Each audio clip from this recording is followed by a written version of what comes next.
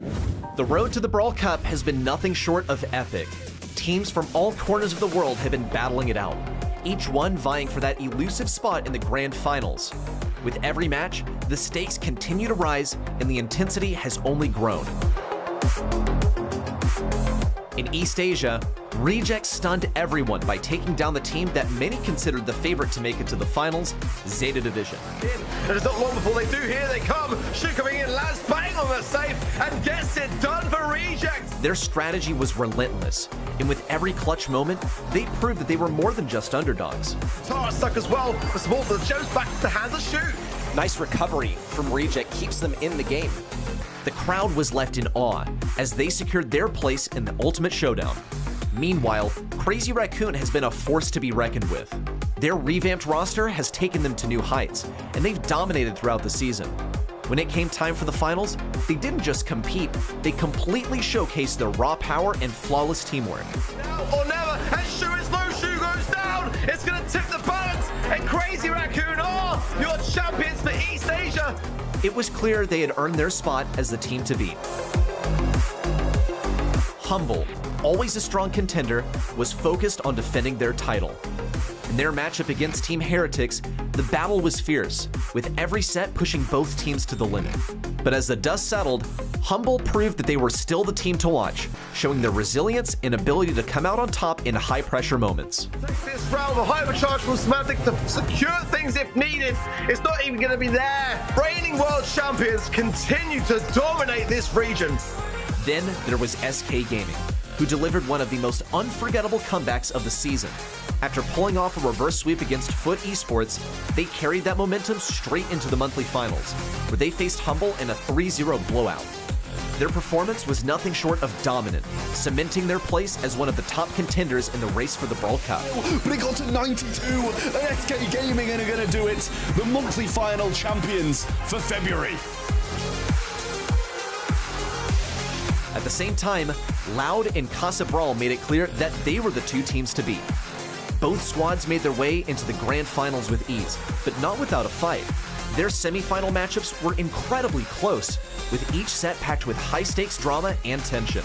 Every game felt like it could swing in any direction, but these two teams fought tooth and nail to secure their spots in the final showdown. This series from start to finish with a very nice draft, beautiful execution, and opponents who frankly don't know how to counter them.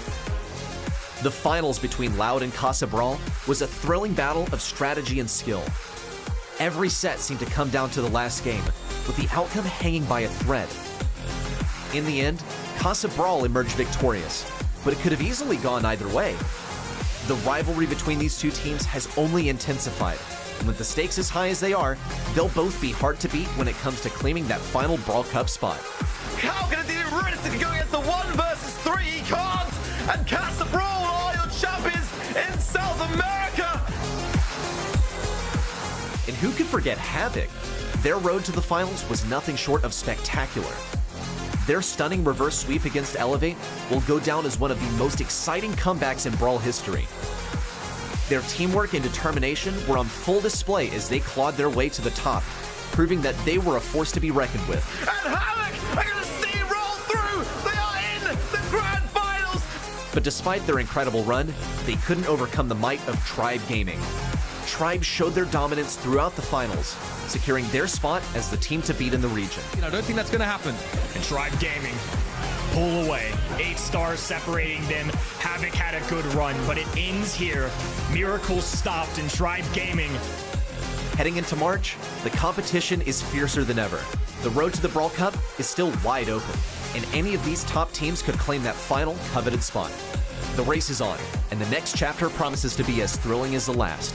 Stay tuned, because the ultimate showdown is just around the corner.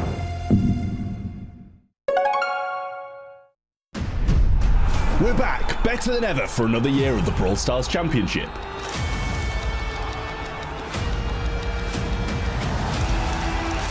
Teams from around the world will fight for a chance of becoming the Brawl Stars World Champions and their share of the $2 million prize pool. With a new and improved format, there's no telling what might happen this year. He's gadget won't be enough to get the kill, but SK Gaming!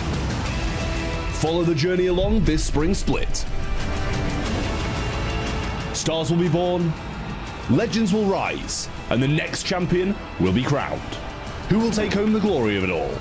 Their story starts right here. Let's get ready to brawl!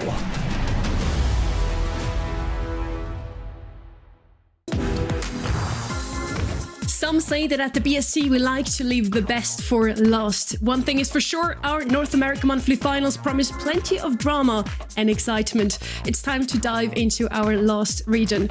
I'm Sunny and I'm excited to be here, especially with such an illustrious lineup of casters. Hello, Reddy, Mitch and Kenny is on standby today. Hello, gentlemen. Reddy, have you recovered from yesterday's action yet? I have. That was very difficult. A lot of upsets yesterday, and I think maybe there could be some today. We're gonna see later on. Glad to have you here today, Uber, as well. Hope you're well prepared for today. Yeah, it's good to be back on NA. Last month, we had some amazing storylines and just like some really unexpected results that came through. It was great to see like what the NA reshuffle had actually produced in the off-season with, you know, some of the same orgs with new players, some new names coming in here. And hopefully we have another chance this month to see how people are developing with, of course, some big events on the horizon. We do indeed. You won't want to miss what's coming. Get ready for a sneak peek of the Brawl Cup.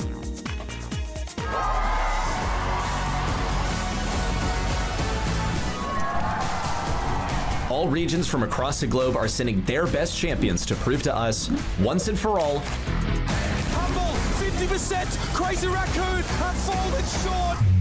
which region is the best in the world right now. They'll compete for LCQ and World Final slots for their home region, altering the competitive landscape for the rest of this year. So prepare your flags, your patriotism, and cheer on your home region champions. 23rd to 25th of May, live from DreamHack Dallas. Get your tickets now and join the fun in person. Or watch online at event.brawlstars.com for amazing Pro Pass rewards.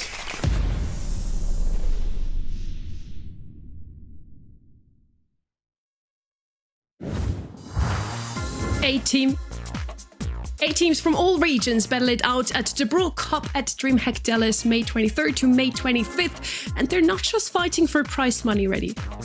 It's all about that regional representation. You're fighting for world final slots and LCQ slots in this event. So this would be a good time to start rooting for the top teams. If you know your favorite team is maybe like number 2, number 3 in your region, this is their chance to go directly to the world finals, so everyone has something to root for. So the stakes are through the roof. You can watch by either attending the event live or watch on the event site to earn points towards your Pro Pass as well. Now, Uber, it's only been 1 month, but let's take a look at how the race to our Brawl Cup is shaping up in North America so far. Yeah, okay, so having a look at our NA leaderboard, the one thing to note is that Havoc are now BC Gaming. So we have obviously a Berlin City Club team in another region here. Last month, they had an incredible run that culminated in them losing ultimately 3-1 to Tribe Gaming. But, excuse me, it was a fantastic game, really exciting performance from this team, and they justifiably were picked up. Elevate and Pioneers, a little disappointing if I'm honest with you. And obviously Space Station Gaming fell a little short, but the race is still very, very close. Obviously, after only 1 month, don't expect to see any teams get too far out in front. I still think Tribe Gaming are the favorite here, but now the cat's out the bag. People know this BC Gaming team are the real deal. I'm excited. Let's talk about how our matches are going to be shaping up today. We'll start off with Tribe Gaming versus Eternal, then head into Pioneers versus Coda OG. Following that, BC Gaming versus S-Human, and then Elevate versus Space Station Gaming. The middle couple definitely stick out to me. Pioneers, Coda OG, definitely going to be a close one. And then you have BC Gaming versus S-Human. This is S-Human's inaugural match in BSC in North America this year. They didn't qualify last month, and they have to face the number 2 team from last month. It's not going to be an easy task for them. The competition has been intense so far this month. Surprises have shifted the rankings of the other regions, and we had a little chat with our players from this region to set our expectations.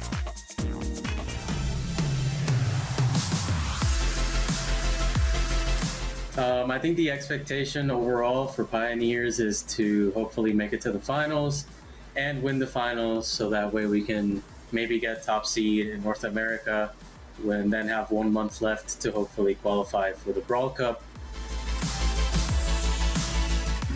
Well, for expectation, I'm very excited because my team got the seed 2 on North America, so I think we are a really stronger team and we got the surprise the last month. And I hope to get into finals again. Yeah, my expectations are high. We want to go to the mid-season tournament, so we want to come first or second in this monthly final. We faced my old teammate Czar, who's really good, but I do expect maybe we can have a little bit of an advantage over them. So I think we have pretty high expectations for ourselves. We had a bad first month. I think we underestimated our opponents a lot. But I don't think we're going to be doing that again. We have a pretty good round 1 opponent, KCP. My expectations for this monthly final, at least for NA, I think Tribe will find their way to the finals once again, and I'm hoping that we can meet them there in the finals. That would be ideal for just both the pleasure of winning and also just for the points.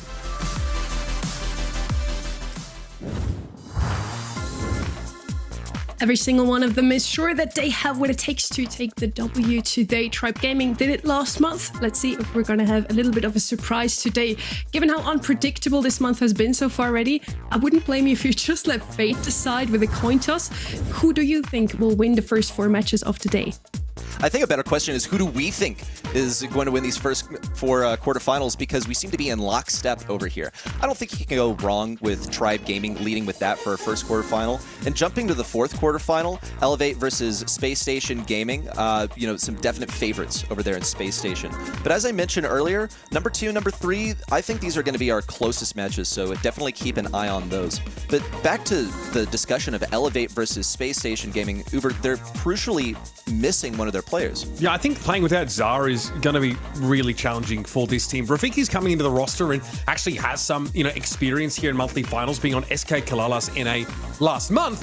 But I think that hurts him a lot. I think Zara is really a centerpiece of this team, and Bobby sort of teased that he was looking forward to playing. It's an old teammate. That's not going to be the case. And I think were Zara playing, I might have had more confidence in Elevate, but kind of tipped my vote over towards the SSG side. If you want to see how that will go down, definitely stay tuned. First up though, quarterfinal number 1 is Tribe Gaming versus Eternal Esports. Ready? That's kind of a David versus Goliath matchup here. You have basically the freshest team in this versus the most dominant. Tribe Gaming had a phenomenal run at the World Finals last year. Some new faces in the LAN scene, made a deep run compared to most people's expectations, really. And you ask around North America who's the best team, I think you'll pretty much get one answer, and that's Tribe. Their work ethic, their skill, their mechanics are simply unmatched at the moment. I mean, I'm glad to see that they didn't really slack off last year after that Elevate team were pretty unanimously the best team in NA. They've continued to improve here, and the addition of RBM gives them a lot of depth and a fantastic tank player. So this team can kind of do it all, and I expect them to show even just a little bit of that in this matchup. Just look at the dominating record that Tribe Gaming has set this year already by being completely undefeated. Ready?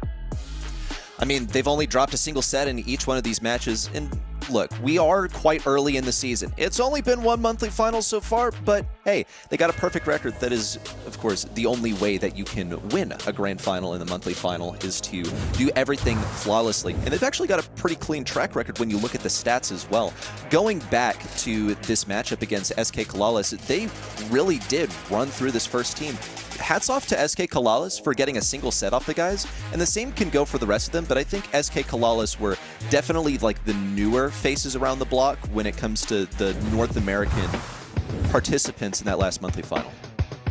And in the other corner of this match, we have Eternal Esports, a team that has made it for the very first time into the monthly finals this year, Mitch. Yeah, okay, so as this team, it is the first time they've been in the monthly finals, but actually over 2023 and 2024, we saw these players on occasion. Washed Team, for example, were one of the rosters that they sort of came together with, and like I said, Frixie's been playing with, a couple of known players like Chepo and Shine, if you want to go back a year. So these guys do know what it's like to compete, and they're pretty familiar, I imagine, with actually a lot of these top teams, but they've never, as a unit, really been able to distinguish themselves amongst the best in NA, and sorry guys, but it doesn't get any easier. They have to take on the top seed in this first game. And they showed us all what's up in the March qualifiers. Their results definitely speak for themselves, ready. think so. I mean, this has been a massive improvement over last month in February, where they had some difficult matches in the lower bracket. They fell to the same team that actually wound up shutting down STMM, which was SK Kalales. But this time they managed to make it through. And as Uber mentioned, these are players that have been around North America for a while, and they've hovering around this top 8 for a while. So even really a set off of Tribe would mean quite a lot.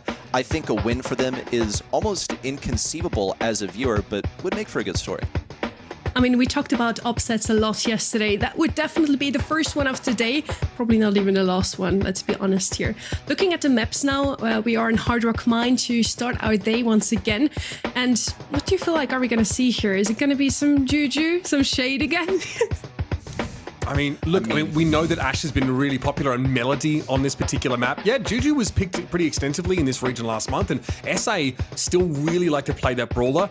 I think Berry was the most picked brawler last month, and it was Tribe and Havoc that were both fighting over that pick a heck of a lot. So what we've seen already here this month, what we saw in SA, tells us that Berry plus Tank is still very good. You have a team with RBM. Tribe really want to set RBM up for success with, I think, having Luffy just basically play the Berry whenever possible last month. I'm curious to see how much that has changed now with a couple of the additions of, like, Hank is something you've got to look out for. Mr. P might be an option on some of these maps here as well to give you that extra degree of control. You know, funnily enough, even though Juju has been the most picked up brawler yesterday, she also had the highest win rate. So maybe the other regions were just sleeping on her. Maybe a few of the NA teams might have still changed their comps a tiny little bit and adapted into a more thrower heavy comp here. But as we know, NA, they do like to play their tanks ready. They do, and I mean, we're looking at Tribe Gaming. They got RBM on the team. This is his specialty. He's not a one-trick pony. Okay, he does other stuff, but his best brawler in his repertoire, I'm looking at Ash, is a pretty strong selection here. Can be hard to hold on that lane. You mentioned Juju, also a strong option. We actually saw it completely shut down a Carl lane in, I believe, our first quarterfinal of yesterday, so one to keep an eye out for. I'm expecting to see target bans out here from Eternal. You describe this as a David and Goliath story. So have to find the weakness, you know, have to find that stone in the sling that's going to let you take down this giant. That means taking away the stuff that Tribe is just good at. That could mean Luffy's Rico, that could mean RBM's Ash, just, you know, a couple things that come to mind. I think that, like, you know, you mentioned how, you know, how powerful Juju was yesterday. I remember that was a safe zone map where, like, the Carl couldn't really access her, and I do think that Carl's going to be a decent option for teams that want to, like, have an all-in approach. I also noticed, like, Byron was really extensively picked by this region along with 8-Bit, so that's something worth, you know, I think keeping an eye on. This region, though, last month were not letting Juju through. They were honestly banning her, like, as much as humanly possible. Now, though, there are a couple of other candidates for bans that you probably want to look at pretty hard, right? If you don't want to play Hank, you probably need to ban it. There are going to be maps where Lou is going to be really frightening, right?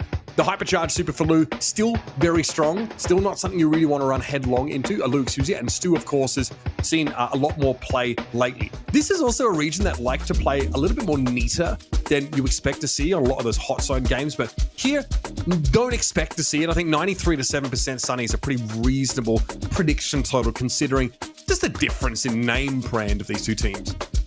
I mean, on one side, we have a team that has won the most recent monthly final. The other side is playing for the very first time. But that also means they don't have as much to lose here. Eternal Esports can really show us up here, can really just, cause the biggest upset maybe yet to come. You mentioned it before, Uber. Hank has been the one brawler that has been banned out consistently over all the regions. Otherwise, just looking at the picks here, every single region has been different, which is something I absolutely love about Brawl Stars. There's not just this one meta. Every single region usually makes up their own idea, their own meta already. And here come the bans. There's that Hank ban. Also note Mr. P, not playable. He is so strong, especially in extended engagements. Really the biggest thing that holds him back is he doesn't get that super that quickly. Another super-centric brawler that could be coming out here as an early selection, 8-Bit. Got to be on the lookout for this guy as a strong mid option. Numerous places you can put down that turret to get good positioning, the ability to teleport away. But Uber, this is the Carl that you also talked about earlier.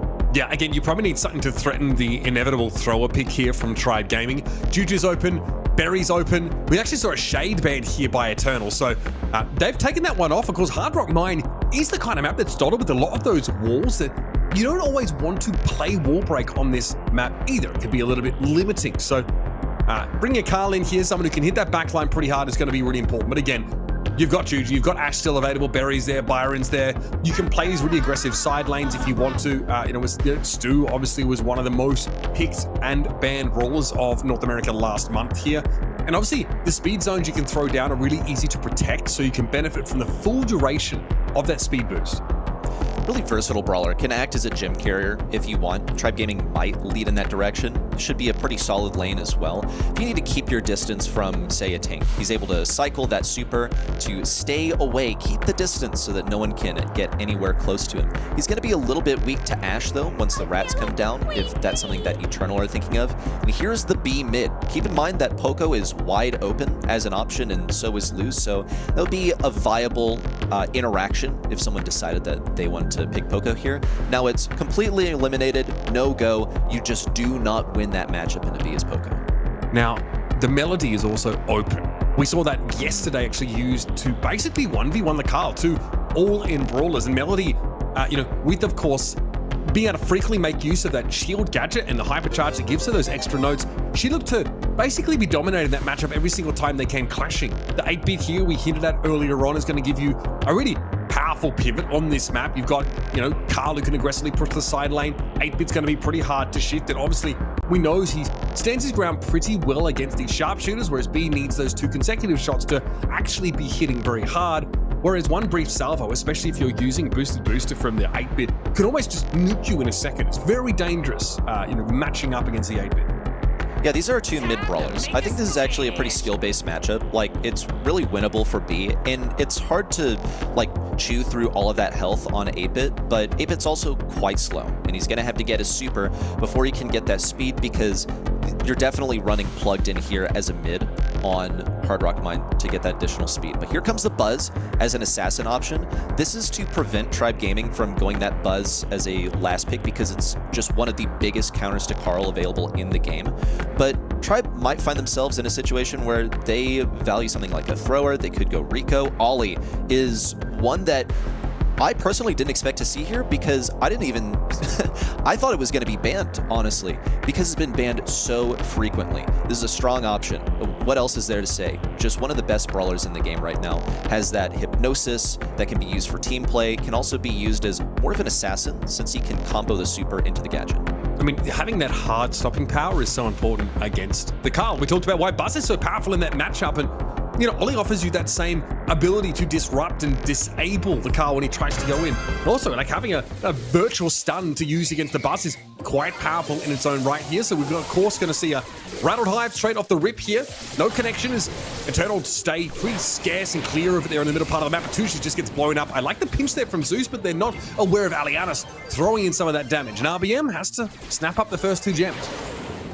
It was a successful left lane for Luffy right off the beginning. He is going to be good into tanks as Stu. Meanwhile, on the back right, RBM weathering the storm. Alianis tried to go in with that super, but to no avail. On the left lane, Betiches wins the Buzz matchup. We'll see at mid, Frixie goes for the boosted booster this time. Okay, he can't be bothered to get the additional speed. Doesn't really care about the damage that Zeus is going to be pumping out, because Frixie can pretty much one-clip this B. Okay, Luffy, stun up yet again. Generally, Stu is quite good against these tanks, but the stun off that super is really hard to manage. Batushis wasn't quite able to cycle into another one, but remember, just play in the bushes, play close, and passively you can develop that super. Luffy goes in, then backs on out. Batushis has that super available now, and here comes the Alianis hypercharge in. RBM is forced to try and go for a hypnosis there, but Alianis just avoids the Ollie entirely. Fortunately, Alianis was able to get the gems dropped behind enemy lines, and they are snapped up again by Zeus, who's able to reassume them here.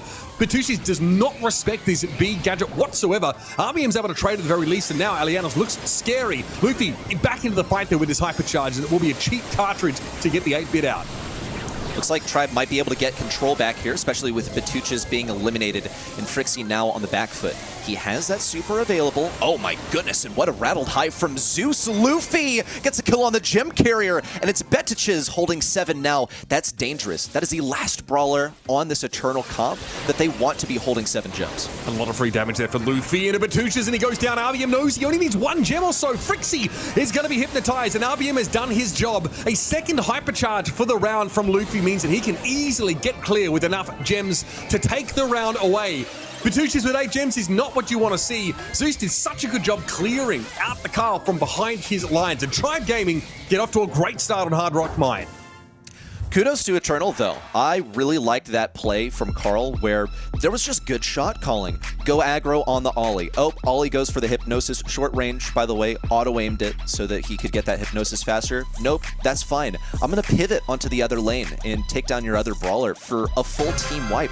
That was clean right there. But it only got them 9 gems when Luffy started hypercharging back to mid with his dashes. And even if Eternal had gotten 10 gems, just judging by what we saw Tribe pull off in the final few seconds there, I'm honestly unsure whether that would have meant a win for Eternal. Batuches there was daring Luffy to fight them. He was standing outside of the bush and he knew exactly where Luffy was because he wasn't generating any supercharge. You've got to respect this too. I'm sorry, but you cannot be stood around like that. Alianis gets bowled over by the speedster, and RBM does get stunned up, but he's the healthy one. Zeus cackling in the background, just sending shot after shot, chunking down these high health brawlers. Alianis here is at half health as he tries to go in with that super, and, well, it was ill-advised. He is nuked instantly. This Eternal strategy has sort of devolved into going in 1 by 1, and Tribe Gaming don't mind fighting. 3 1v1s, one after the other. Here's a hypercharge in from Luffy, going for Frixie. Right on top of the guy. He had to know that was going to happen. Ideally for Tribe, this isn't a sacrifice of control in total. We'll see 8-bit teleport away. That should open the doors for this gem to spawn on Tribe's side, which Luffy will snag. This does mean that Tribe can't die. They can't lose a member. No matter, Zeus and RBM fend off the buzz on the left side. Alianis can't hit that gadget. Luffy gets hit on the return swing of Alianis' pickaxe, and RBM can't escape Alianis either. That's 9 gems for Zeus. Tribe Gaming are going to have to win mid-control back to get the next gem. Okay, Iron High pop there by Zeus, hoping to connect on towards the buzz, but Batuches is at a safe distance right now. Okay, Hypercharge Super coming down for Frixie, so there's a turret in play that's helping the 8-bit with damage output. RBM's going to get brought down by Batuches, just does not have the same level of raw DPS as the buzz can muster. Breakthrough there for Luffy, trying to push it in Alianis' direction. He's forced to tailspin back passively, and RBM can finally clear the damage boost whilst getting that final gem. Eternal got to come forward now, but Zeus is able to get a big catch on a Frixie, but Batuches is stunned, slowed up. Alianis has nothing to do on that right-hand side of the map, and RBM will simply get in his way, pop a super, and dare him to come forward. Tribe Gaming tidily done here, a clean first set. Just judging by Tribe Gaming's playstyle in like the last minute or so, I really think the game ended in their heads about a minute before the game actually ended. You saw them sending Zeus in, dashing for a single gem, trying to dash backwards, get 1 gem to the gem carrier. It didn't work. They're sort of like feeding mid. And look, they won it in the end. I don't think that was a very clean finish for the guys, but they can get away with it because they're, you know, Tribe Gaming. I mean, the first round either, honestly, even though Eternal Esports have lost this match, I felt like that was a promising start for them. They looked pretty strong, that 9 gems. They almost took at least 1 game off Tribe Gaming, but looking at the comps especially, Uber, did that play out how you expected? No, look, I mean, the comp is fine, I think, for Eternal. The problem's being Luffy styled on them. I mean, Batuches at one point had a hypercharge, and he was trying to catch Luffy across the map and couldn't get him for the entire duration of the hypercharge because Luffy popped his as well and was just dodging. So the boss is not able to find the required target. I do think taking Boosted Booster over Plugged In could be considered a little greedy there from Frixie because, you're up against a B, you're already at risk of getting slowed down, you get completely flexed on by this Stu who can really outstrip you at speed and actually play up in your face and be virtually unhittable here. So you see constantly Luffy causing a lot of problems. When he does get caught, yes, he gets blown to smithereens by that 8-bit, but maybe the extra speed for survivability within that, damage boosting super could be good. I mean, you can hear Reddy was a little surprised to see that choice of star power. I mean, honestly, I got scared when I saw that Ollie was open. Tribe also picked him up, and usually RBM just wreaks havoc on a brawler like this on any tank, really. I was more scared of Luffy there. Honestly, if I would have faced both of them in my ranked match, I would have probably preferred to face RBM here. Luffy, did the absolute impossible and just, ran around their heads without ever getting touched, it seemed. So far, so good for Tribe Gaming. 1-0 up now, as we kind of expected already.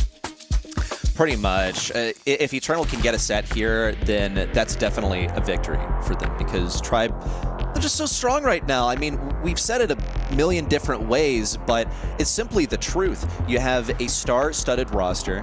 Luffy especially, since he's sort of the man of the hour, we can talk about how he might be the best mechanical player in North America right now, which he would like not have even been mentioned in the discussion at the beginning of last year. I think he's demanded a ton of respect over the 2024 run, over World Finals, and also you can just see it. It's really plain to see. Let's take a look at this draft. We have the Carl first selection from Tribe, and Uber, that's just like we saw Carl first picked in the last set. I mean, look at the respect from Eternal. Look at these bands. Hank is basically required if you're second pick. Ollie and Berry both taken away, which is, again, Tribe love to play some form of healer plus tank on these Brawl Ball game types, but you've still got some options. You can honestly still pick a tank here. I think Carlos is very powerful now. Heat Ejector looks really potent in so many of these situations. Still going to be the response here for Eternal. I think, on Brawl Ball, having the speed zone over the breakthrough definitely seems to be important. And we know just how powerful Stu can be. Luffy, though, is more than happy to sort of take these fights. And something that Alianas suffered from in that last game as he played Carl was just underestimating, I think, the output that Stu could have, or the impact, at least in terms of damage. Just lingering too long and getting chased down. Shade was not banned. We're heading into triple dribble. So this is as good a map as any to bring that in. You're working with a lot of walls here, which means a lot of walls that you can shoot through if you're Shade. And that's also a bunch of walls that Stu can break open if he decides to go for breakthrough. That could negatively impact Shade, since Shade is quite low range. But now that, we had the gadget change. That gadget's pretty spammable and you can get extended range. Yeah, the Poco. Honestly, B is a good option here, and that would be a little bit of an overcommitment from Tribe if they decide to go for a B. But it's in the cards. Jackie, oh my goodness. The tank Poco is here. Yeah, 2020's calling. They want their comp back. That is crazy. I mean, such a classic RBM pick. I thought even Frank was a possibility here because of his incredible wall break, but we know that Shelly doesn't actually give a damn whether or not walls are in play. So I'm a huge fan of this pick, of course. Shelly has a hypercharge that allows her to be really devastating and sort of be able to, super on the move as well.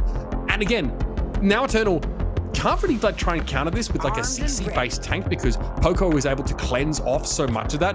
One of my favorite brawlers is Maisie. She's been creeping back into popularity. We saw her a little bit last month.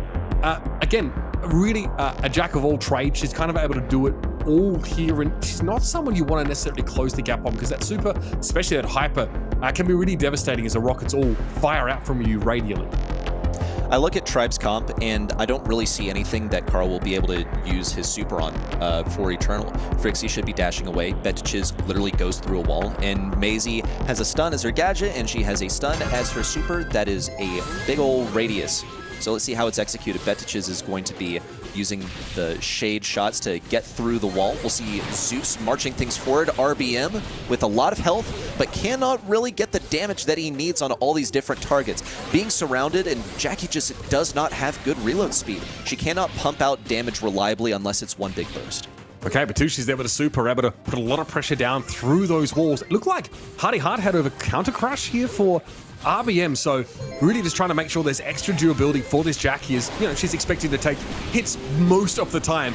There's the crescendo that comes on out. Nicely done. Super popped as well. Batucci's able to get the better in that matchup, and Zeus is scared of Alianas, who, again, had that super option against the Carl. And you're right, Reddy. You mentioned there's not a lot of good super targets for this Carl. We just saw Alianas there being more than happy to blow up Carl at close range. It's also difficult for Jackie. I mean, both of these brawlers are sort of lacking in what they are capable of here just with their built-in kit. Alianas almost took down Luffy there. Pass up to Betu, trying to pass the ball to himself, walks it through, gets it right between the legs of Zeus and Luffy to put one on the board for Eternal. That extra durability when he pops super as Shade really goes a long way in moments like that. We've got supers up for the entirety of Eternal here, and Frixie getting pushed back, trying to hypercharge away from Luffy, but Luffy will have his just desserts. RBM here sees Alianas and an opportunity here to make a shot on goal if they can get past Batucci's. Luffy a little bit low. RBM also struggling, doesn't have a chance to pop super, but Frixie doesn't really have the output required. Luffy disrespects him and walks it in. Eternal really need the Maisie to be online in order to get that goal defended. Let's see, initial offense in from Betches gets burned by the gadget from Luffy and taken down, but Oleanis is still going to be a big thorn in their sides. Gets 2 aggro, supered in by RBM, who can now just walk it through. That's the game right there. As soon as Maisie falls, all of this falls apart. Tribe can simply death ball up the field when there's no CC waiting for them. Yeah, I mean, again, Maisie very powerful in that she has a slow on her super, but that is something that you can cleanse off with protective tunes. I don't think Oleanis realized how hard it would actually be to burst RBM down. Not just the Hardy Hard Hat, but also the Crescendo healing and Da Capo healing as well from this Poco. You've got to respect these kind of comps. This is Tribe Gaming's bread and butter. They know exactly how much damage they can afford to tank in this tank composition. But Zeus does lose in the bottom here to Frixie, which means that he has to double back, and Batushis will recover the ball. RBM trying to get a kill en route to getting closer to Poco for some heals, and it's good. Betchiz now looking for the kill. Nope. Gonna get sucked in by RBM super. Now Frixie is the sole defender, just keeping this line of scrimmage right in front of the boxes so that Oleanis can get in the corner where he is needed. But hopefully Oleanis learned his lesson. Not to get too aggro versus RBM and Zeus, otherwise he could end up falling before his real time to strike, which is at the goal line. Here comes RBM looking for that super. Oleanis completely left alone as everyone else has been scattered from the goal, and that gets 1 for Tribe. It's so powerful. That Poco hypercharge ready is ridiculous. Getting, 3,000 to 4,000 health of overshield is ridiculous, and there comes RBM slowing people down with the hypercharge and able to cycle that super. It's an open and shut case, folks. Eternal got booked here on Brawl Ball. Gosh, and Tribe, it seemed like it took them a moment, though, to find their sort of groove. In game number 1, they sort of struggled to get that ball rolling. Eternal was doing a good job of keeping them back. So really the question is, what changed? I have to start thinking that Tribe decided to sort of use their brains a little bit less. Seriously, just walk forward. And also seriously targeted the Maisie. The interaction with the super to pull in the Maisie, secure the kill that way, the proper support from Poco with him being in the right position was their key to success. Just walk forward, get the ball, slot it in, get a few kills along the lines. That's usually how you win this mode, right? Eternal, to me, had a clear game plan already in the draft. They really wanted that Stu, so they banned Barry, Hank, and Ollie. Stu has a very low DPS, so that made a lot of sense to ban those brawlers out. Tribe then resorted to another trusty tank, the Jackie, and honestly, it worked. I mean, I think that what we started to see is something that Reddy already hinted at. RBM and Zeus started playing much closer together. I really think that the amount of raw healing, the fact that you have protective tunes on an 11-second cooldown, that the Maisie slow just gets ripped off basically straight away. Look at RBM is virtually unkillable already with damage reduction because of that star power, overshield from the Poco super. Eventually you become genuinely unkillable. And honestly, you can plug and play a lot of other tanks in that position. You could have gone for Frank for a bit more wall break to shut down what the Shade could do, but this is Tribe Gaming. They've got like 5 or 6 different comps that involve healers and tanks, and they will bust them out on you. So you've got to be a little deeper than that if you're Eternal to try and get the better of them. The draft looked powerful. It was pretty good, but you just lost to the Tribe special. Sorry. I think you said something very important there. Tribe usually loves to go for tanks. Now, Shooting Star is a map where you usually want to go with something a bit more long-ranged. You can go some max comps, but do you feel like a poker tank comp would be viable even on such an open map here, Reddy? I have to wonder. It really comes down to the bans. Like, it is B in the discussion. Probably not worth a ban and really gives away what you're going to go for. But yeah, I agree with you, Uber. I want to see something fun here. Tribe Gaming, they really do cook on the comps. A lot of teams can find themselves overcooking, but it just seems like there's always some kind of direction from Tribe, and whoever they're facing is just playing catch up. I think that like in the past, we've seen some tanks here. Like the Hank is that powerful that you still have to ban them on this map. Tribe don't want to see the Max Gene combination by the looks of things, but Gene is open for them to select. In terms of tanks, we've seen Ashe, we've seen Meg to some degree on this map, but they normally need to be paired with the Max. That now, obviously, not an option, of course, as we mentioned, but there are still like a litany of sharpshooters available. We've seen teams go for the Bell. I mean, SA, she's been really popular. We talked about it a lot, but having so many of those nest eggs available. Mandy a little bit less so, but we did see her in SA. And when picked, I was honestly really impressed that the impact that we were actually able to see. I think it was RHC. that actually ended up picking her and kind of running away with the game, or one of those players. So in the right pair of hands, this brawler can be incredible, and Tribe also play a fair bit of sharpshooters. It's not just Luffy, I've seen RBM even pick up a sharpshooter. So a double sharpshooter comp here for Tribe is definitely still on the cards. Looking at 2 and 3 here. Gray is going to enable some aggression from Eternal.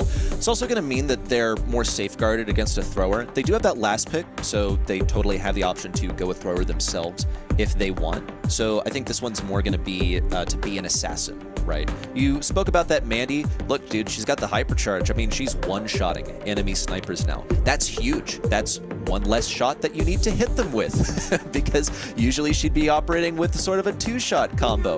It's also going to dictate what Eternal can really go for here. Nanny, I think, was the right move to go for it into this Mandy, because consider this. Okay, the one-shot Sugar Ray beam coming across the map towards you. What do? What if I Tango with your face. Yeah, deflected the hollow purple back to you and killed you instantly? I like the interaction for the Nanny, but Tribe Gaming knew that this was going to happen, or that it could happen, so they have something up their sleeve. Yeah, the expectation is that if you pick a sharpshooter that isn't Nani, your opponent likely is going to pick one up, just to basically, win that matchup against you by definition. So Tribe wanted this is really interesting to me. They wanted the Gene, but not the Max, or maybe they felt that they couldn't get both. So they get themselves the Gene here in this second rotation, and then they have something to pair it with. Again, they're thinking a little bit about what Gray is going to imply. That will be sort of, some degree of all-in you've got to be concerned about. Walking Cane can set up these burst situations. If you have multiple sharpshooters, everybody aims at the Walking Cane to target, and usually you're able to blow them up pretty quickly. Go for the Carl here. Again, it feels like it gives a little bit of that Gray energy and being able to, go aggressive, but Carl also can, sort of just wait for that engagement and then use that super and make himself sort of unpressurable at close range. So pretty well rounded. They've got hard engage. They've got a hook as well to pull someone out of position, and then a sharpshooter to just catch people. A little bit of everything. Carl's also just strong. I have to wonder, it did take them a moment to choose that Carl after the Gene, but I'm a little curious whether Carl was the primary thought here. Belle is going to be pretty good into Gene. Reason being, it's not like in the traditional sense where she can block a pull or something. It's because you want to stay close to Gene. You want to get those magic puffs. Okay, well, now I'm going to penalize you for staying close together. These Belle shots are going to ricochet towards anyone that comes near. Also, Belle is going to have a range advantage over that Carl, so it's not a great interaction for him, and double down with a mark onto that Carl that's going to prevent him from going aggro. So we'll see what direction Tribe Gaming decide to take the Carl in. There are a couple different builds. You can go for Carl, you go for the protective pirouette, or you go for the power throw, have a faster pickaxe going back and forth. Also, the gadget is a big discussion of the day. Missed hook for Bentages off the beginning gives this blue star to Luffy, and Tribe Gaming lead with 1. Normally you take the flying hook sometimes to get that free blue star, and I think Luffy was almost like, it was almost a game of chicken there where Luffy was implying that he might still have it and pops it, but it's a heat ejector instead. God, if Batucci's been able to hit that hook, it would have been a pretty different story. But again, you'll see Gray have many opportunities to sort of send those off. Obviously, RBM has to use those magic puffs to get Luffy healed up, which means that map control went over to Eternal, and then Batucci's went on a solo mission to try and get Zeus. Gets punished for it. Well, the RBM finally snapped up Alianis. That was not intentional, man. He was trying to go for a retreat, but that portal was obscured by the bushes. That was an accident and a half, and that is going to cost them. In fact, it cost them, well, being only behind by 1 star. Here's the autofocus coming in to get some damage on RBM. It was meant to go on Zeus because he is marked and probably would have been a one-shot. We hear a hypercharge off screen, and here it comes. The Nanny hypercharge now looking for a new target. That's got to be on Zeus. It's a big old hitbox, but it's on to RBM for the combo with Alianis. Oh, that is beautiful. Alianis always predicts that there's going to be a knockback there of RBM. So that's a nice little couple of stars here, but Eternal is still behind somewhat. RBM needs to build a magic hand, which means they need to put some pressure down, and Zeus is definitely threatening Frixie here should they get too close. Vengeful Spirits as well, theoretically, to get some map control, and there's Return to Sender used only for a little bit of damage. So there's a window here for Zeus to pressure the enemy Nani down without the threat of getting blown up in response, and there's a Walking Cane connection. Luffy's able to walk away. No, Frixie gets a nice triple hit there on Luffy before they can get away. Now, Tribe have to get aggressive. They got to come forward. All the abilities are coming out, but none are hitting their mark. Down goes RBM, and Zeus has got to go through an absolute minefield. That's one, that's two. He knows that there are more waiting for him, and it's not even worth it. A 14-5 game to start things off for Eternal. Excellent look for the guys. This combo was huge. And, you know, excusing that one little mistake where Bell took the Grey Teleport while trying to retreat, this was pretty solid. Loved that one moment with the nanny head that exploded and set up for the Bell shot to finish off the kill on Zeus.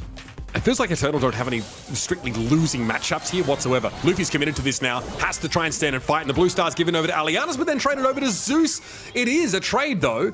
The Tribe somehow win out in as they got that blue star now, but it was a little bit hectic to begin with. Luffy's back in position now, and there's a nest egg thrown down somewhat defensively. He's a walking cane.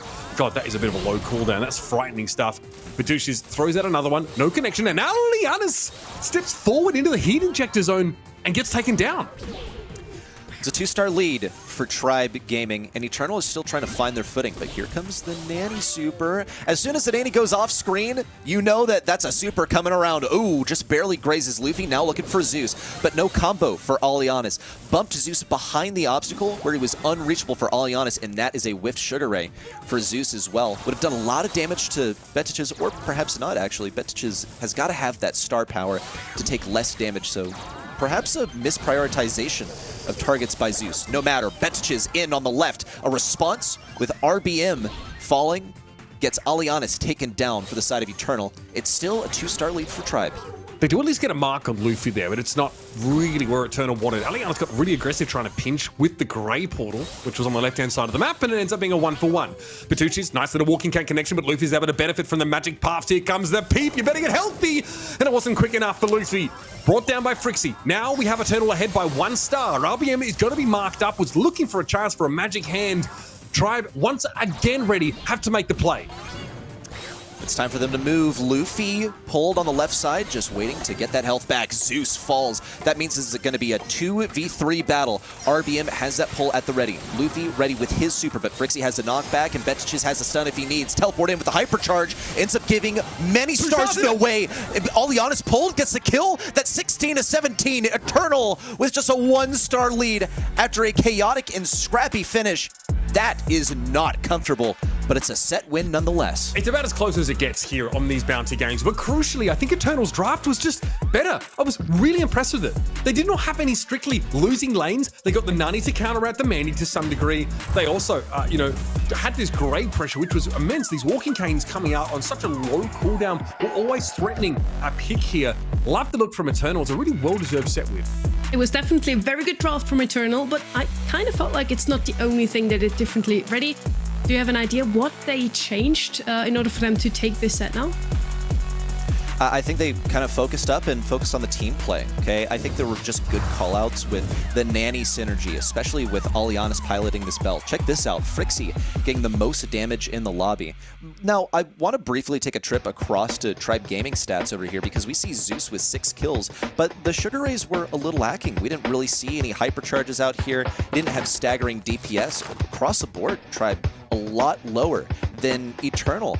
And yes, okay, they got fewer kills, but keep in mind, every single one of these players is on the battlefield for the same amount of time. That means that Tribe Gaming is just not pumping out that sort of damage that Eternal is capable of. They're not hitting the shots, and there were some moments, especially towards the end of Game 1, where Tribe Gaming were in a winning position, but they sort of just threw all of their abilities all over the place with not much direction. We kind of talked about how Zeus and RBM have been playing so well together in Brawl Ball, and exactly that would have been my point here for Shooting Star for Eternal. They started to really pinch, they played together so well. It was just a really nice, refreshing thing to see now. They can indeed take a set even from Tribe Gaming. What I want us to point out as well, that Carl pick that we haven't really seen in East Asia or EMEA region, not in the top 10 picked or banned brawlers. We've seen it a lot already yesterday in SA and now in NAE as well. Uber, you feel like Carl kind of just slipped? Is he actually that good? I mean, we saw he had 61 DPS. Didn't really work out. No, I mean, I think the matchups were all terrible for the Carl in that previous game. It's like, it's Nani, Bell, and Gray. Like, you are not killing any of those brawlers at all. I think there's a real time and place for it. It allows for a great deal of skill expression. But Sonny, honestly, if you are up against like world-class opposition that have a fundamental advantage against you because their brawlers outrange you and you have these ways to slow Carl down, like with the nest egg, it just looks like a pretty awful brawler pick there. That is certainly true. We're heading into draft now once again. Could already be the last set now for Eternal. Tribe Gaming could move on into the semifinals, but the momentum is with Eternal right now. I would love to see them push it all the way against such a giant like Tribe Gaming. Bans are already in. We have only one tank banned out this time around. It's the Daryl. So Ollie and Hank both would be open here. Is that actually feasible though on a map like Safe Zone Uber? I mean, yes, Angelo's also open here, which is pretty rare, and Chuck actually might make an appearance, so this is going to force Tribe Gaming into an awkward spot. They can pick Angelo. It doesn't help you at all against the Chuck. He's just very, good for that mid control. Now you're starting to wonder, are we going to all in and just race this Chuck and just rush down the middle of the map? It's hard to do on Safe Zone. Or do we try and think about like a Cordelius or someone who can actually get in the Chuck's face, drag him away from the objective and sort of deal with him? This is always a very weird situation you get put into when someone picks this Chuck against you. Little concerned. You mentioned the Angelo missing. Well, guess what? Angelo is one of the best ways to deal with Chuck right now.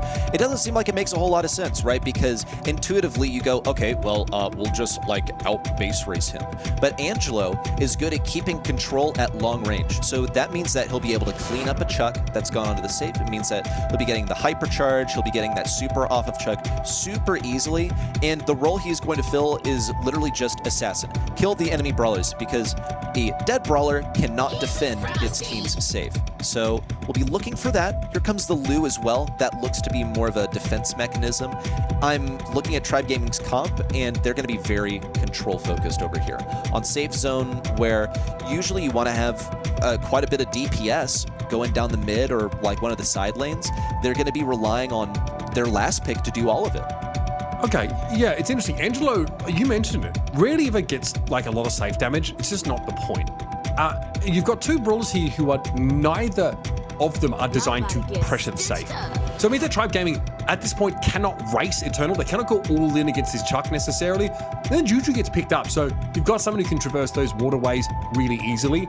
Is obviously quite annoying and has been really effective, at least in SA, with a really high win rate despite being picked on many, many occasions. So Eternal here, the onus is on their opponents to figure out how to answer this Chuck comp. I think you just want to round out this pick with like another really solid longer range brawler, right? Like even Colette are often like good utility picks and they're not available. You can try and play something more aggressive, but the Daryl is the one you normally want to cross those waterways. So yeah, take a control brawler in Bell and try and give yourself some equity, going up against the Angelo in mid. What Eternal really need here is defense, because that Chuck is going to be a brawler that only does damage to the safe and does nothing else except for feed abilities for Tribe Gaming's brawlers. So you're fighting a 2v3 the entire time. You want to have good defensive brawlers. I'm a little curious about that Juju, especially into the Angelo where you're going to be outrange.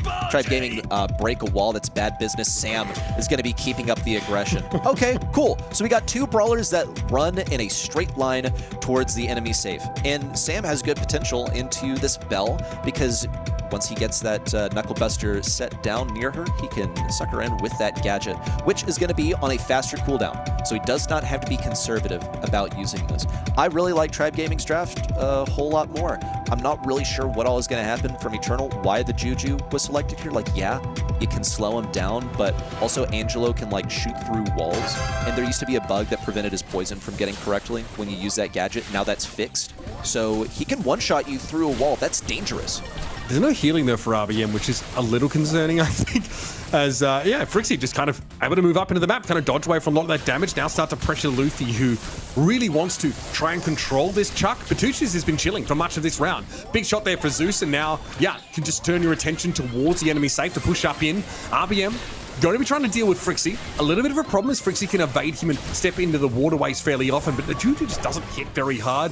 Here comes the Chuck doing Chuck things, and straight away super thrown down by Luffy, but the DPS to blow Batuchis up is not there because Luffy was on their own.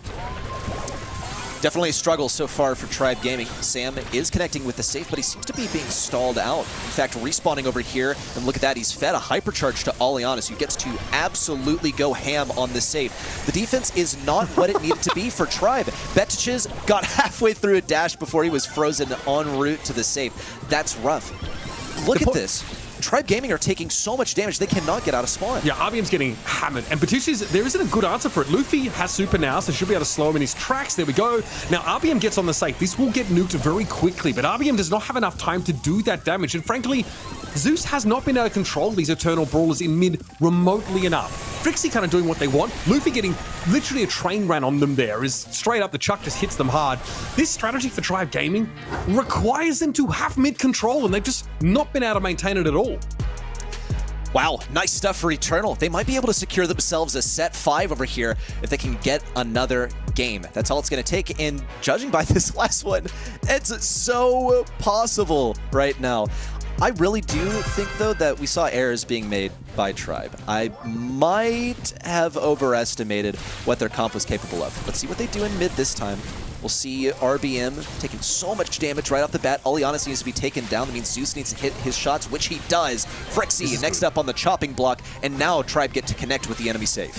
And the first spawner to come back in is going to be Aliana. So RBM does get instantly popped, and Zeus is not the kind of brawler to fight the safe. And also that super is thrown back a little bit too far from the safe. So you don't get any free damage off the back of that at all. Frixie steps up, and now Grigri is in play. Luffy's in a bit of a weird spot, but can almost freeze up that Juju behind the masonry. Or rather, it was the Grigri, pardon me. So they'll get frozen up, but Frixie's still here to be a nuisance, and Zeus is probably getting a bit frustrated now because they have not been able to control the personnel of Eternal remotely well enough. And Batucci's is going to keep doing this. Luffy also being marked up every now and then by Alianis has to be a little bit scared about how the duel would go. The same dynamic for Eternal where they have one brawler going aggro and not much support on defense is still true for Tribe, because that is the role that they've had Sam fill. Check this out, Betch is already ready with another super. Almost taken down RBM. Dangerous stuff. Look at Alianis, the absolute champion in terms of defense. And Luffy is going to seriously send it. Did throw that super down just after his hypercharge expired, and he's going to follow the effects of the Grigri at mid. Meanwhile, Betiches is just zooming back and forth. Really a ticking time bomb. I think that Tribe know that they've already lost this game. Betiches just needs like a couple more supers and it's a done deal. Okay, well, if you had top team gets bodied by a single chuck pick on your bingo card, you can cross that off now as Tribe Gaming see the chuck at the start of the draft. It's so telegraphed, it basically was a written invitation to pick Cordelius or something else that can shut him down. The Lu makes sense, right? It's defensive, but you need to be hitting your shots pretty consistently to develop those supers, and without a hypercharge, you aren't guaranteed a freeze, right? Your super comes down, and yes, they will eventually get frozen if they stay in it, but Batucci is able to use that window to put damage down on the safe, and he doesn't care if it gets stunned up after doing like 10k. I'm close to having a bingo now, actually. I absolutely love to see an underdog getting some sets of what are the other Tribe squares? Gaming, for example. I'm gonna Is let there you know who later. wears great shirt on there? With the flower on You it? kind of always wear the same shirt, so I don't know about that. Anyway, I love when underdogs manage to take a set off, even a group like Tribe Gaming, and they had a perfect strategy. Frixie kept RBM slowed down there. The Juju just tried to stay in the water for as long as possible. We kind of had the similar image on Luffy versus Batucci's. He kept stunning the Chuck, but it wasn't really enough of an answer there. The Chuck just did whatever he wanted. And yeah, whoever knows me also knows I love to go into set 5. So this is gonna be SA all over again, it seems, and I'm here for it ready. I'm a little suspicious, though, because Tribe, like, draft is one thing, okay? That's so convenient to disregard in the early stages because, like, maybe they're concealing something for the later match. But in terms of errors like standing right in the Chuck's path, I think we saw Luffy doing that on the Lu. RBM on multiple occasions, too. Yeah, like, that's just going to feed him his super faster. I am not really sure what the mentality was there. We saw sort of a sloppy finish as well in Gym Grab. They did manage to win that one. Same goes for Shooting Star. Sort of a weird way to end things off with all their abilities flying everywhere, not hitting gene pulls. And I know I'm being very harsh and critical of them, but this is, supposed to be our GOAT from the region, all right? These are supposed to be the guys that don't mess up, and they seem a little human now. I don't know. It's sus. The last 2 drafts have been a little bit dodgy. I'm going to be honest with you. Again, like heading over here to Bell's Rock, if I'm not mistaken, it's the kind of map where, again, Tribe do not want to fall into the trap of like just picking very exploitable sharpshooters, right? Don't pick yourself into a nutty. Don't do that. Either ban it or try and pick that. Don't like just pick Mandy at the beginning and hope to make something happen here. This is also the kind of team, by the way, who will play a tank on Bell's Rock. Like they will do it on this particular map here. So expect Tribe to always have something a little bit spicy. And I'm happy, Sonny. I was happy to see a tank pick from Tribe, but there was no support for it. And I think when RBM has to just like walk out into the map without someone to heal them or to facilitate them, it's a far weaker strategy as far as the eye test is concerned, as opposed to like, go back to Brawl Ball. Like the Poco Jackie was phenomenal. RBM had such a tough job there. As you said, he didn't have a healer behind him. He couldn't really walk up, and we saw it already yesterday how good Juju is at shutting down those tank lanes as long as there's some water on the map. She just kept playing around that water, slowed him down, so the Bell could just tap him up, and yeah, he couldn't really move forward at all. There was a complete stomp by Eternal, and we also see it in Tribe faces here. I feel that the momentum is now definitely with Eternal, and at this point, it does look like they can indeed take this from Tribe Gaming, but that would be a huge upset ready if they would already drop out in the quarterfinals. It would be ridiculous, honestly. That would turn a lot of my expectations completely on their head because, as I mentioned, Tribe Gaming, they're supposed to be the flawless team. Okay, that's what they did in month 1. I mean, we talked about it at the top of the show where they only dropped 1 set apiece in each of those matches that they played in order to win the first monthly final of the year. Now they've lost 2 and they're coming down to this 5th and final set. Very draft dependent over here, as it's always going to be, but a knockout set 5 is going to be super high adrenaline. I mean, this is stressful right here. You die once, and that's it for the round. So going to be some cautious gameplay out from these guys. Tribe Gaming, a team that usually flourishes when it comes down to an aggressive play style, so they could lean into their comfort. This is a really uncomfortable situation to be in. And again, Coach Killer here, who's been with this team for a long time with Tribe Gaming, right? Since they were on Elevate and Murder Mummies FA before that, needs to come up with like a really solid cohesive strategy here for Bell's Rock. The kit is a little bit of a nuisance on this map, and both teams wanted to try and get rid of the Hank here. So the Grey looked really good in Eternal's hands. We saw it on Bounty, on Shooting Star. I thought it was a great look, something that gives you a little bit of that long-range pressure. And despite some bloopers, some awkward moments making use of those dimensional doors, it happened only very briefly. And outside of that, the constant walking cane pressure was something that really caused Tribe Gaming some stress. It's going to be a factor on this very map as well. So Tribe have basically the entire suite of sharpshooters at their disposal. It's a little scary to deal with Mandy because obviously it's knockout. You aren't coming back if you eat a Sugar Ray. It's super punishing. But again, tons of other potential picks here. RT feels like a must-have, a really staple pick here to give you something to do when that gas starts to close in, and also have good pressure with that gadget. Curious if Rico is going to make an appearance here from Tribe. That is a comfort brawler for Luffy. They have the last selection if they want to. And it's a good thing that they do because they could end up facing a thrower if they decide to lean into that brawler. Just such a strong mid on this map.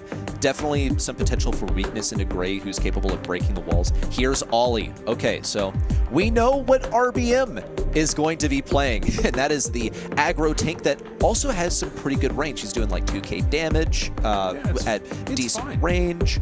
You also have potential to stay alive in the middle. Just good stuff overall. They've also gone for much of the same with that RT long range survivability in the end game. What they could be lacking is long range, like assassin sort of gameplay. I see Piper is wide open. There's potential for her to get jumped on by an Ollie, but it does provide way more sort of like sniper energy than Tribe Gaming is capable of bringing them. You could play Byron here and, give RBM a little bit of support. Obviously, Byron in a pinch, especially with that super, can really turn the game on its head. But Zeus, again, doesn't necessarily need too much babysitting to get in range. He has decent poke. It reminds me of what Janet does, you know what I mean? Like, about that sort of range, that cone shot. And the thing about, I think, Ollie, that's so scary is that he can close so much distance because there's 2 consecutive gap closes there in the super and then in the gadget, both, of course, which have components that will stun up your opponents, so obviously hypnotize them. So very, very powerful stuff here.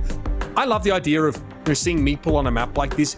You obviously half its super to shoot through the masonry. You've also got like a decent gadget answer. If Ollie tries to jump on you, you can knock him back and hit a stun, and it can be really clutch in some of those situations. So a lot of control for this Eternal composition between the Lu and the Meeple being able to knock you back, also the Grey to pull you forward, and decent mid-range brawlers here. Tribe, now they might look to like outrange this comp entirely, or take a thrower here and maybe try and collapse onto one of these lanes. All right, Larry's going to be bringing a ton of damage, and we're looking at an Eternal roster that is using a Grey. They got the Meeple. That's damage, sure. The reload speed isn't great. That's going to be necessary for punching through Larry once he gets deployed by Larry. Now, the concern, of course, is Larry going to get yanked by the Grey? And is Meeple going to be able to shoot through the wall? I think that there's a lot of like multi-tool, like multi-purpose capability on both squads. Something I'm looking at for Meeple in particular is, as you mentioned, able to knock that Ollie out of the sky. No, not just like when he hits the ground. He's able to cancel so many different things. So usually, you know, you're dead as soon as Ollie's jumped on you. But nope, not anymore. Completely possible to cancel. We'll see Frixie try and trap Zeus over here. This is a strat, by the way. You put down that Meeple like dice tower, and then Grey goes for the pull. Whoa, early takedown for RBM makes this a 3v2. It's really unexpected there, but I guess, sorry, the Lu is just a little bit weak in some of these longer range matchups, and I think Eternal might have looked or should have looked to lane switch a little bit earlier out of that situation. Now the dice tower comes down, but it doesn't really lock any of these Tribe players in place, and Zeus is doing a good job here of just keeping Frixie pretty busy, controlling this space, but now, of course, in a 3v2, Tribe is so heavily advantaged and can start to collapse. Eternal just trying to get their utility here without feeding valuable supers. Done. They don't want to give Zeus his super. That one would be super impactful. Luffy, you know, that's okay if he gets his super. You know, it's not ideal, but that's not one that they're worried about feeding. It's going to take a while for Larry to get his, and when he does, it's going to be a huge thorn in the side. Already, Dice Tower down, not trapping anyone, just placing down an obstacle. That's fine for Zeus because he can fire right over it. These matchups have been looking really even. Now, though, Tribe seem to be getting a little bit impatient. We see Luffy threatening to double stack that left lane, for instance. Again, we talk about RBM being a tank player all the time, but I did mention that he has some pocket sharpshooters here. And Eternal are trying to switch Alianas out of the... Oh, no, you've missed the walking cane. That is brutal. Alianas got switched out of the left lane. So RBM's actually going up against the Grey here, but this doesn't really look that much better for Alianas either. Not being able to build up a super, I think, is pretty important, as that hypercharged Lu is a huge component of winning here at least one of these knockout rounds. Here's the super from Frixie, but Luffy just respects it and backs up. I feel like that was used a little hastily because there was really only one target that could be held back there, and it was, well, Luffy. Interesting stuff. We also saw an attempt at the long pull, but these canes are just not hitting today. Betich is going to fall. Alianas next up at the hands of Luffy. He opts to just walk into the poison. He knows it's over. This is Tribe heading to a match point. There's potential for us to go to double match point if Eternal are able to fire back, but just nothing really went the way that it was supposed to. On only one occasion did we see someone trapped inside of the dice tower, okay? And look at this, Ollie, he's able to jump away if he wants. Also, here comes the walking cane. Did not hit, okay? They had one chance, one opportunity. They captured him, but they let him slip. Sees everything they ever wanted. Yeah. I mean, honestly, Zeus also was able to build the super right at the end of the round and popped the gadget straight away for that heal to make sure they stayed alive. So you were right. I mean, that Larry and Laurie gadget is so important to build here. The super, excuse me, so important to build here, but it's a tough ask for Zeus, who can't really get consistent damage. That's a dice tower that came down without a walking cane available, and Bertucci's across the map. I don't feel like you want your Grey over here because he can't really capitalize on a dice tower at all. And Bertucci tries to go for the gambit. Zeus just heals up. There's another Laurie in play, and Alianas not long for this world, I'm afraid. Eternal, they're dropping like flies. They got 2 more chances to make this happen, and they're going to have to win both of them. They lose this round, it's over. They've taken 2 sets off the mighty Tribe Gaming, but they're crawling to the finish line. So far, nothing much. Betiches with a missed hook on the left side. Zeus looking to make an impact at mid in the corner of this Indestructible. Frixie's trying to fire around the side, but to no avail. And meanwhile, Alianas has not been able to get a super. This is really, really rough. The lane matchups for Eternal don't seem super winnable. usually things get instigated with RBM getting some sort of nasty long-range pull, or rather long-range kill. We'll see, there's a pull, but Alianis isn't ready to pull the trigger. There's a super, but thrown down defensively, and Eternal don't get any value out of that. RBM's a little bit low. This is scary, but one more shot plus a gadget would secure an elimination. Here comes Luffy to the rescue, though. Batushis is able to outrange that Hypnosis, but basically has to walk into the gas. He's still alive and only just, but a walking cane would have been a great way to end the round. He can't find the elimination. And now it's up to Luffy to deal with Frixie. Has the health advantage, of course, and could just run this meeple down. It's Tribe Gaming advance here out of this quarterfinal in what ended up being an awfully close game, but finally found their footing when it mattered. Look at the expression also from Luffy there in the middle. He's like, hey, you know, okay, not the cleanest, but we got it. Next up, let's go. Semifinals. We've been here before many, many times. Grand finals after that. You know, I'm Luffy. This is my job with Tribe Gaming. They certainly look gum fruit. They certainly look a lot more back into their old habits after this match. This first quarterfinal match proved once again that nothing is set in stone and things can change within just 1 month, easily. It also showed us the importance of draft once again, Uber. Whenever one of those two teams took a set, the opposing team didn't manage to take a single game even. That speaks for both great gameplay and great draft. I'm 100%. I also, once we got into the game, I think Eternal fairly early on realized they had to target the Larry and Laurie. But in this map, you can hide in that L-shaped indestructible boxes on the right-hand side of your lane and be invulnerable to Grey. There's nothing that Batushis could do to actually set up eliminations on Zeus, and so he had to go for RBM instead, who's just a bit healthier. And when we saw Batushis swapped out of the mid lane to one of the side lanes, all of a sudden that synergy with Frixie was kind of killed because Frixie's trying to go for some dice towers. Batushis is too far away to set up a walking cane elimination into that sort of gadget setup. So, you know, and it didn't help that Alianis was basically in a losing matchup, pretty heavily against the RT and just died randomly in that first round. So the draft I think was fine, but so many things in the map itself really worked against this Eternal team. This almost could have been one of the biggest upset of the day already. Ready?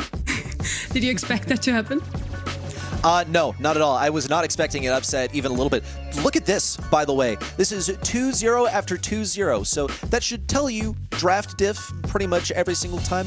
Not a whole lot of room for they came back and they found their strategy along the way. That was a total shutout in the last set. The Lu in particular was not able to do anything. That's the brawler you don't want to get close to me. Okay, so yeah. I won't. Yeah, I'll just outrange you. That is exactly what I was talking about, that whenever they did take a set, the opposing team couldn't even take a single game. So yes, certainly they all played mechanically super well, but everybody does at this level. This was really just also a draft, if you could say, from both sides. So almost an upset, not quite. Let's have a look at what is yet to come today, Uber. Yeah, okay. I mean, again, I do think that Tribe Gaming probably can't be happy with a result like that. Going forward, it also doesn't get any easier from them here. Likely Pioneers, according to our predictions, will be facing them down again, which was a really exciting matchup from last month, right? When we had Pioneers versus Tribe, it went all the way. It really delivered as we had sort of hoped it would. So, I think it was pretty sloppy from Tribe. I do think that this Eternal team was pretty solid, but you don't want to be going to match point, or rather, to a decider game against the bottom seed, and then, having confidence going into the next round. I think it'll be hard to generate. So back to the drawing board for Tribe. They really need to shape up. I really do think the word shaky describes that performance pretty well here. Ready? Regardless, the people at home were able to vote over at the event site. Who do you think was the MVP? I mean, it's got to be like Rookie of the Year from last year. Zeus, for sure. Are we confirmed on that? Let's see. Bingo. Yes, Zeus, the man, the myth, the legend. And you know what? Also, kudos to Zeus, because it is hard to stand out among that roster. Everyone has their specialty, okay? RBM, the tank specialist. Luffy, the guy that just... well, maybe it's not as much of a specialty. He does everything, right? He's so good at it. But Zeus, always on the aggro stuff and making the flashy plays and getting supported by the team. Yeah, I think he's a really important component of this roster, right? We see Luffy's the facilitator, the leader, and is usually trying to set RBM up to basically be unkillable. And that means that Zeus is like the low econ player, the one that doesn't get a lot of resources from the rest of his team and is just expected to win basically every one-on-one matchup. That's where Tribe Gaming find much of their success, when Zeus can just do his own thing, be successful, and take pressure off the rest of his team. You do love to see if one of those support role players also gets some time on the stage with the shining bright lights. So he's taking the MVP here. Let's see some more flashy plays after the break though. Pioneers versus Code OG. I would stay tuned if I were you.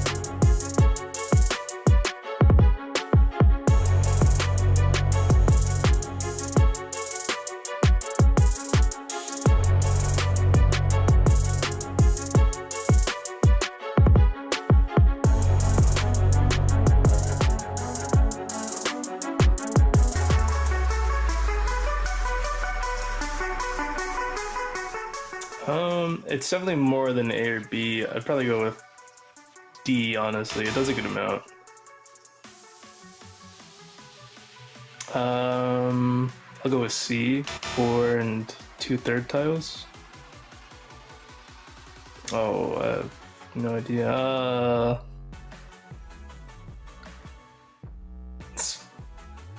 Fidget spinners? Spinning blades? I'll go with fidget spinners. Oh, I hate that star power. I always play 4th rocket. I think it's like 33% more. So I'll go with A. It might be B though. I think it's 33% more. I think this is the max 1200, I think. So it's times 4. So C, 4800.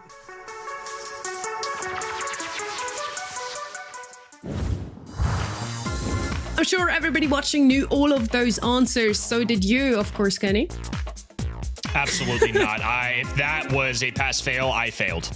We're going to see it ready again for the quarterfinal number 3. For now, we get Kenny back, and it's been a 3-2 series in the quarterfinal number 1. You feel like the second one is going to shape up to be just as close? I don't know. I mean, I don't know anymore. I thought Tribe Gaming was about as big of a shoe-in as you get, and that's no disrespect to Eternal. It's just to the, the success, the history of this Tribe Gaming roster. And now moving into this one, I felt like going into it, Pioneers were maybe a 3-1, but we've been so all over the place these past couple weekends that I'm not really sure. That would be my official prediction if you want. I'll go 3-1 Pioneers, but I don't know anymore. I've been wrong so much this weekend. It's unbelievable. Kenny is giving us some statements here. Uber, you have a clear prediction as well? No, it's not. Okay, it is clear. I don't think Code OG are gonna win this game, unfortunately. They almost got knocked out of the qualifiers to Rafiki and Babal's team at the time. That for me is a bit concerning. This Pioneers roster, of course, they're the Tribe Gaming from last year, essentially, obviously with Fade in the mix.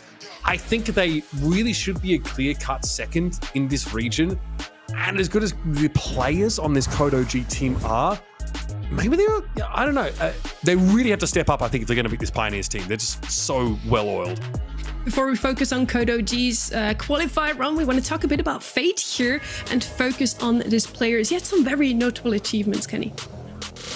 He's been great, and the one thing kind of missing from this resume is World Finals caliber of a player, and he's been so close so many times, whether that was CMG NA back in the NA East days, whether that's with Space Station Gaming Tribe. He's had a lot of success. I mean, he's been one of the tippy top players in this region, but just hasn't quite reached that peak, and I know that's something that he's definitely looking for, and I'll be honest, I was already shaky on my prediction. I feel much more confident given the haircut mustache combo that he has. Sometimes you just gotta go off vibes, folks, because apparently stats don't mean anything this weekend. Kind of clean. Tippy top, you almost sided Swiss there for a second. Tip top.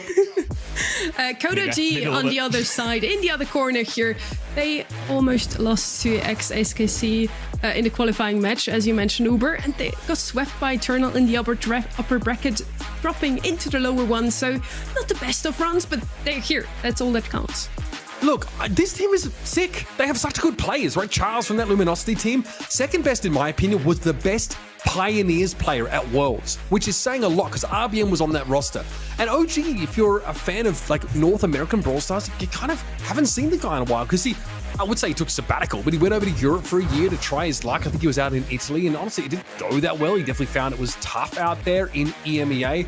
But Charles is absolutely a player to highlight alongside second best. This guy really showed what he was capable of with Luminosity, but falling short in 2024 and not having the Worlds run that they would have hoped for. Can he be focused on Fate, now on Charles here? Could you add something to this graphic here as well?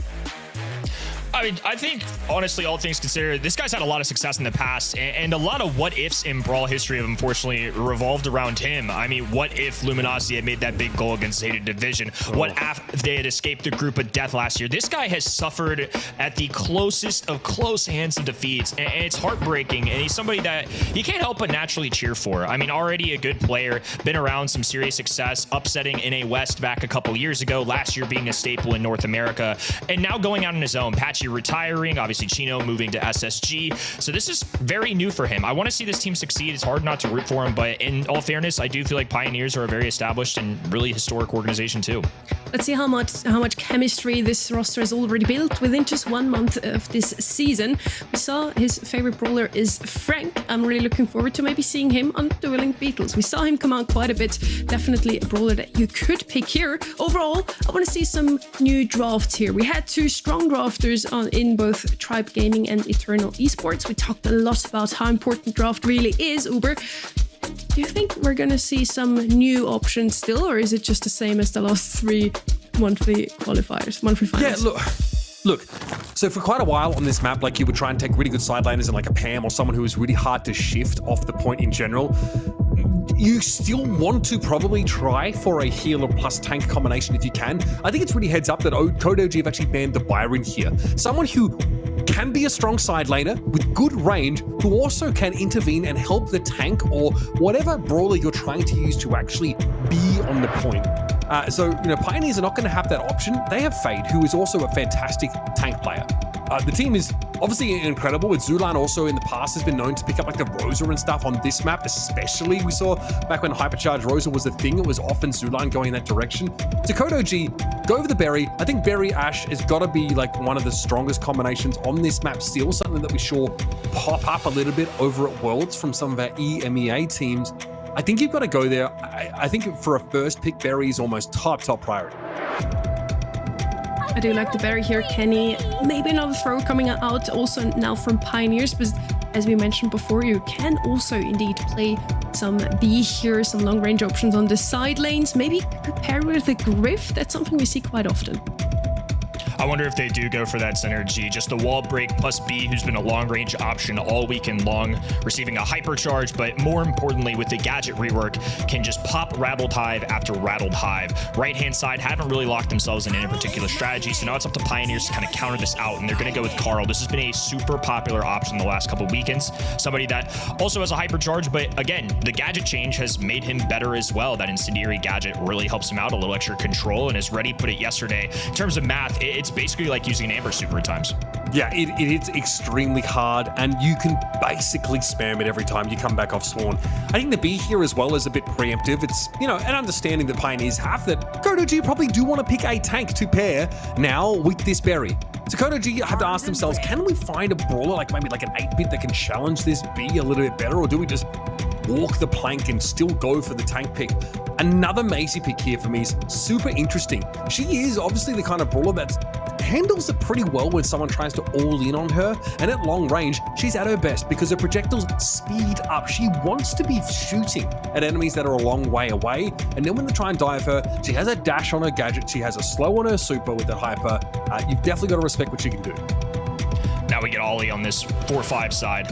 I think Maisie in tandem with Ollie is just so many health points on the map, and you also get one of the better support, control brawlers, whatever you want to call Barry. He can do a lot. I think this is still one of the stronger options in the game. A lot of times in scrims, teams in NA have been running, like you said, they have the Barry Ash, the Barry Ollie, the Barry Frank. So this is kind of their way of going with a hybrid. Maisie is a tank, but also has that range, also has the pushback into other tanks. So there's a lot they got going for him right now.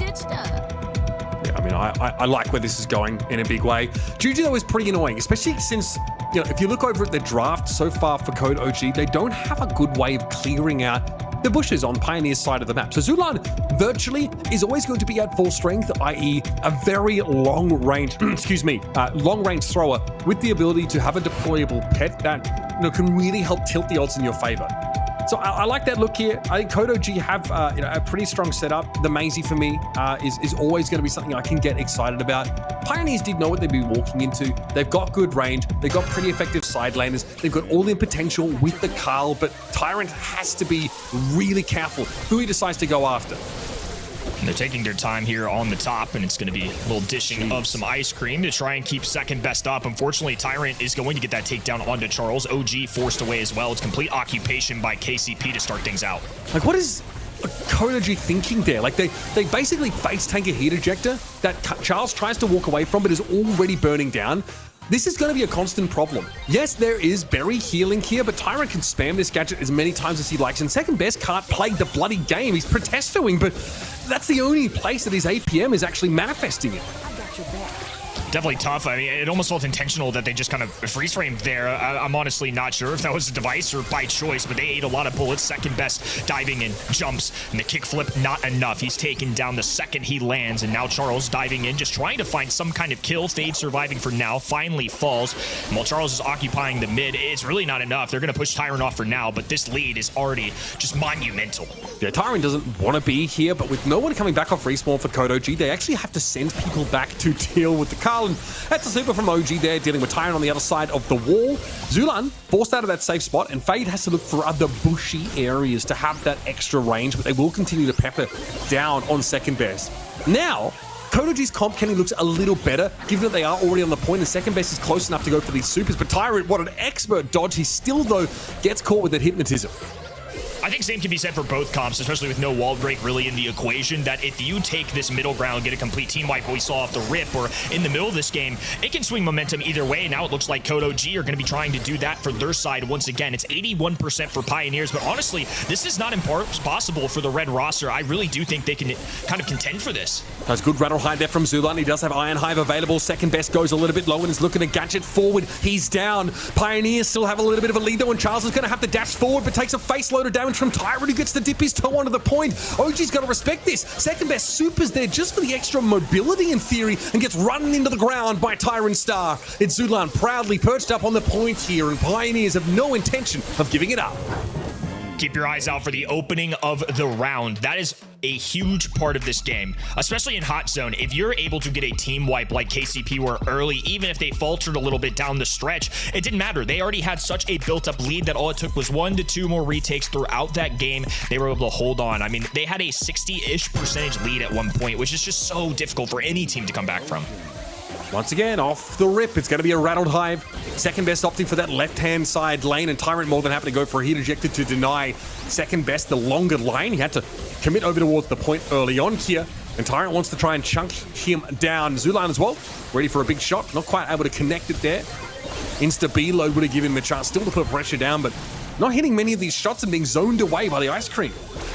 Now a fourth brawler on the map. They've got Gree Charles diving in alongside second best. The coordination is there, and it's a wipe on the right-hand side. Tyrant all alone here. As good of a player as he is, it's going to be difficult to take on an entire red roster, and they're running away with the lead. Yeah, Tyrant here is just going to try and pirouette forward, go for some damage to that tailspin, but second best is far too healthy to be bothered by that. Now Code OG, like you mentioned, have a better start to the game. Now they've got this point control, they can start to abuse Berry just like this. Fade, though, is able to deal with OG as Tyrant wants to step onto the point, but the Hypercharge field there of healing and damage, respectively, is a bit of a nuisance. Tyrant wants second best, and that's a super pop by a second that doesn't really get any value. Fade is doing really well to dodge these shots as you want to close the gap on Maisie, but it's still Pioneers have not spent enough time on the point. It's a game of inches, and these tiny interactions from Code OG have been so good. Charles surviving on 200-ish HP, second best getting aggressive right when he needs to, getting out, making these trades. Zulon just popping a hypercharge out of desperation. They are facing a huge deficit right now, slowly climbing up, and Code OG have just been relentless. And you can see how Maisie gives you an edge, or at least a real shot at bringing the B down. That was starting from second best, but unnecessarily ultimately, as it's a very one-sided round for Code OG. This time, the Berry is a nightmare, and the Maisie really gets rolling on the point. OG talked about in his interview, they underestimated their opponent last month and were embarrassed.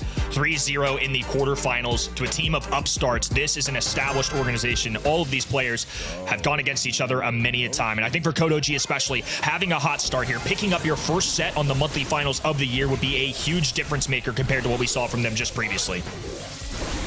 All right, Fade wants to really punish this choke here. OG gadgets away from the incoming damage from the thrower, and second best now can make his way forward. He does have a super ready. But OG just has to be a little careful now, as another Rattled Hive will be used to gain some of that control, and Zula will guarantee a couple of hits onto the Maisie. Charles is on their way back in now. Pioneers have really not been able to make use of the fact they've had a player advantage now, and Tyrant's about to get stunned up. There is no escape from the Ollie in moments like that. He chases the Ollie down, and Zulan is able to double back, but amidst all of this, Code OG just got themselves 15 free percent.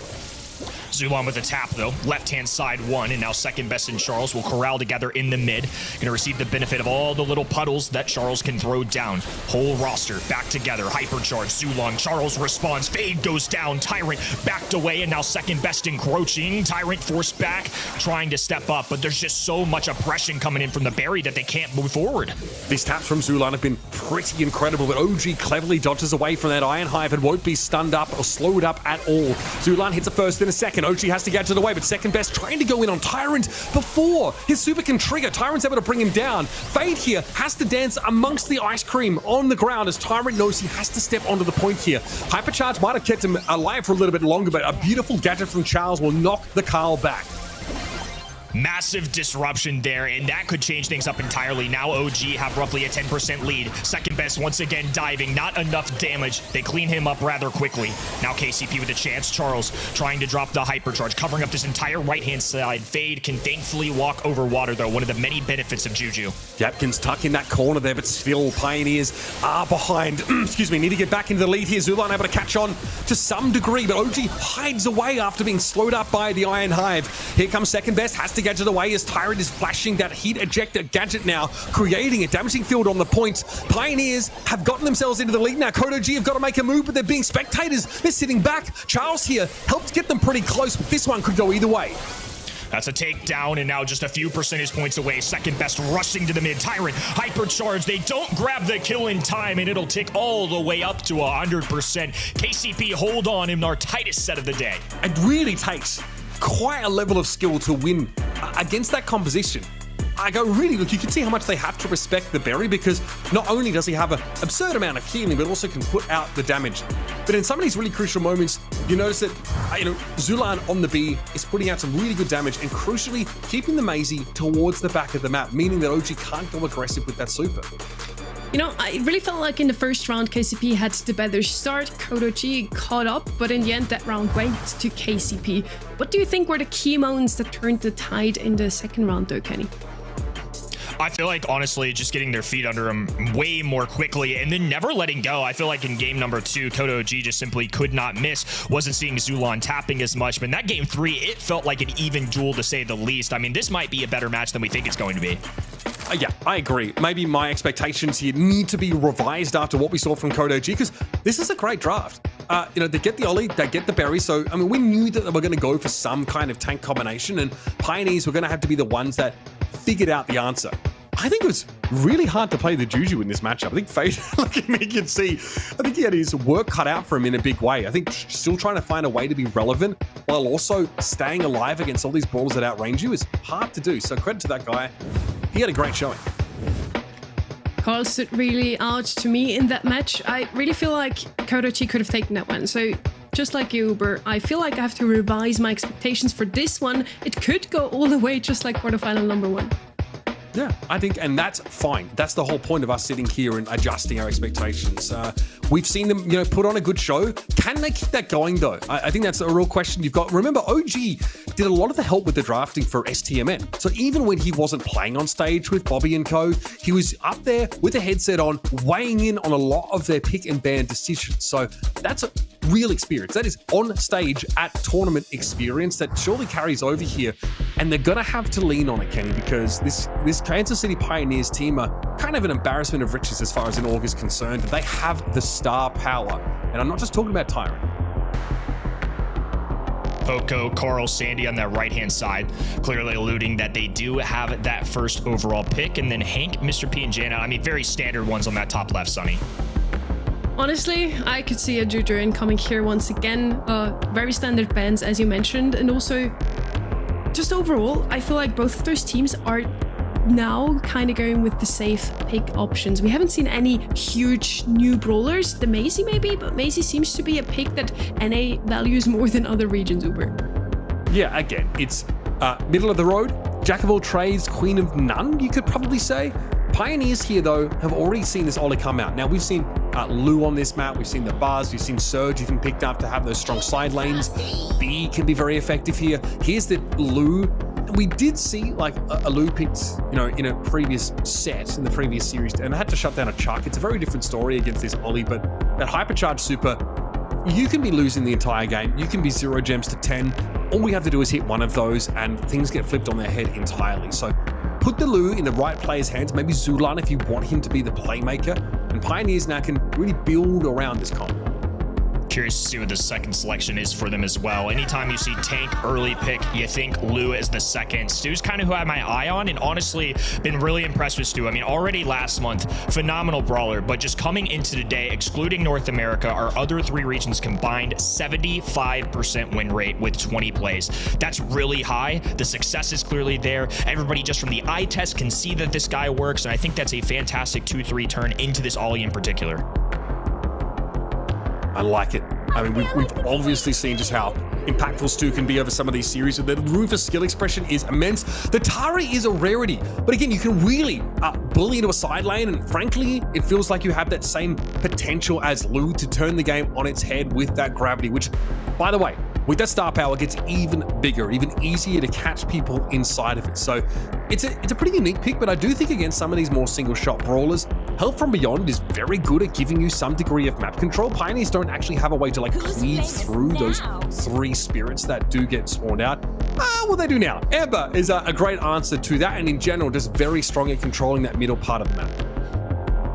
Looks like they're going to be going for destruction of some of that grass, and then also it's going to be great at eradicating any of those pesky spawners that Tara can drop. In that 4-5 turn, I actually did not mind the Tara matchup. I mean, the extra spawners do quite well. In the Stu, Lou's going to take several shots to get rid of those. And like you mentioned, in Gym Grab, you don't always have to be the best team. You just have to be the best team for about the last 15 seconds. One big pull can change everything, similar to Gene Super, Tara Super in that same category. All you need is one big play sometimes, and it makes all the difference in the world. Here we go, folks. Gem fought for our second set. KCP managed to stink away that first game, that first step, but it was pretty close in the end. OG this time is going to be on the B, really wanting to exercise some level of mid control, and Zulan and Tyrant both will be outranged by that brawler. All the red roster in the mid, while KCP trying to intrude, get onside that fort. Phage just peppering away. Second best gets a kill, though. Now OG occupying. Tyrant, right-hand side, trying to work his way through Charles, who's being rather sneaky. That's a lot of grass to work with, and now Tyrant's going to get pinched out. Yeah, he's got no choice but to go forward, right? He knew he was in trouble as Charles has that grass control. Fade has not been able to clear the grass from the map just yet. There's been no super developed, and Zulan spent so much of that fight very, very low, but has been able to pick up 4 gems. Fade can flatten Charles. It's a really slanted matchup in favor of the Amber, and now can set up an oil field to potentially just, control this space even further. Amber's got the range, the vision, can pierce through the gadget of Charles if he so chooses. I mean, it's just a lot of good things going for him, but where Charles can shine is into that Stu matchup. Deletes him immediately, now has a super. Our eyes need to be glued to that button.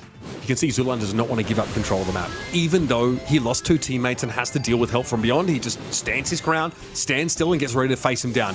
Here's a gravity from Charles that'll catch Fade up. Charles is trying to relieve some of the pressure on that right side of the map, but it's not a play that allows any gems to be handed over to Code OG. Zulan, though, really, work cut out for him here as both of his side laners, we'll call them, are losing. Second best on that left-hand in. Of course, dropping the Protesto. You have to if you're second best. It's an automatic button. But Tyrant needs to build up a super Bazone Fade. Working the right-hand side. Flamethrower connects. Charles falls, and now Tyrant's going to be able to move up to this left-hand side. They're looking for any opportunity to get a pinch to push OG out, because otherwise they're going to grab one more gem and start this countdown. Second best has been hiding in that bottom right corner of the Gem Fort grass, so that has to be cleared. Zulan, though, has not had an opportunity to come and get any stars over the last minute or so, and OG is now able to set up a countdown. And to what degree can KCP actually start a fight for these gems? None. Not when there's a gravity at play here for Charles, who will give over 1 gem. Zulan knows he needs a lot more than the elimination on the Tara. And OG has long since left the country. He's crossed the border, changed his name, and OG's team will be able to take this crucial first round. Brother was in a zip code of his own, to be honest with you. I mean, that was very uncontested towards the end there, and I feel like that came down to the lane matchups. They just couldn't get themselves a win on those sides. I mean, at times it felt like the Stu didn't have any supers to push forward, and even if he did, we have a Tara super ready to go. It is threatening. If you just hover around that button, just flash it, let the other team know you have it, sometimes that's enough to deter enemies as well. Tyrant, for me, is the Stu player of North America. It's just such a quintessential pick for him, and he's been so dominant, but so far, he hasn't been able to do too much in this game. Fade has dealt with the Tara, that's fine. Zulan's been able to step up and take gems when they've had map control, but Tyrant, even just being here on the left-hand side, generates a lot of threat. The problem is the Ollie. Dealing, I think, with that brawler here for Tyrant on his own is asking for a lot, but he is that low econ player that's expected to do very much with very little. Fade doing a great job of starting off this game number 2. Just gotta watch out for those Tara supers that get built up over time, because her interactions change entirely when she gets that. Gonna pop a gadget here, just press against these walls. Second best does not care, dives That's so ballsy. It's not gonna be enough. That is really aggressive, and it does not pay off at all. Yeah, okay, so supering into a Amber with Dancing Flames active is very brazen. Because even if you hit the stun, if you hypnotize her, it doesn't stop the gadget from working. So second best just took a ridiculous amount of damage trying to take that fight, and it's a little bit greedy, a little bit wasteful, and it allows Zulan to get to 6 gems here. And now Charles has a super, and it's not going to do much. It's a trade, and honestly, I think if you're KCP, you'll take that all day. It's going to be hard for him to build up another one. There's the Stu interaction I was kind of looking for, just trying to dash away from the Ollie Hypnosis, and those notes will connect with him, but Tyrant and his teammates still grab that kill. 7-6 overall. OG, nonetheless, has hung tough. Both of these mids, it's been a battle for them, and I think for B, who's got that extra range, a really frustrating gadget, it does make it rather oppressive in a 1v1 interaction with that Lu. It's the 1 gem on Fade, though, that's going to be a problem here, Kenny, because both mids have been taking the gems that spawn on their side of the well. That's all well and good. Now OG's able to get a little bit more. He steps forward and takes one of Zulan's away, and even with that speed zone, it's a very scary time for the very low health Lu. Zulan needs to get out of the fight and heal up, but there's not enough time left in the round, as one more gem will get Code OG to a winning position, and a stunning shot from the OG himself. Clever connection there onto the Lu, drops those gems, and now all he has to do is snap one up, and that will be the countdown. Great patience coming out of OG. There's the hypercharge from Charles. Connects to Zulan, the primary gym carrier and major control brawler, falls. And now OG, once again, shipping it overseas. Going to be on his own. Fade back to Wade. Tyrant slowed. They just need some kind of tag, and they will find none. Code OG respond in great fashion and tie things up here in our match. Yep, catch your boy with the timeshare in the Maldives. He is out of there. Nicely done. Really, I think like the draft here of Code OG was very good, and I think for Tyrant, there's not an easy solution to deal with that Ollie at any stage of the game. And honestly, they're always watching their backs, because Charles constantly is sneaking down that right side lane and threatening a big Tara super to flip the round on its head. That's just a lot to deal with. And I just don't feel like, Sonny, Lu outside of super is a strong enough, a threatening, a bullying enough mid to really take advantage. It wasn't only their mid, though. Kenny mentioned it very early in this match. It was a very tough lane matchup for Pioneers as well. Even with Zulan miraculously picking up gems, even when his lanes were down, that was a very strong showing from Code OG in both draft and resilience after that set 1. I feel like the Amber is just designed to flatten Tara. Like she dominates that matchup. She counters it. The problem is that Tyron couldn't really handle second best on his own, and Faye needed to clear some of the bushes inside the fort, and then Zulan has to play ultra passive because he obviously gets completely outranged and kind of wrecked by the B. I do feel like that was something I was constantly aware of as well. Obviously, those lanes not necessarily working themselves out all the time, but ideally, Lou is the control brawler. He wants to be playing into somebody like Ollie, who's a tank. If he hits a shot, he freezes them, easy kill. But I feel like he was passive. I think that was something of note as well. Into B specifically, B is a longer range brawler. I mean, look at these moments where especially OG is finally charging up a hypercharge. Zulon just has to go to the other end, and especially on this map when there's no wall break or any factor to kind of retake, they just have to walk away. They get locked out, and I feel like there were very few times where we ever saw OG fall or just die in general. I mean, he was a constant presence in that mid. This was another 2-0-2-0 so far. So again, draft must be very important. This proves to be, at least. I'm looking forward to the next round now. This is one of the closest matches we could have wished for, yet it didn't really look close in the predictions at all. I think we all pretty much thought Pioneer should take this one, but it's so lovely to see that even the teams that might not have the biggest of following behind them, might not be the clear favorites, have what it takes to maybe move all the way today. Everything is open. I think like this Code OG team, they had a really bad first month. Like they're the ones that got upset by the sort of the Dark Horse team, which never feels good. But I think if we look at the tournament holistically, they lost to the eventual second place team, who were just really impressive here. And Pioneers, I said at the start of this game, they really should be like a top 2 team in this region. There's just no excuse not to be that good. And this Code OG team, they basically collected up the players that were left over. They didn't make it onto those top rosters. So they're no names, but they've got a massive chip on their shoulder. They feel like they've got something to prove, as they were the ones that were left behind. Kodochi actually did take a game in the first round. Little correction from my side there, sorry. But yeah, Kodochi is looking a lot stronger than last month. They definitely put in the work to now build up even more chemistry, to now have the draft ready. And I think that's so important. Looking at the draft now for set 3. Not going to be the last one, we'll see, because it's 1-1. We're going to see some more Brawl Stars of those two teams. First pick is with Kodochi. They banned out a lot of tank counter there, also with the Lou picking a tank counter themselves now, but I feel like we're going to see maybe a Daryl, maybe a Jackie later on here. Pinhole Punt is a map where you can indeed play another Poco tank comp, Kenny. There are some wild tanks in this current meta that show up quite a bit, and maybe that's due to balance changes, whatever have you. But to your point, we saw Jackie even earlier today, and I truly was not shocked. I mean, I've seen some really interesting ones come out of North America, especially South America yesterday, who kind of did their own thing a little bit. I mean, a lot of months there are some key things that are similar. Hank, for example, being the most banned pretty much everywhere, but Juju, a little extra flash yesterday. You get these kind of brawlers in their own little lanes and pockets. Meeple, somebody that's certainly risen up the ranks along here as well, and I think for large region, due to his gadgets, due to the extra balance change that he got, I don't mind this. I want to see what it's paired with though before I really make a hard decision on if I like it or not, because obviously into B by itself, not necessarily a free lane win by any means. No, I mean, there is a play that you can make with the dice tower that traps somebody like inside the goals and allows you to walk it in some cases. So you can do some pretty dirty things with the Meeple here.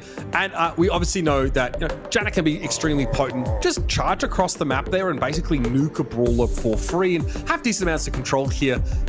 Okay, so we know how much Charles loves to play the Frank, and this is a pretty reasonable map for it. I think the question for me, Kenny, is will there be extra like supportive architecture for it? I got my answer straight away. You get the berry.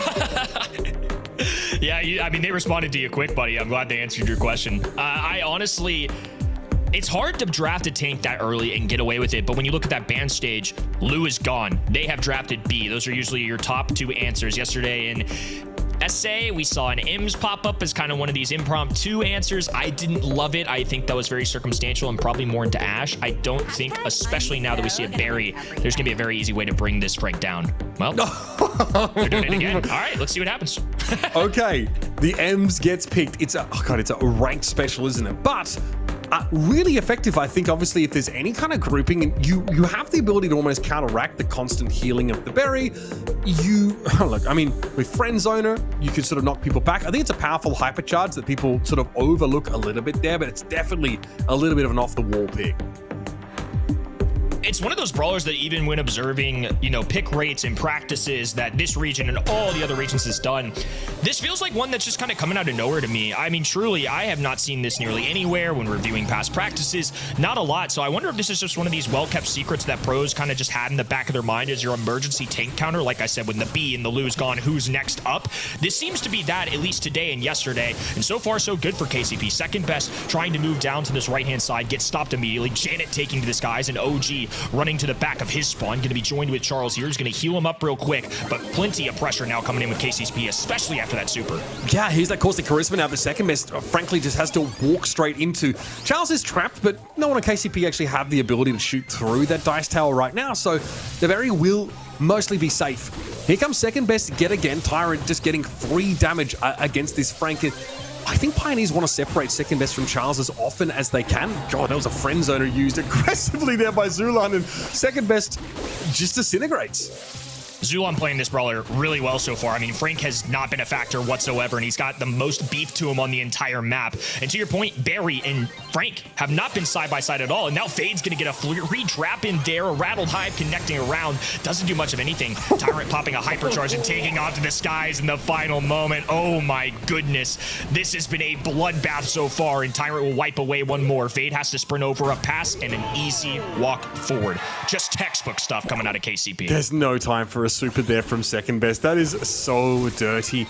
And again, you're basically guaranteed a free elimination when your Janet is able to come forward against one of those squishier brawlers. OG really had nowhere to go. Here's that Rattle Hive that came out. Second best is in a bit more of a dangerous spot, but these unbreakable boxes mean you control Frank a heck of a lot on this map. Tyrant and Zulan basically are grouping up on the other side of these walls where the Frank is, just peeking around, taking a shot, then backing on away. Another dice tower here, expect to come down, catch OG out, basically rendering him useless, and there's Fade with the super. This time it guarantees the kill, but Charles is going to get in the back line here. Can't finish the job though. Has that hypercharged super and Fade's in an awkward spot as he'll be broken down by second best. That was kind of nasty work, I'm not gonna lie. I thought that Barry was gonna make a bucket there right after the super pass. Things were looking bleak. Frank not gonna be great in overtime. Barry doesn't have the most range, but at least they have B on their side. Tyrant once again with a hypercharge though. Second best stopped in his tracks, and Tyrant once again flying over to the other end to cut off on that left-hand side, and Zulan has walkway to dribble. He's gonna back off for now though. With the respawns coming in, he has to be careful. OG Stonks though just started again a little pricier. That was a beautiful little hypercharge super off the back of that now, and B really rules the roost in terms of the map being fully opened up now. Here's those M shots that are coming in. Tyrant, of course, is able to, hold down that shot for longer to make it longer range. Charles, though, with a super at the ready. It's almost go time here for Code OG. Second best is going to try and walk it up and get healed as much as humanly possible. There's 30 seconds left in the round. Super thrown down by Meeple. Absolutely pointless here in general, with no walls to shoot through. And Code OG, though, have not been able to regain possession. 20 on the clock, and now a cutoff right-hand side. The Meeple Mansion constructed here, and second best has to walk the long way. Hypercharge available for Charles. It's a dish to the right-hand side. Second best marching down the map, just trying to hold their ground. Everybody just playing even keel. Charles dives in. There's the aggression. A pull through. Second best strikes. Super shot available. A super pass over. OG trying to split the defense, and it's stopped on the goal line. We've got a tie. Okay, we're going to run it back here, folks. Same compositions, same map. Neither team able to get the edge in the last couple of moments there, but this was a 1-1 scoreline, and it was Pioneers who had such a great start on this map. But things started to unravel a little bit for them there, and it looked like a rueful shake of the head from Fade. Pioneers can't be happy with that result. So let's run it back and try it one more time. And Meeple continuing to build a neighborhood here in the middle of our map. Once again, the walls going up, and second best will force himself to the left-hand side. OG Charles taking over the mid, and Fade taking his time while Tyrant has a super. That's something they were able to cycle plenty, a couple hypercharges, but second best clobbers it home on the left-hand end. That gadget is so sick there. Just able to catch the corner of a shot on towards the Janet, reeling them in, and it's egg on Tyrant's face. The second best shows why they are so talented at this game. Zulan here just trying to dodge away from some of that damage. A friend zone will knock the Frank into the optimal zone to take damage from the M's. And there is a caustic charisma at the ready for Zulan. Tyrant also can guarantee a kill potentially on OG, who doesn't have the mobility to escape from that Janet super. But here comes Charles, wants to lead from the front. Second best stepping up, trying to get plenty of healing. Is a super to come down to break the walls. A shot was there! What a stun on Tyrant! And a goal guaranteed for Code OG. Wow.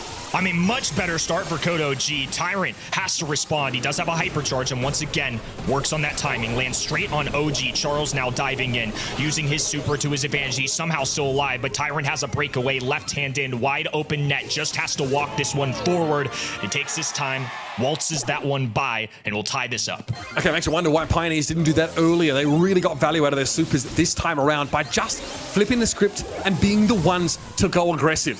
Second best caught inside the dice tower for a time, chunked down, but still very much a relevant threat here as the shots are coming in from Charles. Zulan has to respect them here, trying to exercise some zone control over the middle part of the map, and second best needs to not get impatient here. Charles is pocketing second best with the heals, and now he's diving in once again. The ice cream taking over the map, and second best in all of his health points. March away. Code OG put it in. Second best with a bucket, and they'll take the lead in this set. I mean, moments like that, you can really see how fragile, how frail this Pioneers composition is. Like those brawlers, the Janets, the Emses, the Meeples of the world, we're talking like 6k health maybe to work with. Up against a Frank who has twice that amount, plus the constant healing. As soon as Code OG can get close with all three brawlers and not one caught inside the Meeple mansion, that's when they look terrifying. There were a few interactions in that game that were really interesting when they boxed in the Frank, had a super available so he could break his way out that way, but Barry just lobbed up shot after shot, so you couldn't do any damage to him. It wasn't practical, so they just let him go, and this time second best once again going to be recycled out. He's truly being a sponge this game, already down twice, shots going through the wall due to Meeple's ability, and Zulan trying to move his way forward. Tyrant on this right-hand side is a nuisance. They have to get rid of him. Zulan, big reminder that he cannot shoot the ball through those boxes, and nice as that would be, this does give KCP a fair bit of control, and there it is. Okay, this should be OG getting blown up instantly here as Tyrant, with full movement control, is able to bring that bead down. However, does not want to fly too low over the Frank, lest he be plucked out of the sky by one of his talons. And so second best, healthy enough with a super already. Zulan trying to get aggressive here behind this Caustic Charisma, but I just don't think there's any value to be had there. I think he was trying to force them away, maybe more for area denial, but the second they popped that B gadget, it was just useless. Charles trying to defend his teammates, actually picks up a kill. Fade responds with one of his own. Now it's a 2v1. OG super in his back pocket, and Fade knows better. He's just going to dump this ball off, back away, and now has to deal with 15,000 plus health points on that right-hand side coming his way. Yeah, Charles as well going to spin him with a super to keep second best nice and topped up, but you've got to respect that Meeple super. Shots coming in through the indestructible boxes, but Zulan's a one to fall. Tyrant's in an awkward spot, and Fade, oh, I think we know how this one goes. See you, buddy. Oh, that is rough. Another goal for Code OG. Fantastic work out of the big man there. Just a good team synergy coming together. They're well-rounded and once again getting aggressive. Charles right-hand side walking alongside second best. OG dribbling, dishing right. All of KCP clustered together, just trying to use these indestructible walls and Meeple's super to their advantage and cling on to whatever they can. Okay, Boombox going to be thrown down, cleared instantly by second best now. Rattled Hive comes out, and what is the plan here for Tyrant? Wants some damage on second best, but is healed through, and Fade is blown up. Tyrant's in trouble, going to be caught out, but a slow here of OG. A great shot connecting onto Zulan, and this one, folks, is done. Code OG with a sick composition. Again, somehow, they managed to get Berry plus a tank, and they'll take away Brawl Ball.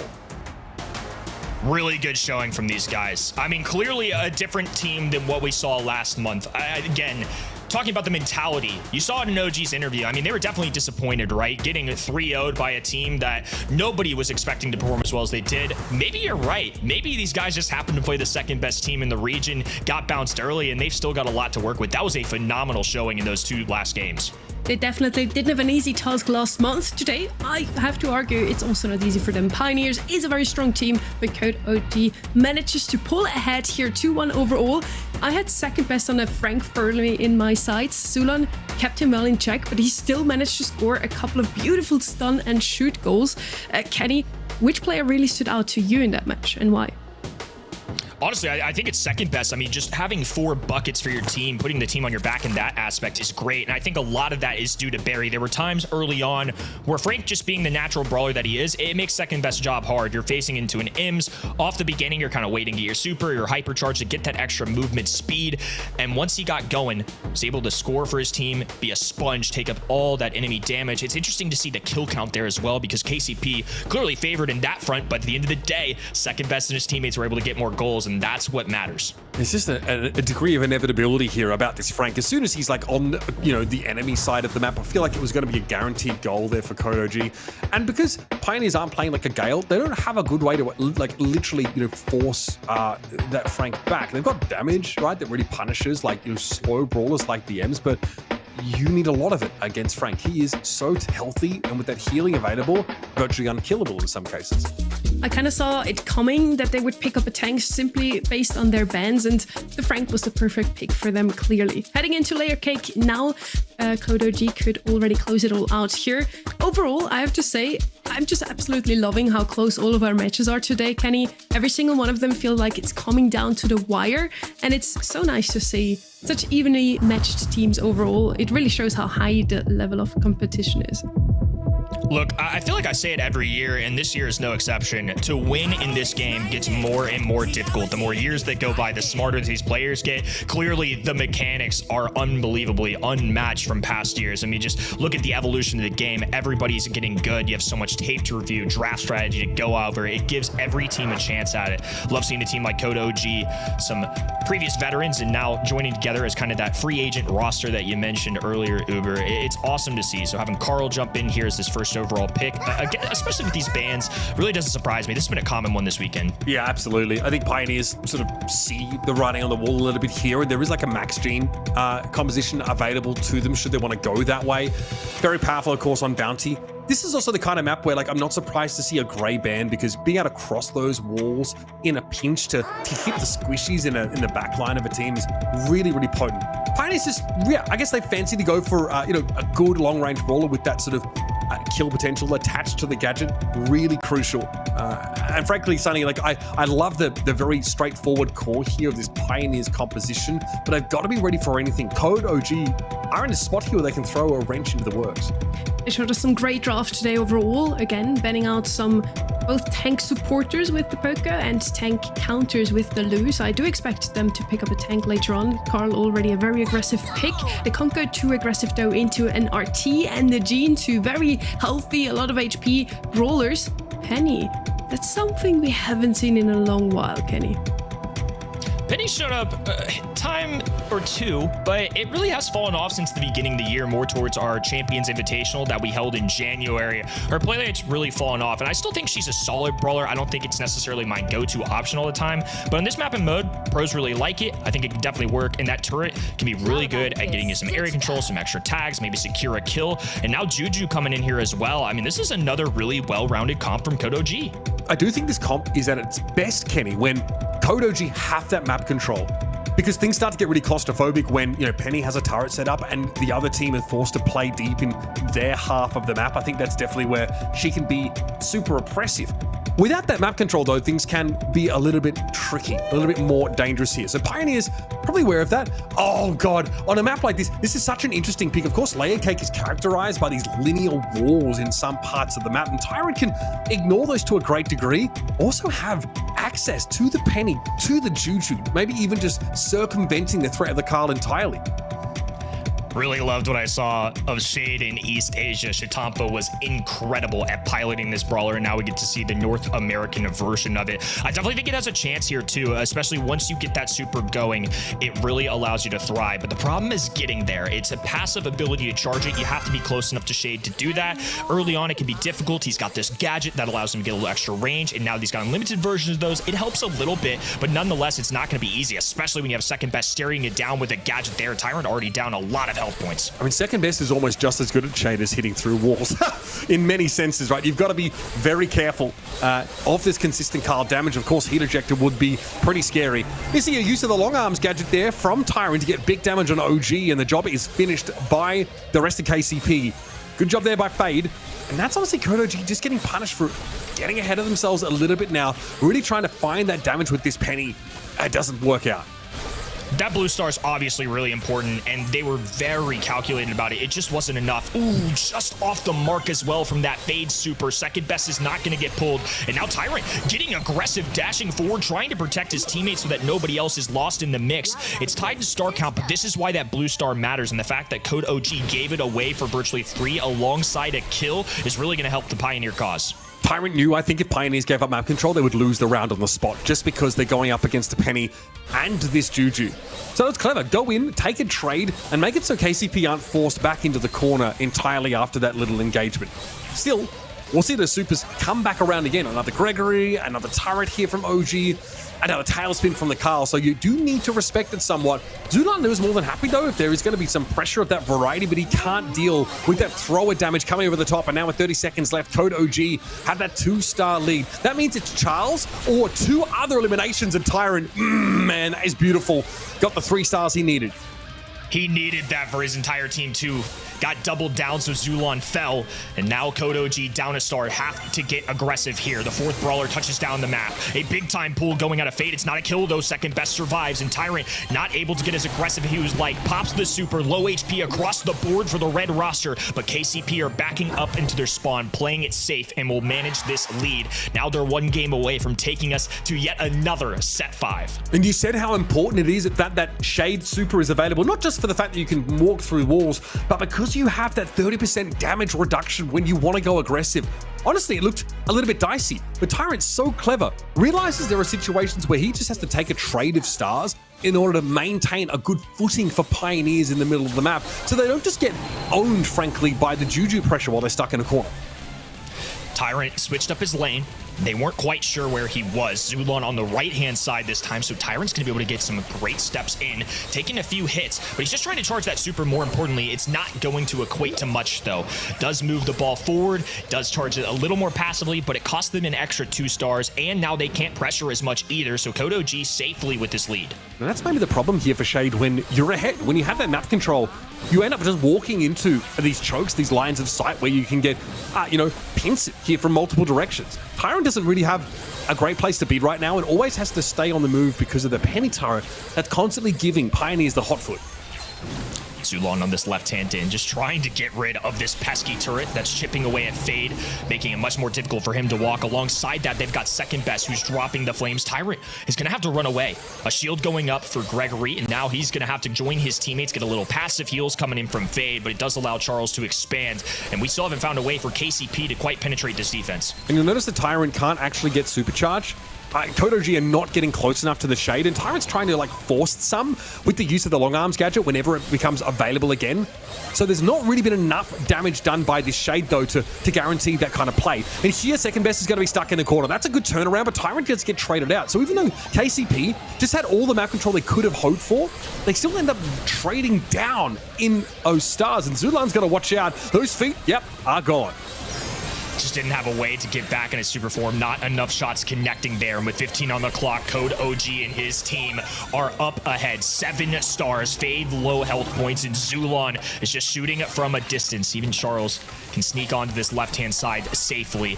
This is a very different ball game now. It's going to be a match point for Code OG. They could cause an upset here early in North America. And you know what? The comp is good enough. Code OG as a team are good enough to pull that kind of result, which would be really validating, I think, for this team who probably faced a pretty large amount of scrutiny for falling out so early last month and also losing a pretty one-sided fashion their qualification game, forcing them to run it back again.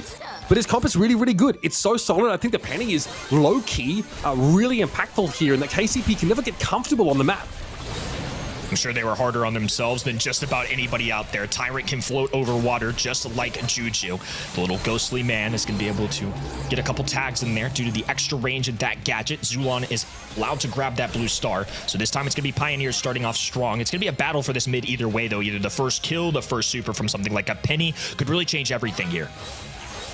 Charles stepping up to take a little bit of damage, but this is resulting in some more map control for Code OG if Zulon can be dealt with. There's a magic hand up for Fade, though. OG has to be aware of it. Doesn't have a super here to block that.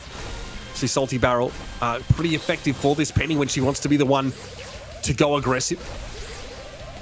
Still that magic hand being flashed here in Zulon, of course. Last round got punished for dropping his legs and actually having them picked up, so really needs to tighten up the gameplay here on this RT.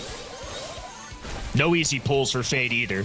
A salty barrel from Penny, a tailspin from Carl, potential for Gree. I mean, Charles is probably your best bet if you want to get that pull, but you really have to make sure you can secure that kill. I think that's why we've seen him be a little more passive with the super.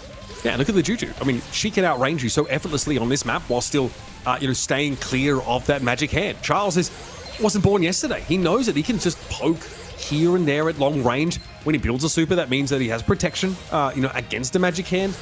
Code OG really just have so much to answer this comp. I really don't think, there it is. Just OG throws down a turret. That's a magic hand, has to be used, but now there's no threat being generated by Pioneers anymore. Tyrant tries to step up, but there's a salty barrel thrown in the way and good damage being put down by second best. This is far from over, folks. Charles comes forward, Fade goes down, and Pioneers are in shambles.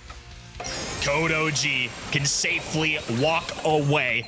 A devastating month number 1. A sweep. Didn't even grab a set. And today, they're going to have a large victory over one of the greatest franchises and rosters in North America. Congratulations, Code OG, on causing yet another upset this month. Talk about a validating win. Not only do you take down your old rivals in Zulan and Tyrant if you're OG, right? Bringing back the rivalry of the STMN versus Tribe days, but you are the team that was made up of the leftovers in North America. OG comes back and says, no, we can make this work. We can make something happen with this roster. And this is such a huge notch to put in your belt so early in our March finals. I mean, talking about leftovers, it's possible to even win World Finals if you're a leftover team, just putting it out there. It really felt to me like KCP had it again in the first round. They looked very strong. They looked like they're taking them into set 5. Code OG somehow adapted to their strat in the second round, Kenny. What did they change? These fellas really just nailed the draft, I think, compared to last month. I mean, that feels to me like something they've really begun to work on, because in that round 1, I feel like once Tyrant got that super, it was a problem. And I think they had that blunder there at the very beginning where they give away a death in that blue star. But in games 2 and 3, they were a little more flawless. Even when Pioneers were able to get that blue star, they were able to push forward even on defense, on offense, middle of the map. It didn't matter. They really did have control pretty much that whole time. I wonder if they maybe also underestimated their opponents a tiny little bit. I really feel for Pioneers here. Last month, they faced off first against Space Station Gaming, then against Tribe Gaming in the semifinals. And this month, they face up against a team that didn't really have the best of showings in the February monthly finals. Looking at the bracket now, Uber, though, what else? I mean, this is kind of crazy. So we have an amazing semifinals in line for you, I think. The current Kings of NA going up against Code OG, who really just have a lot to prove, which frustrates them, I'm sure, because they've already proved themselves in the past. Going down the line, the BC Gaming STMN matchup is curious, because BC Gaming are the exciting, hot, young prospects from last month who ran through the bracket until they were finally stopped by Tribe Gaming. So many people are hoping to see a BC Gaming, Tribe Gaming rematch in that grand final. And then we get to go down and see what's cooking with Elevate and Space Station Gaming. Elevate, who are missing a star player, need to find a way to topple the Space Station Gaming, who always seem to pull up a little bit short when it really counts. So Bobby and the boys are hoping for a clean start to these monthly finals. Whichever way you slice it, there is so much to look forward to for the rest of today's show. We could have had a Tribe Gaming versus Pioneers rematch, but it's definitely been a tough month for our predictions. This whole month has just been filled with upsets. Every time we think we got it figured out, the teams keep surprising it. And honestly, I wouldn't have it any other way, Kenny. Great problem to have, honestly. I mean, predictions aside, you got to be happy for somebody like a Code OG team. I mean, just 3 players who came from really good rosters. I mean, like you mentioned, OG did not necessarily have the best showing in Europe. It's been a long time since the guys won a monthly finals, though, and now with a real opportunity here in the semifinals to cause an upset, heck, maybe stir some chaos here a little bit in our Brawl Cup standings. So that's going to be a big thing to keep up for the storied region. Talking about OG here, he was also voted our MVP. You, everybody watching at home, can vote on the event website, event.brawlstars.com, to gain some points for your pro rank pass. And you guys decided that OG did best in this round, Uber.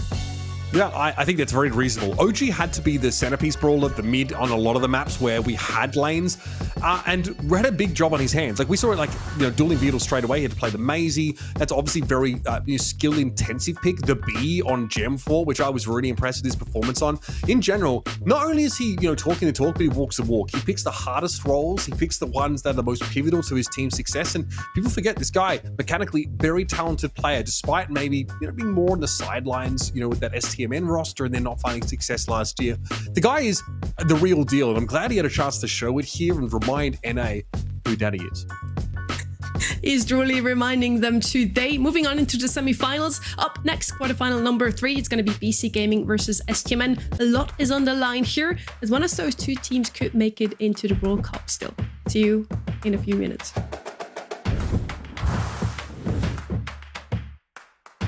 He's one, B1.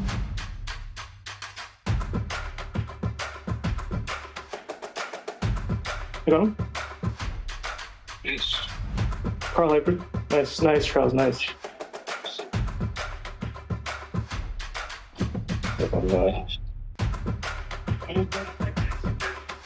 Can we get the... I can get Tyrant. I got him. Oh, shit, he's one. I got him. Nice. We should be at top the first game. Game 3, I just got. Anyone. Yeah, phase 1, I got him, gun. Nice, good shit, bro. Good shit. Welcome back to the March monthly finals in our last region. Last but not least, North America is shaping up to be another very close region so far. Very competitive indeed, ready. You missed out on another close matchup, and now we're heading into a very, very important battle, especially for BC Gaming, as they could still make it into the Brawl Cup, ready. They could. Like, it's anyone's game right now. Pioneers couldn't make it through to the semifinals. The path has been cleared on that upper side of the bracket, but now we're moving to the lower half. It's BC Gaming. They got to get through STMN. This is their first monthly final this year. They didn't make it through the qualifiers last month, but BC Gaming did that, and then even some more. Uber described it as a Cinderella story with them making it all the way to the grand finals.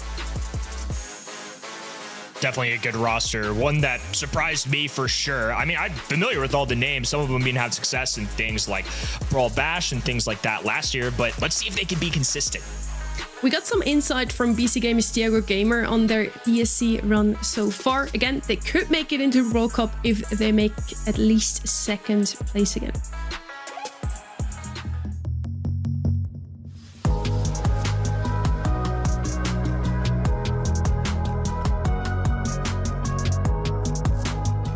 I think we need to prepare really hard for finals and semifinals, because the last time we don't prepare all the maps, so that's probably the reason we lose the finals. But the Tribe is a really stronger team, so I don't know if it's capable to win. I started playing like 4 years ago, trying to be better, but not for competitive. I mean for ladder, but I try to sneak into competitive for Macherinos. I really love playing Macherinos, and I try to go competitive for that reason. Playing with my friends and try to be better. I think in this meta I really like play Hank. I think it's really stronger with the hypercharge. You can press the button and win the battle in 1 second.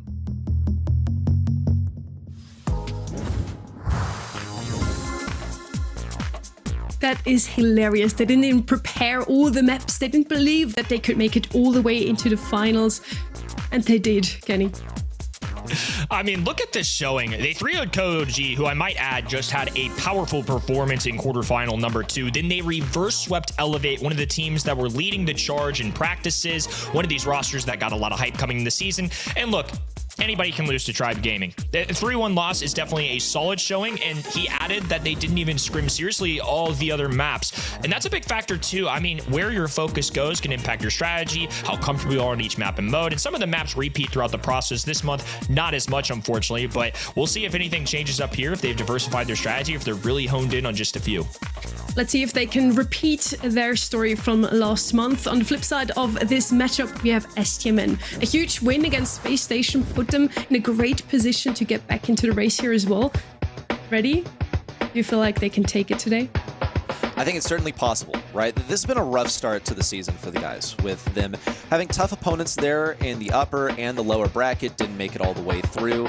And I am honestly still a little unsure of whether this is like a reward for their efforts or whether this is going to be one of the toughest teams in the entire bracket. BC Gaming is still a bit of an unknown quantity, and I think the same can be said for STMN. We're looking at Pain in the camera here. We want to also focus on him a little bit here, Kenny. Been a really good player for a while here. Last year, especially, obviously playing with KCP was a good showing, but he had a Worlds appearance even back in 2022 with Vatra at the time with some other North American players. 2023, not particularly his year, but safe to say he's definitely got some accolades, some strong results. And when looking at this month ahead, this is one of the ones where, again, we've been wrong a lot. We have been proven wrong so many times by these phenomenal players, but this is actually one of the ones that I was kind of looking out for as a possible upset from STMN. Is there a player amongst those two rosters that are really known for this one brawler they always pick ready? As far as what comes to mind, Evex, I think this guy just pulls out the stuff that you would only see on ladder, pretty much. In my mind, that's what made him stand out to me last year, pulling out like the Miko when no one else would. Now, whether that will be a hallmark of their strategy today, we have yet to discover. Mentioned World Finals before already. There was a team before that won World Finals with a very surprising Edgar pick, so maybe those surprising picks do indeed work out sometimes. You want to surprise your opponents, especially if you're the underdog. Now, do we really have an underdog in this matchup, Kenny? I think so, just given that BC Gaming, this is last month's roster who got second place, now being picked up after a really successful performance. 23% of people riding with stamina, and obviously a new roster for STMN this year, very different than what we've had in the past. But these guys showed flashes, especially in the qualifier stages. You know, outside of that Tribe loss, I thought were pretty solid overall. These are players that I've been kind of looking forward to see how they do this year. Then this is going to be their first debut on the big stage. Can they show that they can beat last month's second place team in an early round? It would really rattle the rest of the region. We're starting out with our quarterfinal number 3. Draft is ready. Mr. P left open. Of course he's going to be picked up. What were you thinking? Usually we see a lot of long range here. Mr. P usually banned out and ready. Yesterday we had a Shelly on this map. Like, thoughts? Anything goes, right? As a last pick, I might add. So there was a little bit more safeguarding there. But as far as the Mr. P, how that's going to work out here, really the only way that you can deal with this quite effectively is overwhelm him in close range, or you just outrange him, right? Now, Gene into the Mr. P is very bold, but I think there's a good reason. Because if you're pretty astute in Brawl Stars draft, you'll know that Gene is like hard countered by Mr. P. But I think STMN are getting the idea that BC Gaming want that Gene, so they're going to go ahead and take it away. Plus, Gene's only going to be weak once Mr. P gets that super, which is going to be the tough part when he is outranged and out DPS'd by Angelo. Two of the most popular brawlers in this map, Angelo even being in the ban stage quite a bit, and Gene still being on this right-hand side. And to your point, on paper, these matchups don't necessarily click, but in the game mode like Knockout, where the porters are helpful, the super does disappear after a round. So that's something to keep in mind. I feel like one thing that I've noticed in general with pros is they're not always necessarily as focused in Knockout in particular about the matchups. It's more about what the team cohesion is, what your strategy is early game, late game, how you're building up those supers. So STMN are clearly confident they're going to be able to hold on, because like you said, this Mr. P is a fantastic counter for both of the brawlers we're seeing on the right-hand side. RT in is going to provide some survivability towards the end of the game. Not a direct response, really, to anything just yet. He does have a decent amount of HP, so it's going to take a little bit longer for Gene to tickle him down to 0 HP. But once again, just a safe selection, keeps him from getting jumped on by anything too aggro towards the end. Could be like a Daryl, always a consideration as a last selection on this map. Next up for BC Gaming, hopefully something that responds to the Gene. Wow, okay. So in two instances where we've seen a pick that is mainly focused at taking something away from the enemy team, in this regard, it's going to be BC leading with the Daryl for the aggression. Daryl is on my mind too. It shows up a lot on this map in this mode, and I just think it's an excellent response, especially as a brawler that can get that super passively, doesn't have to move a muscle to do it. So you can just kind of hide, stay put. Gonna be hard into scouting reports like a Gene, for example. You can just kind of puff out some shots, get a little chip damage, and even if it's for 300, it's still gonna be enough to see the guy. Their way to combat this is going to be Carl, so I think that's gonna be excellent into the Mr. P porters. You're also gonna be able to use that incendiary gadget to kind of scout out to cut off the enemies, make it more difficult for them to walk in that grass. I don't mind this at all. I think this Carl as a 6th pick actually clicks pretty well. I'm looking at how this is going to interact with the Mr. P though, right? Because for STMN, I think a big consideration is going to be keeping that Mr. P from getting turret. Keep in mind, like, okay, Mr. P, one of the best brawlers in the game right now, but let's not forget that what makes him so strong at the present moment is that hypercharge, and yes, also the fact that he has infinite gadgets along with every brawler in the game is one of the things that makes him so good. But this is knockout, dude. You only get 3 lives. You're not going to be hitting the enemy a whole lot, usually trying to keep the distance. STMN are going super aggro. The faster they can end this round, the lower the odds of Vegeta getting a turret, and more importantly, a hypercharge. They go to that left-hand side, which, if you're looking from their perspective, is rare.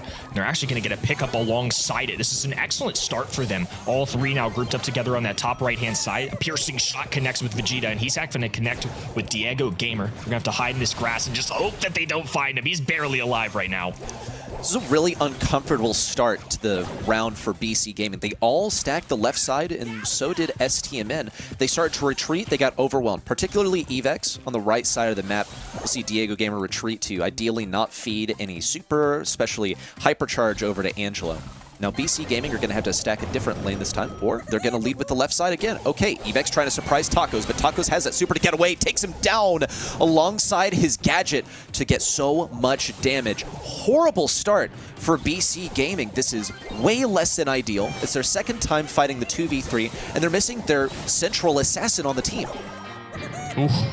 Rough and a strong showing so far for STMN, and I think a key part of that is just catching their opponents off guard on the left-hand side. Like I was mentioning, if you're on the blue perspective, usually they're going left. On the red side, you're going right. That's just the natural order of things. Sometimes you send one aggro brawler to mix things up a little bit, but they're playing the mind games here early ready. Stamina full engage this left-hand side, and now BC Gaming are going to join in on the mind games. They're going hard right, but STMN read right through this.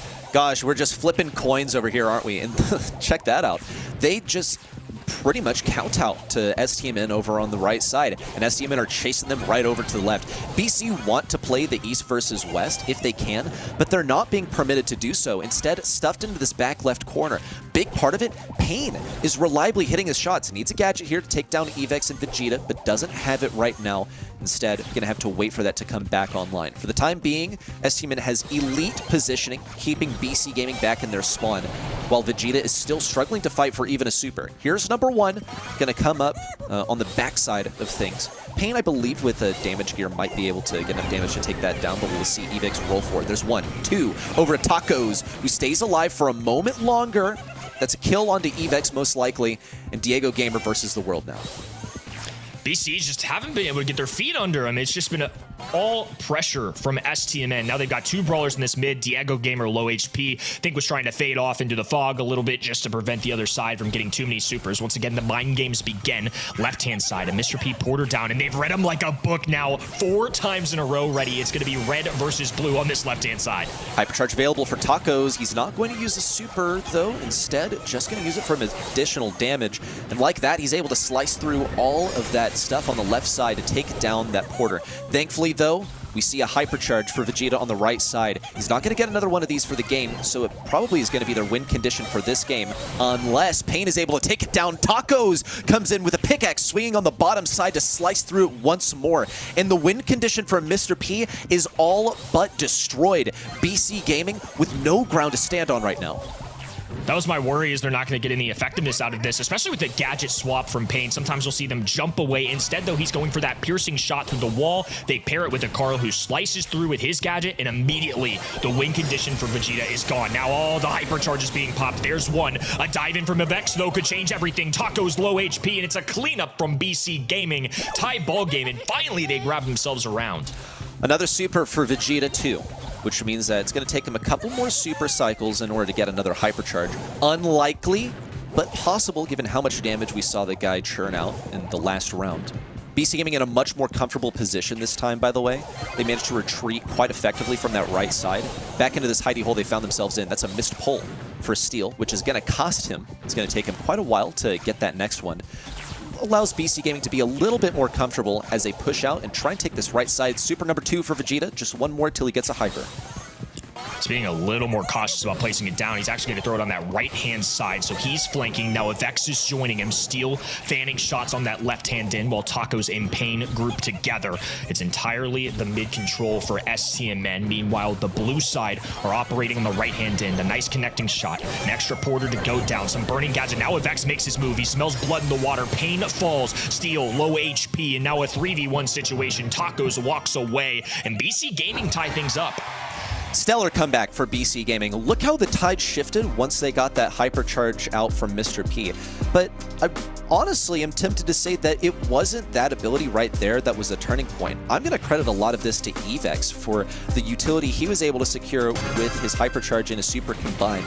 Managed to break up that enemy defense, estrange some of those players, and isolate them so he could assassinate them. I think the reason that Vegeta was starting to get these supers was due to a change in how both teams were playing, and BC Gaming better able to sort of mold themselves around the offense that STMin was leading with. Finally get to see a change off the start. Neither of these sides meeting each other in their respective lanes, so it's much more of the traditional east-west that you get on this map. And it's going to be, once again, STMin grouping up together. They're going to stay in this team huddle to work with the sharpshooter Angelo, get those passive heals out of Steel, so if they do end up taking a damage, it's immediately regenerated. Evex ready with the super.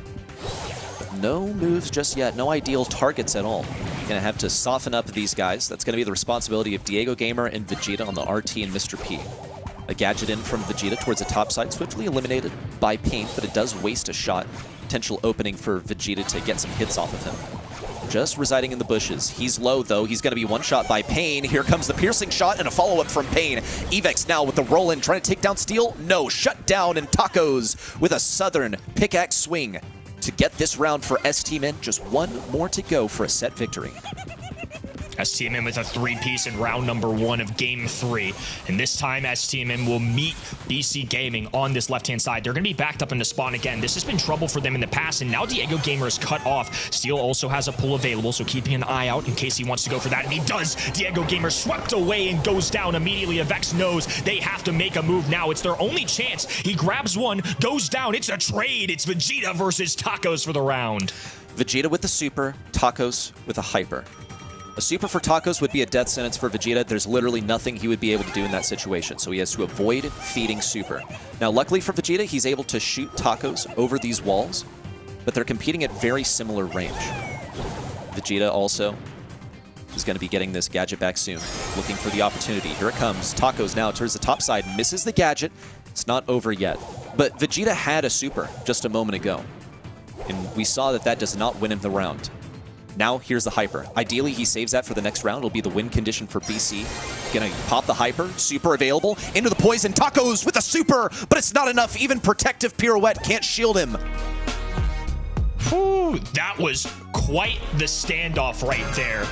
Really tough one to make happen for either end, and the fact that he lost his porters and was still able to maintain a win, really impressive. Vegeta was able to keep his cool and get a little bit of an upset, because traditionally Carl's going to counter that brawler.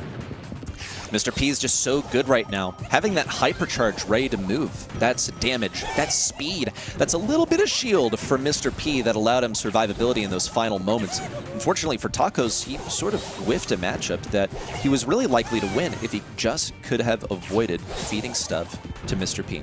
But importantly, Vegeta is now missing that hypercharge that would have been a great win condition. He's also got that turret up, so he's well on his way to providing some resistance, especially since Steel has his pull ready to go. As long as there is a porter out, that is something that can block a pull. So Steel is going to probably be waiting to use this towards the end of the game. He did manage to pull Diego Gamer earlier, so it's another thing of note. Diego Gamer just staying right on the edge of that, but here comes the hypercharge in from Evex. Evex diving in. He needs to grab a kill. He's pushed Pain out of the way. Vegeta follows through with the shots, and it's a tailspin from Tacos. A 2v1 as the static gets dropped. A little extra assistance coming in from that porter, and BC Gaming dragged themselves out of here somehow with a set win. It was looking bleak in that opening game, but second place from last month is looking real good to open up. That had to be excruciating for STMin. They were one round away. In fact, they'd won 2 rounds in a row. They won another one. That was 3. And come game number 2, they were simply 1 round off. Then they let a couple rounds slip. Then here comes game number 3. They get the first round. It really came down to BC Gaming fire back once again. Strong showing from STMin in the first round, but chasing them, they chased them in the corners every single round. They wanted to put them under pressure early on, so they would never get those Mr. P porters. They really needed that hypercharge ported, but as you mentioned already, Evex played a huge role in that too. Lost Sonny there for a second, but we'll take over here with the stats ready. We've got Payne rocking the STM and BC really did put up a tough fight against each other. Payne leading that damage category. Check this out, 202 DPS. Really put the hurt on him.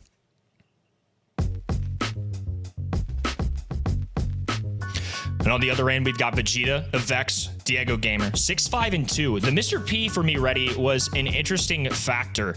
Love seeing Mr. P come out there. Honestly, ended up working out pretty well. 198 there for him. So good stuff.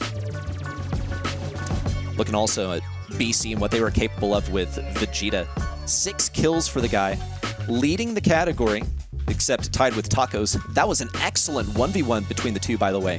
The hypercharge from Vegeta secured the win, though I expected the same to happen across the way for Tacos.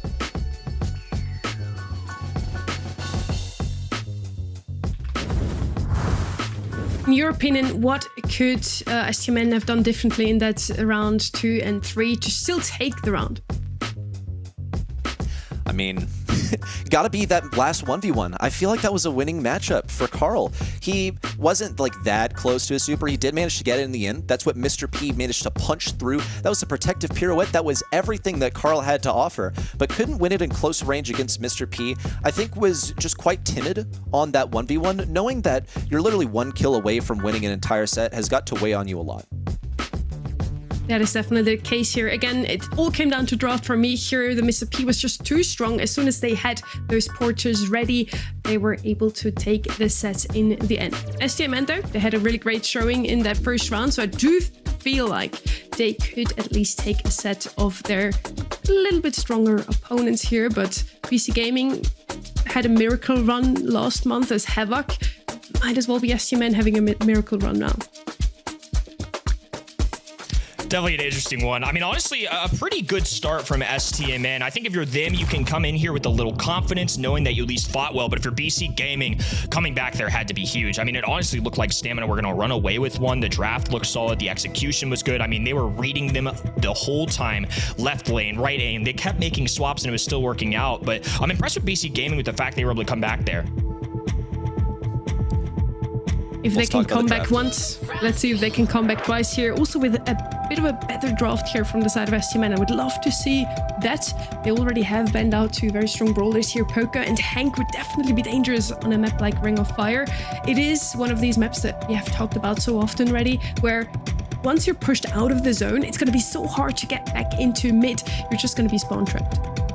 Pretty much, if someone gets in those bushes, then it can be GG. There are moments, though, where someone entirely encircles a team, gets in those bushes, but it's not really an issue because they find themselves in a 1v3, and they've sentenced their teammates to a 2v3 on the other side of the map. So there is a balance to be found there. Ideally, you cycle the respawns. Once you find yourself in that position, you get the kills before you can secure those bushes. Let's talk about these matchups, by the way.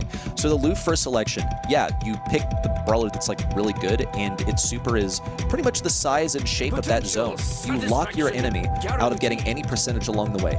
Here comes the Stu, and here comes the Byron. Keep in mind that Barry is in play, and Byron is going to be a pretty good, like, preemptive response to that. Stu, also, always good into Lou. Dodge those shots quite effectively. Don't feed him super, don't feed him hyper.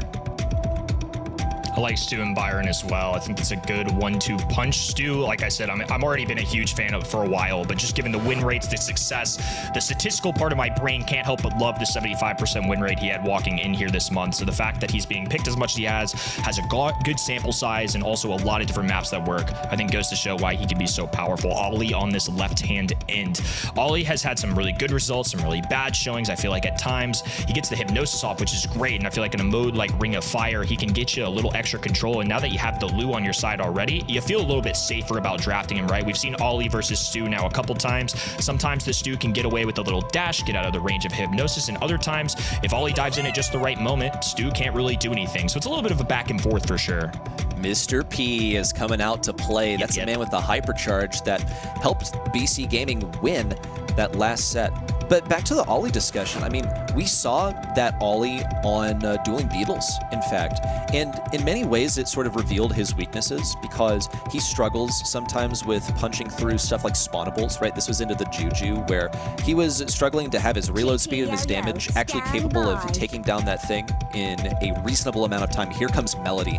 This is a brawler that when she gets her hypercharge, yeah, your entire team just sort of dies. And she can be effective for taking down that turret because she does have such good movement. So this is something that they really, really needed, some way of responding to that Mr. P, considering also that Mr. P is actually going to be really good into that Stu and Byron.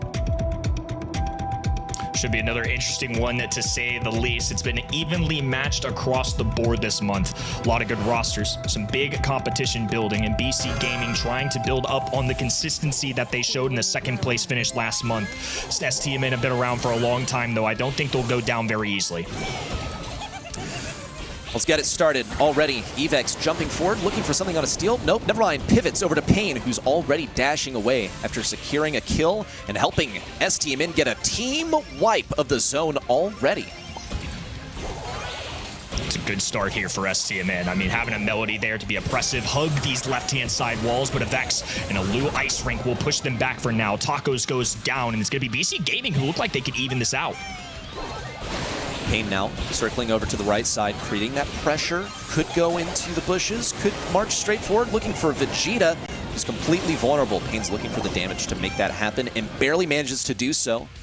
And Pain also manages to sneak away from Evex. It's an opportunity also for him to get rid of this turret. Meanwhile, Tacos pops a hypercharge, looks for the kill on Evex, but he's already escaping towards the enemy side. Hypnosis on a steal and on the Byron.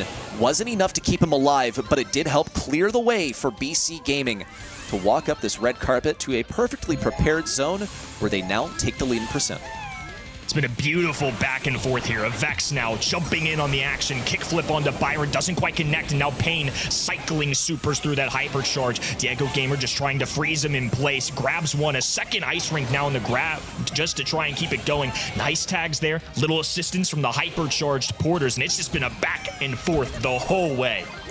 Diego Gamer is now ready with this hypercharge for the next push in, and STMN only really has time for one more attempt. They've gotten one. Down goes Evex. Diego Gamer is ready with that stun. Marches forward, doesn't hit anyone, in fact. Wanted to go for a little bit more, but really only needed the survivability to stay on this point and close out game one. Nothing short of entertaining in game number one. A lot of action going down. I feel like sometimes, especially if you have a strong early start, it's just one team holding their ground, pushing the team into a corner and leaving them in their spawn. But both sides just had so many moments with comeback mechanics. We have things like Melody, dashes, Lou, Ice Rinks, the extra porters to help, mobility coming in from a Vex on that ollie. There's just so many moving parts here. It's awesome to watch. BC Gaming once again off to the races, but they're getting encircled by STMN, or at least in its attempt. Hasn't rung true just yet. Taco's looking for the two-piece. There it is. And STMN have control for now. Evex has opted to go on for a solo mission. Was not very successful as Steel kept the team alive and healthy. Sentences his team to fight the 2v3, where they're going to have to retreat and now fight for their own bushes. Probably what Evex was hoping to prevent, and ultimately has, as he is constantly cycling out the respawns to get up to the point. But along the way, he's fed a Melody hypercharge that leads to a Tacos team wipe. Oh, and he's frozen at the perfect time, too. He's not really going to be punished for that at all because they had a team wipe, too many spawners down on the ground, so they're just able to buy their time. He gets frozen, and then he walks away by the time that Lou Super goes down. Taco's putting in additional work here, too, and now Pain getting in on the action. Everybody going down here on the BC Gaming side. STMN holding firm in this mid, and Steel there just to assist for some extra heals.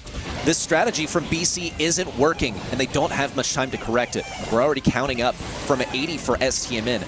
Pain dodging the shots as effectively as he can, but now he's got to fight through a hypercharge, and that's a death sentence right there. But Tacos is in for a second Melody hypercharge of the game, skating around the rink like it's nothing, bringing STMN within 4% of victory.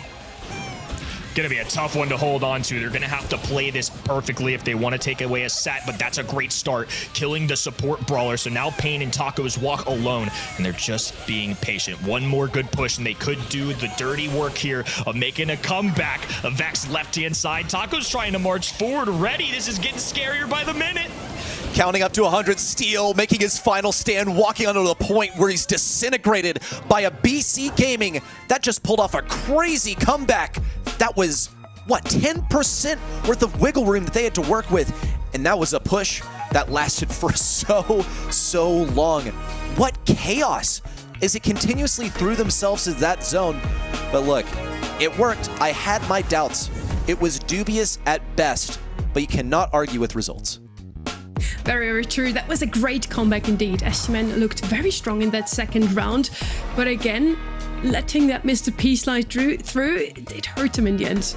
Twice in a row now, BC Gaming wins with the Mr. P. The Lu also had a very strong showing. As I said, once you're getting pushed out of that zone, in the first round especially, you can't really get back into it. In your opinion, Kenny, how should STMN have actually adapted to gain control of the zone? I think it's tough, honestly, in this composition, and kind of rewinding my brain a little bit, going back and forth. The game one felt like more in and out. Everybody kind of had ways to get back in. You had something like a Melody, a Stu dashing forward. I feel like they did a much better job at addressing the Byron. If Byron goes down, there's no way to support the STMN aggressive brawlers, the Melody and the Stu. And when that got a hand, BC Gaming were able to pick them off one by one. So I think having Byron there to kind of still stay standing, to get his team the heals that they need was really good. I just feel like more than anything, it wasn't necessarily STMN doing something super wrong. It was BC Gaming being very coordinated about focusing one at a time, which is something really good into support brawlers. They really had it figured out in this round once again, taking set 2 already. It's a 2-0 overall already. This is shaping up to be the least close match we had so far. My goodness, I mean, this is stressful for STMN. Both times they've looked like they had control, and then it starts to slip between their fingers at the final moments. So we're heading into last stop for a bit more action. Now this one is ultimately all about control. The comebacks are going to be a little bit stronger. If you can get to the enemy side, you know, move your pawn all the way and bring the gems all the way back home, that's your comeback potential. So it's going to be, I think, a little bit more hectic than Hot Zone, where they have to stay and play King of the Hill in mid. And this could well be the last stop for STMN today without even taking a single set, which really hurts to see. Heading into draft once again, maybe for the last time for this match number 3. BC Gaming so far looking very, very strong. Let's see if they bring out Mr. P once again. Honestly, last stop could very well be a Mr. P mid even. Looks like they don't want any of that action, Sonny. You bring up a great point. We cannot be having Mr. P on this map, so we're going to go ahead and ban it, especially if we don't have that first overall pick. Carl is who STMN is entrusting. And honestly, if I'm them, if I'm in their spot ready, there's no way your mental can be strong at this moment. They had such a hot start. They come in swinging with several round victories, drop that opening set to a BC Gaming comeback, and then right there, they have a chance to equalize in set 2, 97%. Still not enough, just short of 100. BC Gaming do the unthinkable. If I'm STMN right here, you got to nail this draft. You got to see yourself get one and just somehow find a way to keep pushing through. That's got to be so difficult to go through. Well, they do have the prep, that is without a doubt, because they knew what sort of opponent they were up against here in round 1. The second place from last month that STMN is really now staring down the barrel. I mean, they're about to be dispatched for the entire monthly final if they cannot get a foothold in this set right here. So with the Carl for selection, safe, good, cool, I like it. But let's talk BC. They've led with the Meeple and the Melody. Now, the question becomes, what are they going to be doing in terms of mid-brawler? Because Melody, we have seen it play on mid, but as we have also observed, Melody can derive a lot of her strength from getting super aggressive and acting as an assassin, the way that STMN employed it just one set ago. Curious to see where they go in that direction too. There's been a lot of different mids here. Gus has been one that's shown up off and on. I think an extra shield never hurts anybody, but a little less popular this month. But hey, he's popular right now, and that makes me look like a smart person. Totally down for that. But I also agree, he's less popular right now. Just sort of fell out of vogue, fell out of fashion. The guy is not as talked about now. But Gus is still a great option because you have options with the Gus. You have long range. You have the kill confirmation by using Kooky Popper once you spawn the ghost on the enemy every 4th shot. You have the super that can be used to blast people away if they get a little too close. Pearl. Okay. Interesting from STMN, possibly preventing an aggro last pick from BC Gaming. We know that Leon is a popular pick here, but generally we have seen Pearl sort of fall flat on his face. It's still going to be a good option for locking down that bushy lane, though. That's a tougher one to win anyway. Pearl shows up a ton on this map, and it's for the visibility and also to deter those aggro picks like you mentioned. Leon has shown up as kind of an interesting one here and there the last couple months, and especially with that gadget rework, having the infinite invisibility cycle can help you out a ton. So I think just having that in your back pocket, just got at the grass. Pearl by no means an S-tier brawler, but I actually think on this map in particular, it could be a good home for a very well-rounded comp by STMN. They have their Carl that can also have that visibility along with this gadget. You've got Gus, who's a great point guard, can throw down that bubble for other people's. Pearl, once again, can take a lane, not really going to be that mid option. Piper at the end tier for BC Gaming rounds them out. They've now got a sharpshooter, a little additional range. That's somebody that's likely going to want to duel that Gus, try and spam some gadgets and win those matchups with 1 to 2 tags. And a bit of a fake out too, because it sort of looked like Melody was going to be the mid brawler here. That's not unheard of. Now Vegeta, and check that out. He's already scouted the right lane, pops that gadget immediately, and Pain is put in jail. Vegeta needs to land the shots onto Pain though. He's been pretty wiggly so far, but Diego Gamer has a little bit of aim assist with Meeple. So one of the benefits of that main attack is it slightly homes towards the enemy. He's trying his best to keep this lane locked down, but Tacos has the damage and he's ready to move. Evex opts for the lane switch to get in close range versus Tacos, but once again, he's shut down in a matchup that often Melody wins. That was a phenomenal start there for BC Gaming, but finally STMN have a way to respond. They took over that right-hand lane, and it's crazy what one-lane victory can do. You saw BC Gaming nearly fall apart there. They had to go all the way back to their spawn. Now Tacos is being pesky. Steel is still controlling this left-hand side, and even with the cutoff, say, of somebody like Meeple, they have to find ways to get kills, and that's just something BC Gaming haven't been able to do in this mid-game. Evex is basically running it down and trying to get whatever damage he can, but he's being eliminated by Steel time and time again. Here come the gems now, stopping down on the ground in the back right corner. Honestly, BC Gaming can leave those there. That's the safest they're going to be, but Vegeta's going to opt to pick them up anyway. Don't want to risk an aggro Carl maybe snagging those, or if they get team wiped, dropping their chance to secure those gems for themselves. Here comes Tacos in with a super. That's one missed shot for Vegeta. It's a tough one to hit too, but now Evex looking for the upset on the back lines. Nope, once again shut down by a full heat steal and a super. That's a great attempt at some aggro, but not enough there. Great coordination coming out of STMN. Now they have a bubble, another takedown, and Vegeta left all alone. Pearl doing a really good job on this left-hand side, just staying put, charging up that shot, and dishing out damage when necessary. Vex trying to encroach on that left-hand side, blown up by Steel. What a response. Close to death, not enough. Steel survives, Taco maintains, and now they're just one gem away. They will start this countdown. Potential also to grab the next couple of gems.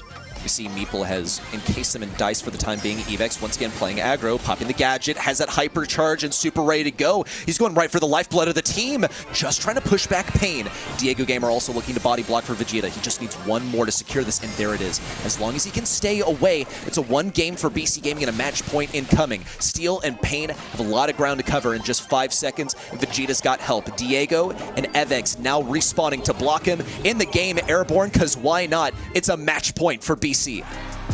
What a steal! I mean, honestly, Stamina just keep finding these moments where they're looking so good and they're so close. But in gym grabs, sometimes it's 1 to 2 plays that swing the momentum your way. And BC Gaming were definitely battling throughout that, but in terms of the KD, you gotta think it went with the red roster there. Nonetheless, you have the pop-off potential with Melody. You have Diego Gamer who keeps cutting you off, and all it takes is 1 to 2 shots from Vegeta to bring a brawler down to its knees, and they were able to maintain control. We'll see if BC Gaming can have that same start that we saw last time. It looks like a Vex is going to go down early. Pain putting some pressure on him. Taco's battling right-hand side, and the duel goes Diego Gamer's way. They're going to disrupt these walls, open things up entirely, and the sharpshooter Vegeta loves to see that. Some lovely interactions going down on the field right now. Vegeta has been dodging lots of the shots from Gus, and he's been pretty reliably tapping up the enemies. Meanwhile, Evex is getting shut down by Steel. This was a recurring thing throughout the last game. He just needed to win that once in order to bring back the momentum and all those gems topple the ground for BC. Nice play there from Diego. He comboed the super and the gadget to trap an enemy for Vegeta to kill with his gadget. That's been a team, well, almost a team wipe. Steel was on pretty low HP and had to retreat, and he's still taking damage from Vegeta. The control belongs to BC Gaming. That could slip if Evex falls here on the left side. He's ready and geared up for another assault in, but has opted not to use a hypercharge just yet. The gadget super combo out of Diego Gamer is nasty work. You throw him in a cube, you build a house around him, and then you get to cheat your way through the walls with his super. And even with Tacos having a shield, Diego Gamer is still able to win his lane. Another cutoff here, and Gus is going to have to take the long way around. Steel goes down, Vegeta grabs a gem, and now they're on what could be the final countdown of this match. They got to fight through a hypercharged Melody. It's a tall order. Evex is all over Tacos, and Steel is the last bastion of offense, and he stops dead in his tracks. He knows it's over. It's BC once again going through the quarterfinals, and STMN left in the dust. All the homies for the IRL watch party, I might add.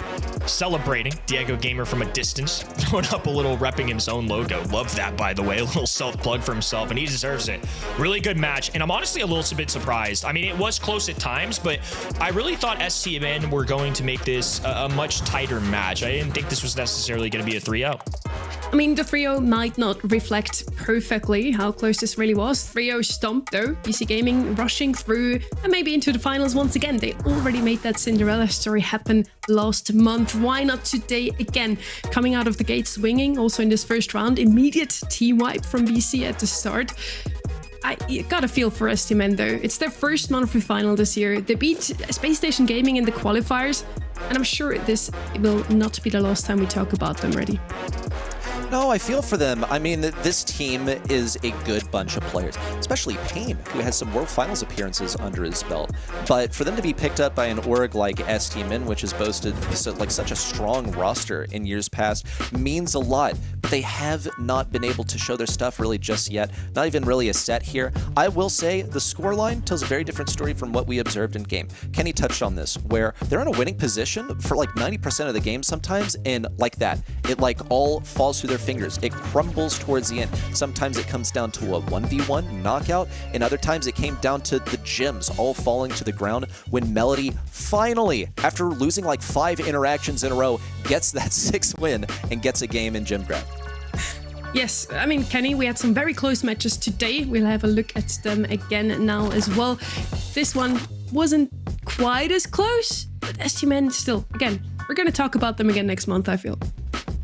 I think STMN are going to be in the mix here this year. It's a team I believe in, have a lot of talent, and while it hasn't gone their way the first opening couple of months, still plenty of season left. But for y'all in this next match, Elevate versus SSG could be a fun one. I think this is almost a must-win for both of these teams, especially relating to Brawl Cup, where this region has limited spots. We have this month, and next month, that's it.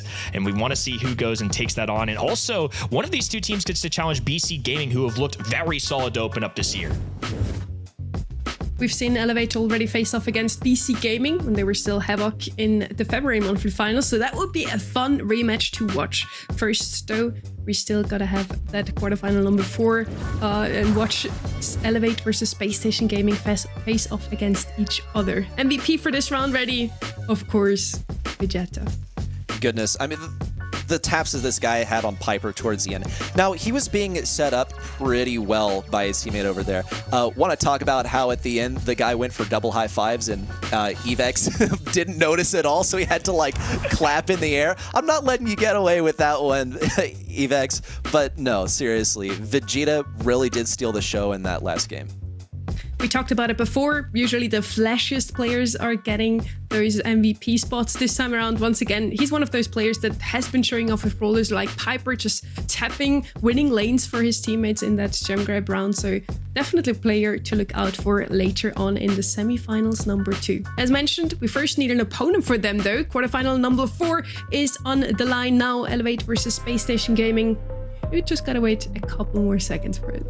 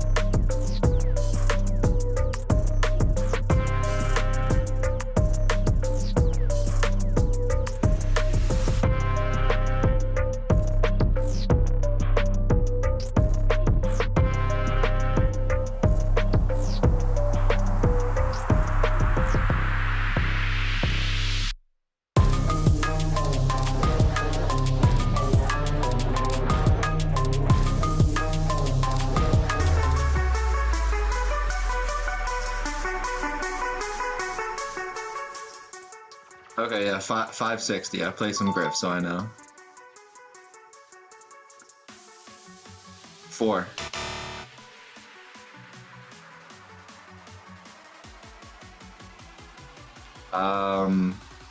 You might have to ask Vegeta this. I think 1.6 seconds though.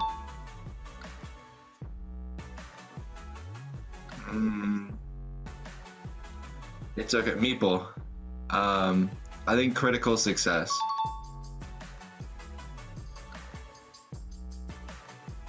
I think 6. I'm pretty sure it's 6. Actually, no, 7.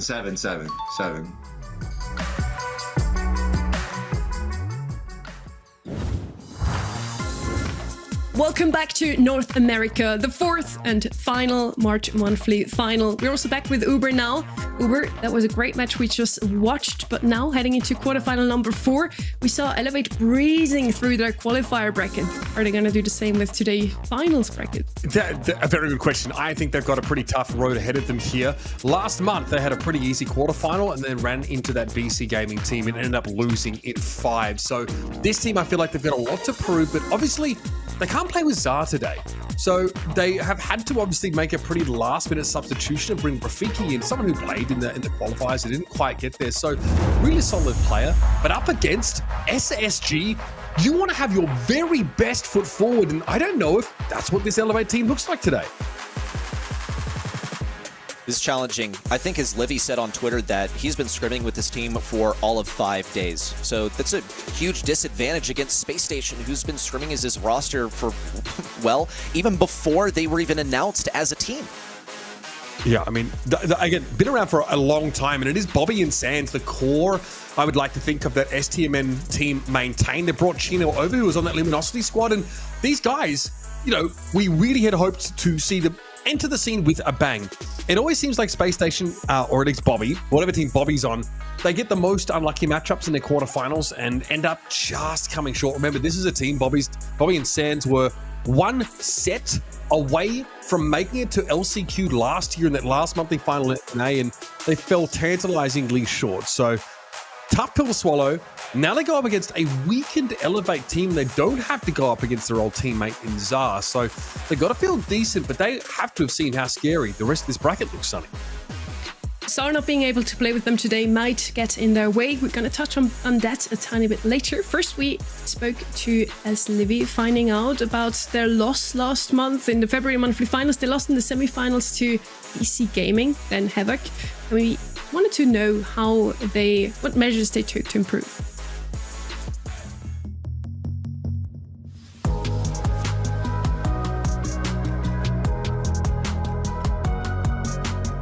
I would say we lost to BC Gaming last month because of not necessarily our comfort drafting style. I think we were performing really well in scrims, and we won the first 2 sets, and the 3rd set was pretty...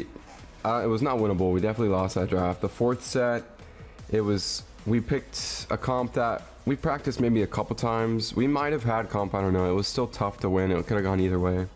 And then in the 5th set, we were 50-50 between 2 brawlers as a last pick, and in my opinion, we chose the wrong one. Not saying we would have won with the other one, but I think it would have at least been easier for us.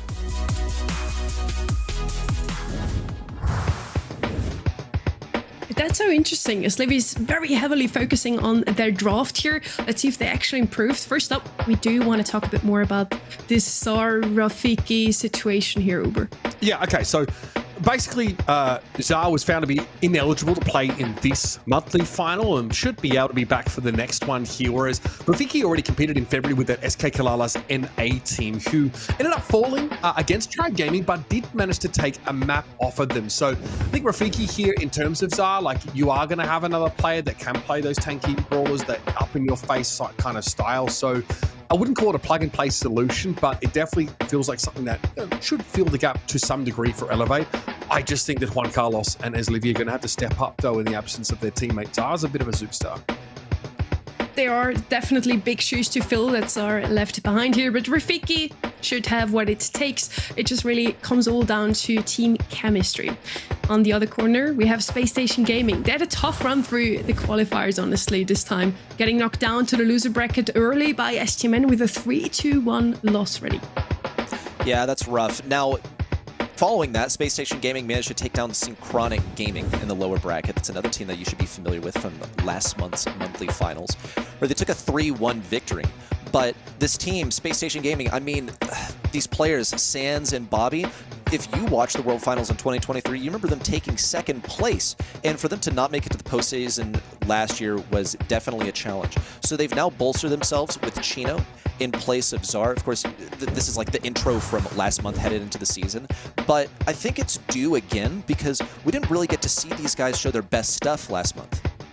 What speaks for them? They are looking really good in scrims at the moment. I want to focus up on one player, though specifically Uber. It's Chino.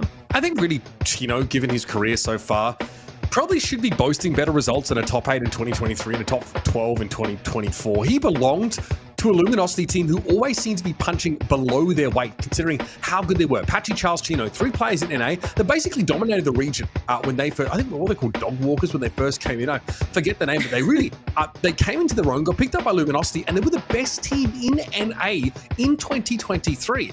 Only to really falter at Worlds, and I just think they had the jitters, they weren't quite ready, and unfortunately, they were like one game away from getting out of the group of death in 2024. They just got a bit unlucky. I think they had Zeta Division, Zeta Division and Crazy Raccoon in their team at Worlds. It's brutal. So, you know, and then he, of course, joins the unluckiest player in NA, Bobby.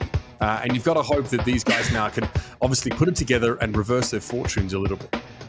You also saw just there 10 times match MVP, so another one to play those flashy brawlers. Talking about Zara already, he's the one to usually go on tanks, and looking at that first map ready, that's a tank heavy map, so let's see how Elevate will do here. It is a tank-heavy map and then some. It's about getting that base race to the enemy side. How much damage can you possibly churn out? I think we're going to get to see some specialties, right? Sans loves to play these aggro brawlers. I think that Chino also very skilled at some of these. The Chino story goes deeper also than like just the MVPs. There's so much that we can unpack. So if we see him go far, I think we'll have a little bit more time just to touch on one of the most mechanically skilled players in North America that I think was hindered last month by some Wi-Fi issues. So I think we should see SSG in full form this time. I mean, you should have had him at your apartment again. Yeah, exactly. The 4 ping to Dallas, it doesn't exist anymore, but man, was it good while it lasted. Oh, yeah, that's right. Obviously, last year we saw LG hosted by Ready on a couple of occasions to give them, a bit of even footing in terms of ping. But this Sunny is one of the few maps we actually get to see Edgar played. I feel like it's one of the most unique maps that we have in the pool right now, but the gameplay can be pretty one-dimensional, or at least it feels like you kind of have to try and play some kind of all-in style. That is definitely true. You want to see some Edgar, some Bull. This is the map you want to look for them. Very unique also, guys. Usually we're quite uniform with the choices of the people. They all voted that Elevate is going to win this one. The casters are all saying Space Station should take this one. I mean, did they know that Elevate are playing without Czar? I wonder if that is part of it. Good question. This is interesting. So Space Station are actually banning Edgar and picking a defensive brawler. So they don't want to all in. They actually want to punish the all-in approach on this map. So if Elevate do go for like ball, try and run it down, they'll have the Cordelias to actually take at least one of those brawlers out of rotation. But when it comes to going on the offense, Cordelias doesn't always offer you a whole lot. He can obviously replant to jump over walls here, but again, he's not the highest DPS brawler when it comes to actually doing safe damage to your opponents. And we have seen this exact idea before this weekend. It didn't work out. Against 3 tanks or 3 rushers, I would count Carl not to the tanks, but maybe also to one that can just rush on to save, participate in a base race. Cordelius usually loses ready. I'm actually going to take the opposite perspective here. I think that Chino is the best Cordelius in North America, hands down. Number 2, Chino's told me like, on maybe a couple of occasions, that he thinks Cordelius is straight up one of the best brawlers in the game, and it just comes down to whether you're able to play him or not. He's a high execution brawler. Like, yeah, if you get up close to someone and you auto-aim them down, then you'll be able to do a lot of damage, but he's not that one-dimensional of a brawler. Sans on the Crow? Okay, surely he's swapping with Bobby here because that's straight up unusual. This is a brawler that Sans hates with all of his mind. In fact, it was the last brawler that he mastered. But if he's... Yeah, but they're picking these two together. So there's no reason to pick a brawler and then swap it when you can pick them at the same time. Yeah. Maybe we get a swap. That is interesting. Again, obviously, like, Crow on this map, good all-in potential. That hypercharge super does a huge amount of damage to the safe, and slowing Toxin can be really effective against teams that want to run it down against you. Space Station have also given themselves the Daryl. They probably don't want to play against it as well, but they've given themselves an option to really pressure that turret down. If Bobby or whoever it's going to be that is on the Daryl can get to the safe, make use of the gadget, get right up close and burst it down very quickly. All right, everyone getting their star powers and gadgets selected. I'm curious as to how exactly the Crow is going to fit into all of this. Crow in Heist is more of a late game brawler where you have to get your hypercharge in order to actually make any impact. Note also a lack of wall break here, as Livy's going to be responsible for breaking walls, which means that Crow isn't going to really be able to benefit from any long range open sort of situations. Here comes Juan Carlos to shut down Daryl. Love the stun. Response there from Buzz is going to be quite effective for defense, and also there's mad potential for offense. Once you have the hypercharges, Buzz, you can clear the entire arena to get straight to the enemy safe. Not bad there from Rafiki. Just took 3 shots, I think, at that safe there with Sans coming on out, and there it is, nicely done. Heat ejector plus that super means you have enough damage to burst down one of the tankiest brawlers in the game. And now we have Elevate in an aggressive stance, but Chino does have that super, so threatening to drag potentially Juan Carlos down to the Shadow Realm, and Sans this time is ready with a Daryl roll to go forward. There it is, that's a Cordelius super. Juan Carlos loses out in that Shadow Realm, and as Livy, well, has nobody to play with right now. As long as you have cat-like reflexes, Cordelius is going to be able to get that super, even if you're in close range as the Buzz. Here comes the hypercharge from Juan Carlos, the defense. Rafiki now trying to connect with the safe. Bobby looking to cycle that super while also getting damage onto Rafiki and supering forward. We'll see as Livy now also pick up his own power-up to try and shut down Chino. He's in range, but Chino gets blocked by the sandbag. Still manages to thread the needle for the kill and has to circle back for defense. This is not good for Space Station, though. They're behind by a good 21% here, and they have not been able to secure Sans on that safe without trusty Buzz coming in to defend. If Bobby can build a super here, though, there's an opportunity to hypercharge in onto the safe and combine with Sans here. Rafiki actually gets dragged down to the Shadow Realm by Chino, but is able to win that fight out. That is devastating for Space Station. Now they've got no choice but to try and go all in, but Bobby gets stunned up by Juan Carlos, and Sans looks little awkward there, being forced to back away from the safe without getting the damage he needed to. Chino's down well, but gets stunned up instantly by Juan Carlos, and Bobby might be facing down yet another super. It's the hypercharge for Juan Carlos now, and Sans has to play defense, not where he wants to be. Dream scenario for Space Station Gaming. They get a team wipe, and Bobby gets to sit right on top of the safe. That is a game-winning move right there.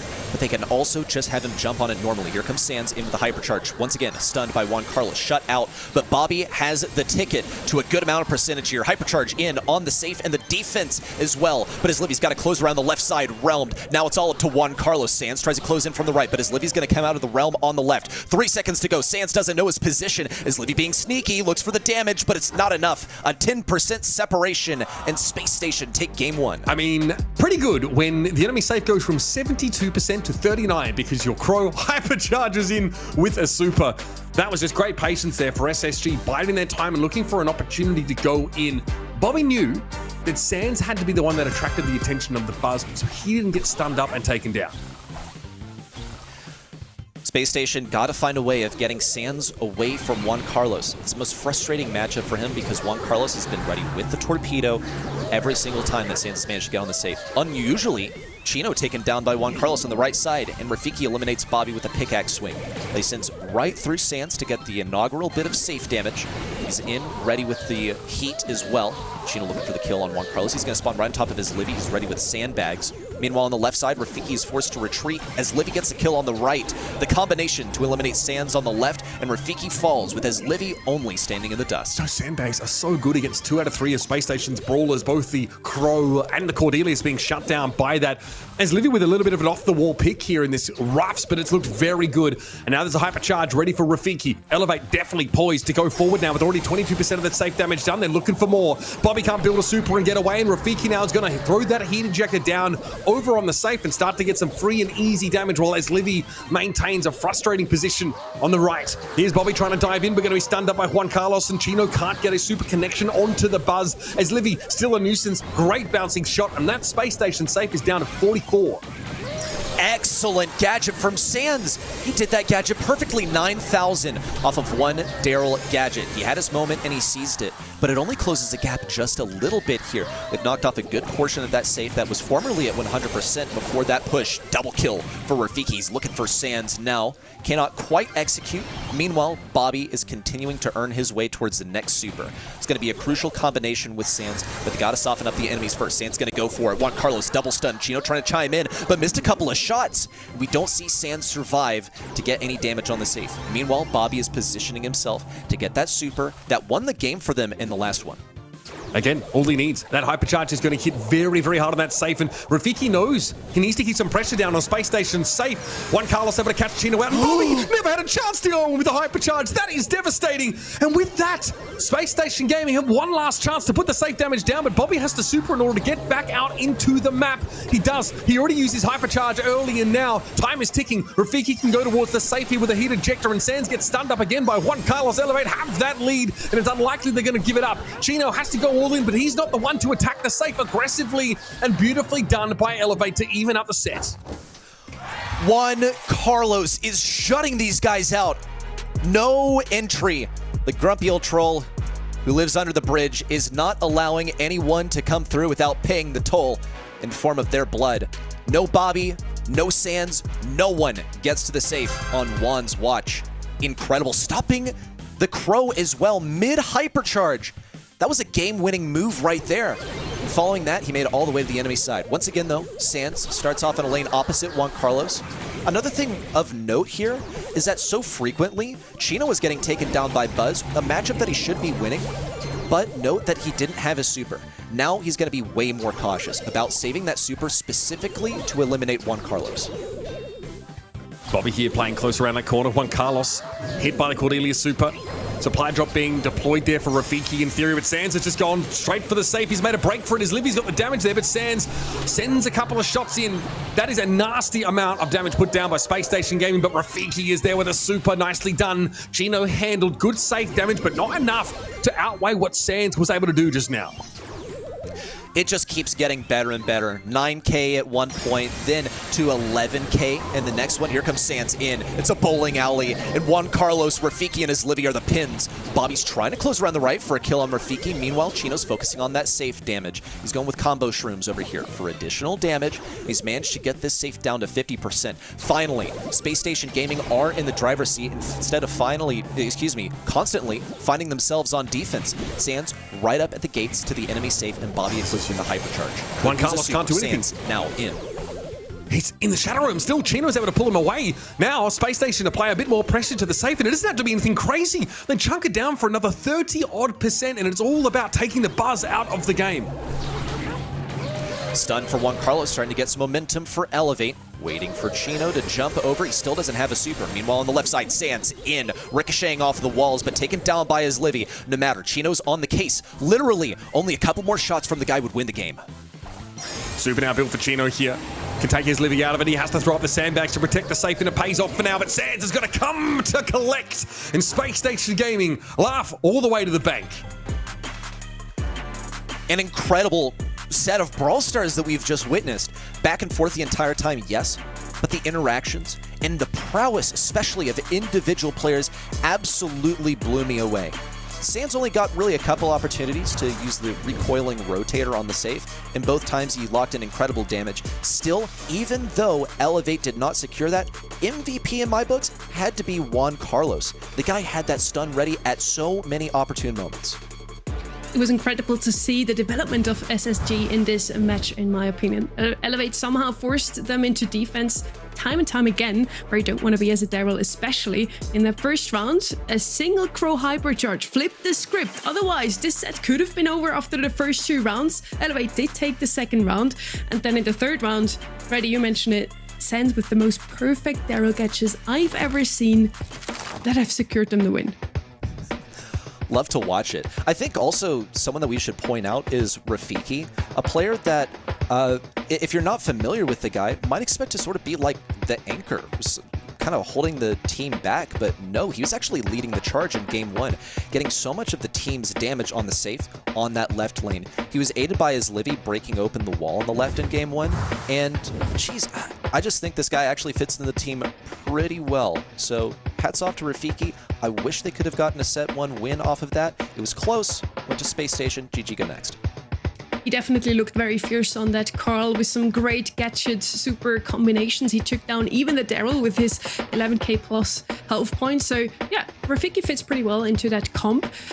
Let's see if he also fits into the team though. Communication, chemistry, all plays a role, and SSG has just played together for a tiny bit longer so far. Uber. I mean, the team is extremely experienced. I also think Chino goes under the radar and has a fantastic final round. The amount of safe damage he was able to put down was incredible. We discussed that Cordelius is not necessarily you're not picking that brawler in order to have good safe pressure, but a couple times he just ducked in and got 8k plus damage on the safe, and then maybe was taken down. So really great showing there on Cordelius. You kind of talked it up already. We definitely got a great showing on that brawler. Not only able to defend really well, but also attack. I do think SSG are kind of delivering on their promise here to make a big improvement over last month, Sunny, and going over to out in the open. I expect that to continue. Out in the Open is such an interesting map every time. I love watching it because you can either play those brawlers that can walk over the water on the left-hand side, otherwise you don't really have an opening to get into mid comfortably, or you just break up the map a little bit with a Brock, for example, but Brock's banned out, even Juju banned out, Angela as well. None of those brawlers I just mentioned, the ones that walk over water or break the map, are open. And the kit is something we've already seen yesterday. A great idea, and with Juan Carlos on your team, probably want to have that brawler. I just want to see Sands make the love heart with his hands. That's my favorite one. I want a thumbs down. Oh, really? The thumbs down? Oh, what is it? I don't know what it looks like yet. The one, if you do a double thumbs up, I think it makes fireworks as well. So whoa. Damn, so many great gestures there. But I feel like this is very North America. Seeing the kit on a map like this, often seeing him sort of get banned out in many occasions, and because the gadget is so repeatable, you don't have to fully commit on the first sort of invisibility. You can dive in, see if there's a chance to get some damage, maybe find a super, and if it doesn't work out, you can back off. Kit first pick is a Bob Marley special. I think that we'll see this brawler handed over to Bobby, because he at one point divulged last year that with Kit first pick becoming meta, that he decided to grind the brawler so that he could be the team Kit. It's a very support centric brawler where you're going to be stunning an enemy to bring them out of commission. In the same way that Cordelius can often operate, where you put someone in the realm, Kit a little bit less dominating, where often he can sacrifice himself. Gonna be a good option to get on top of some squishier brawlers, especially if there's someone waiting on the wings to take advantage of that fact. With Elevate responding with long-range options, I do get a little bit worried, because Space Station, they've committed with a short-range brawler, and now the other 2 picks are going to have to pick up the slack in terms of the early interaction and holding positioning at mid. I think a lot is going to hinge on there being enough follow-up damage there for Sands, because quite often that kit commitment ready means that you're at least trading the kit and you're hoping to get more than just the one elimination off the back of it. Ideally, you're hoping to end the round with that kit engagement. So, not Ollie, not hitting quite as hard, but has the potential to lock down an enemy composition here. This is a classic Sands pick. I remember back in, 2023 at Worlds, Sands popped off on this particular brawler. So, it is an old STMN classic here. And again, I think now with the repeatability of the gadget, that wind-up gadget is really great to have multiple uses of. And also having that residue gadget, being able to, again, slow people up and make them easier to catch, could be a powerful option too. Possible anti-Mr. P maneuver as well, because Squeak is famously good at taking down turrets. Kenji to create the aggression. Here's a mentality I believe. Elevate know that, and look, it's Kit and a tank. So it's not quite Kit Daryl, but it's going to fulfill a very similar role. Because Ollie has a lot of health, has a ton of mobility, basically fits the mold. So the strat here is going to be get that damage out early if possible. Kenji also has invulnerability during his super, where he gets quite a bit of damage, so I think there's something to be said about that. Has good survivability with his gadget that heals. Elevate, we're lacking aggression, pretty much. So let's see if that actually pays off. Rafiki's going to be patrolling this right side, also sort of checking that bush on the right side in case Kit decides to get aggressive, you know, go invis. Chino's just waiting on this back left where he's not totally visible to the enemy team as of yet. Some good damage already getting put down here by Eslivy. Not only tapping up these SSG brawlers, but also revealing them. That's a Sugar Ray that he might wish he had back, as there is no connection there, but still, the pressure is mounting. Elevator moves now into the middle part of the map as Rafiki begins to encroach, but Chino is sitting back. There is the ability, rather, to punish with a magic hand if Elevate get ahead of themselves. Another interesting note, Chino piloting the Kit this time rather than Bobby, who's opted to pop onto the Squeak. We'll see the wind-up coming out repeatedly. It's a very spammable gadget. Okay, now the combination is formed. Ollie and Kit now marching forward. Rafiki trying to create that aggression, taking a lot of damage along the way. Needs to charge up a super so that he can get the damage. Went for Bobby. Comes up empty-handed. Chino on the back lines gets the kill. Bobby vulnerable. Rafiki taken down by that final sticky blom from Bobby. And round one goes to Space Station. Yeah, it's interesting to see Kit used in this context, right? Less aggressive, not actually supering onto the opponents, but just making it so Ollie is virtually unkillable, and also being able to add the damage of the yarn balls up close, which can be good to the tune of 3,000 plus damage. And when somebody's hypnotized, those are virtually guaranteed hits.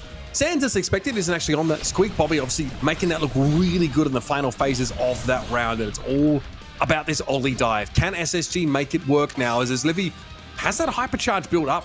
Juan Carlos, though, can't threaten a super right now. Got to charge it still, and he's not being presented opportunities. Sans, not apt to get out of this safe position.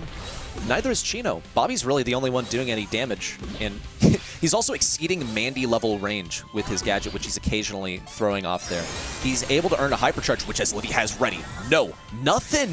Unbelievable. Really did send that, didn't have eyes on a single target and went for it. There's the pull. Pulled the combo of Sans and Chino that stays alive. Now, Rafiki up on the chopping block, but he's got one more move in him with the super. It's 2v2, Bobby on only 10 health. Rafiki has this kill in the bag if he can get around that barrel. Tries his best, taken down. Bobby with a stun, but as Livy's got one more in the chamber to dispatch him. Yeah, that was a very close one, and that's kind of what happens. I think if the Ollie doesn't get a big super off, Rafiki had built his Slashimi already, so had that invulnerability frame to avoid the Ollie and still be able to throw some damage down.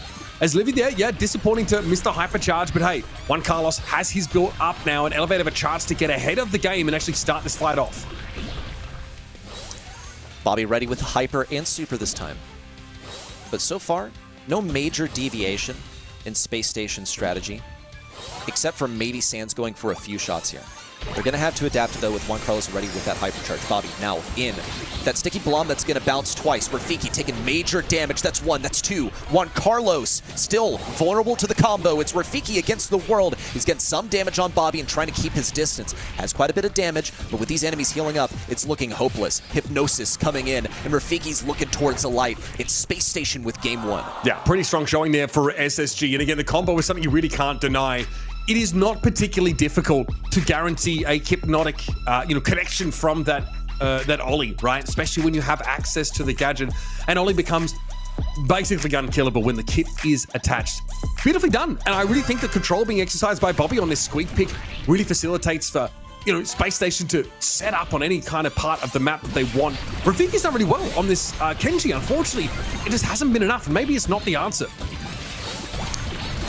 Super different strategy now from Space Station. They come out swinging instead of opting for a more defensive strategy, and they manage to get the Kid Super along the way. They're finishing this one off efficiently by the looks of things. Hypnosis now going to affect Rafiki, with Sans and Chino splitting from 1 into 2 for the final one. If they can avoid feeding Super and Hypercharge to his Livy as the ideal scenario, but there's a slow on to Sans. That's 3 hits from his Livy. He's only 1 away from having that Super ready to move for the next round, and there it is. Chino just has to hope to get close enough here, and he does attach himself to Sands as they try and run down the Mandy.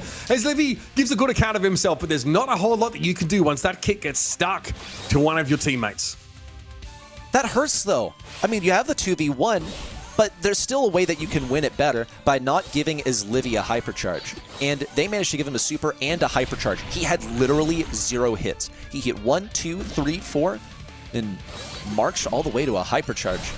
Nutty stuff. That's so much damage that it's actually going to be pretty good into the combo of Sands and Chino with them stacked right on top of each other. But they're going to get the hypnosis. Here it comes. No, practically immune to all of that damage. Rafiki denied any damage by Bobby, who's keeping his distance. Juan Carlos isn't going to have anything to deal with Sands and Chino, but Rafiki is creating the aggression versus Bobby. Not hit by a single one of those bombs. Sands and Chino separate, but it's 2v1 once again. Rafiki, though, great super, actually did get some damage onto SSG, so pretty close to cycling back towards the next one, but now you can go on the aggressive as that kid, and Rafiki couldn't do much about it. Sands was able to build that super and a very solid set here for SSG. They're looking comfortable here, and they've got a pretty good quarterfinal matchup to ease into what could be a long day of games. Solid showing.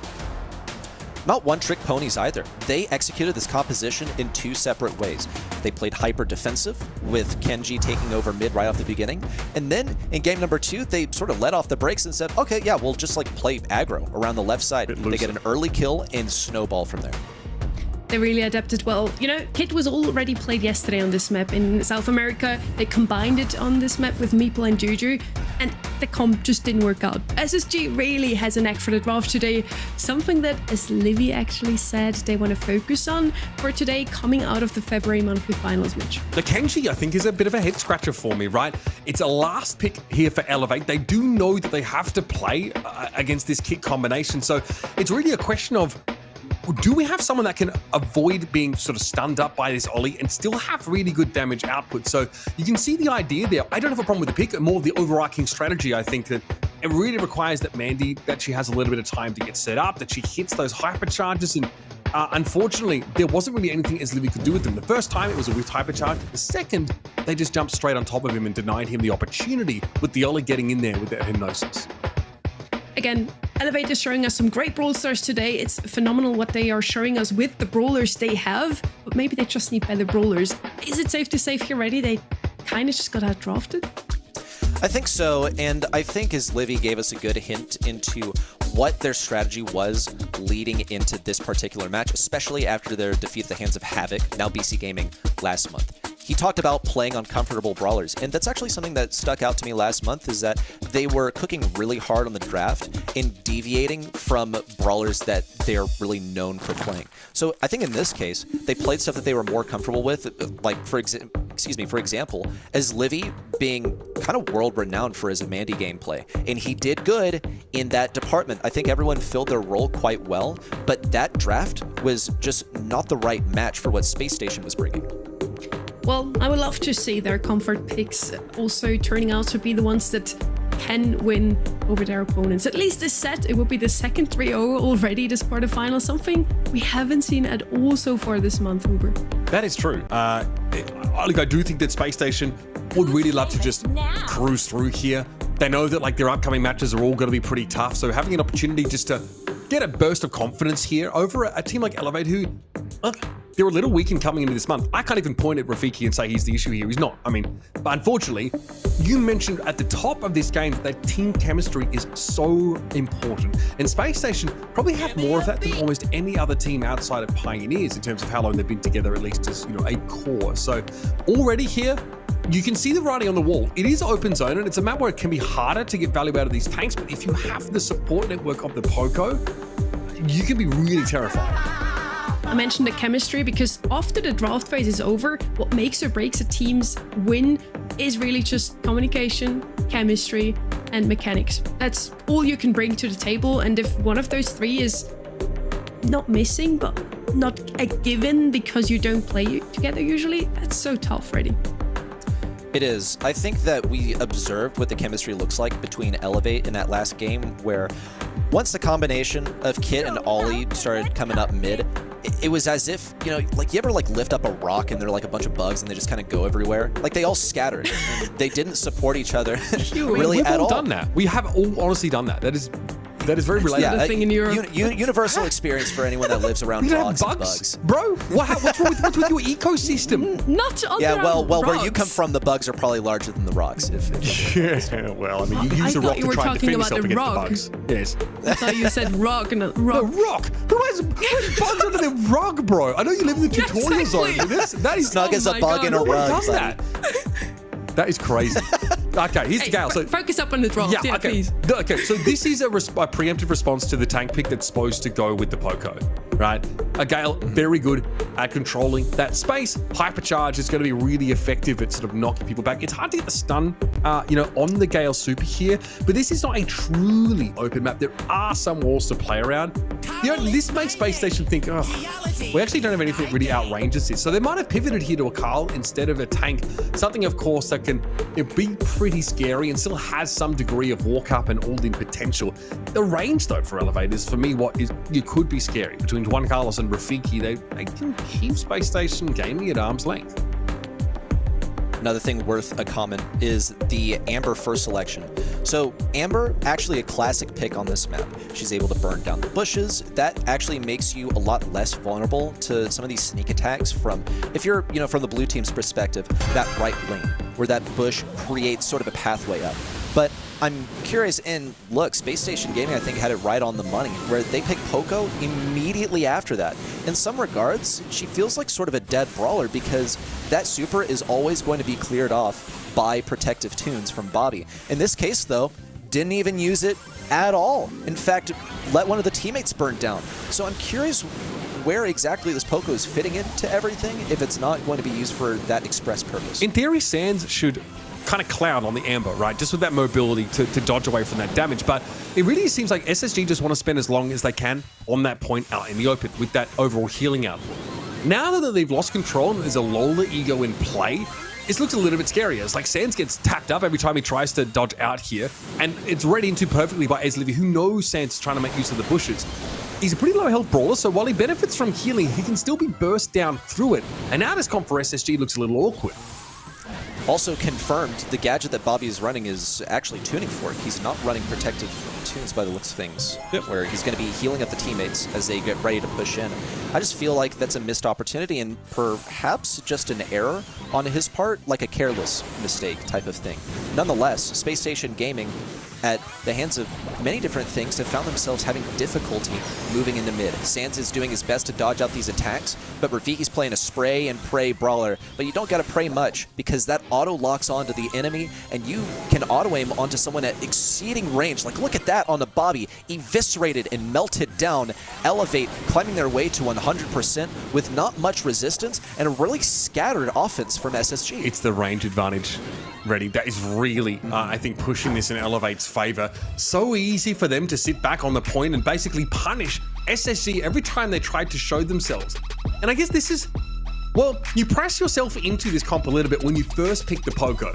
You want to pick a Stu, okay, that gives you an advantage in theory against the Amber, providing you're gaining your super and able to dash around. It takes her a little while to turn her turret and sort of burn you down, but this comp has no bloody range. They've gone, for a Carl when they maybe could have gone for something that's a bit more effective at this distance. Well, Chino is still competing on similar range to Lola, and that's worth something, especially since as Livy, with that ego, is not going to be able to block any pickaxes that pierce right through and hit him at the same time. We'll see Sands the first to fall as he was trying to create the aggression for the squad. Bobby also getting slowed down. Just another status effect that could have been negated by the use of the other gadget, which seems to be really holding this team back. Space Station Gaming are sort of scrambling to find what sort of strategy they're going to approach mid with, because as you mentioned, Uber, they are outranged in many regards, and they don't have the sustain to stay on. And that's with a Poco who has a tuning fork gadget. So it's about as good as it gets in terms of what like a heal-oriented brawler can put out for you.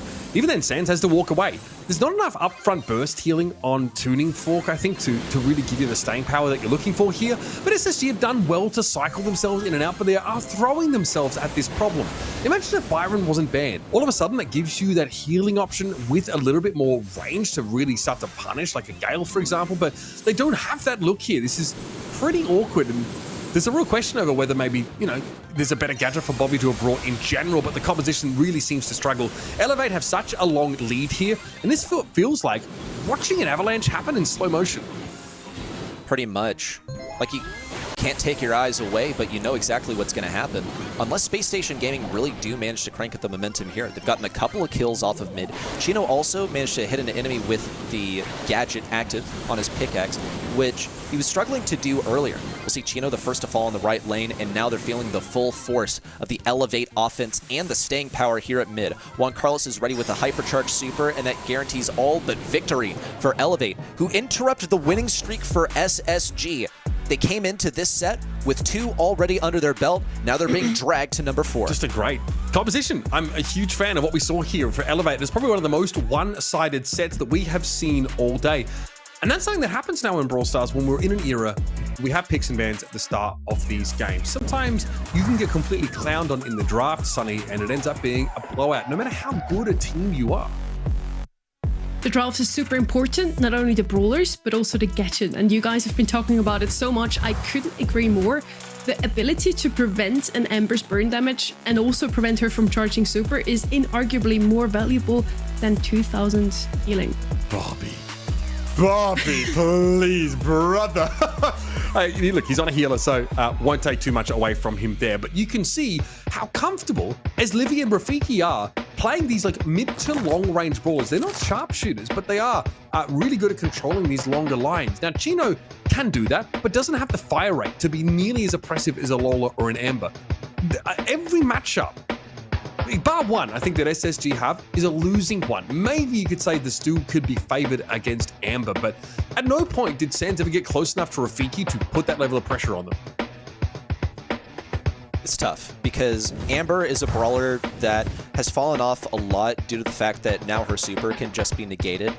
That, among many other things, is why Poco is such a frequent ban. But for him to be missing that part of his kit here, where is likely just a careless error, it's cost them an entire set. Just like a single button press is really all it takes, and that's not like a game-saving moment. That was extended torture, I imagine, for Bobby. I mean, we kind of got what we asked for, you two. We wanted to see another set come out of Elevate, and they live to see another set. Let's find out if they also live to see another match, if they can actually move on into the semifinals. They did manage to do so in the February monthly finals, then fell short against Havoc, now BC Gaming. Space Station Gaming, for them, it would actually be the first semifinal appearance this month. And also, this season. Yeah, and really crucial for those circuit points, right? Which do matter as we start to look towards our Brawl Cup, right? There's still another opportunity for, for next month to get those important circuit points and maybe jockey for position there. And yeah, I'm glad to see this go to a 4th set. I really do wish though it wasn't Elevate just absolutely rolling an SSG who came out with a composition that just didn't work. It would have been good to see Elevate just like kind of roll them on even footing. But hey, take nothing away from them. The draft was very good. Space Station, outside of that set though, Reddy, have looked the better team today, if only by a small margin at some point. So I'd like to see them make a big recovery.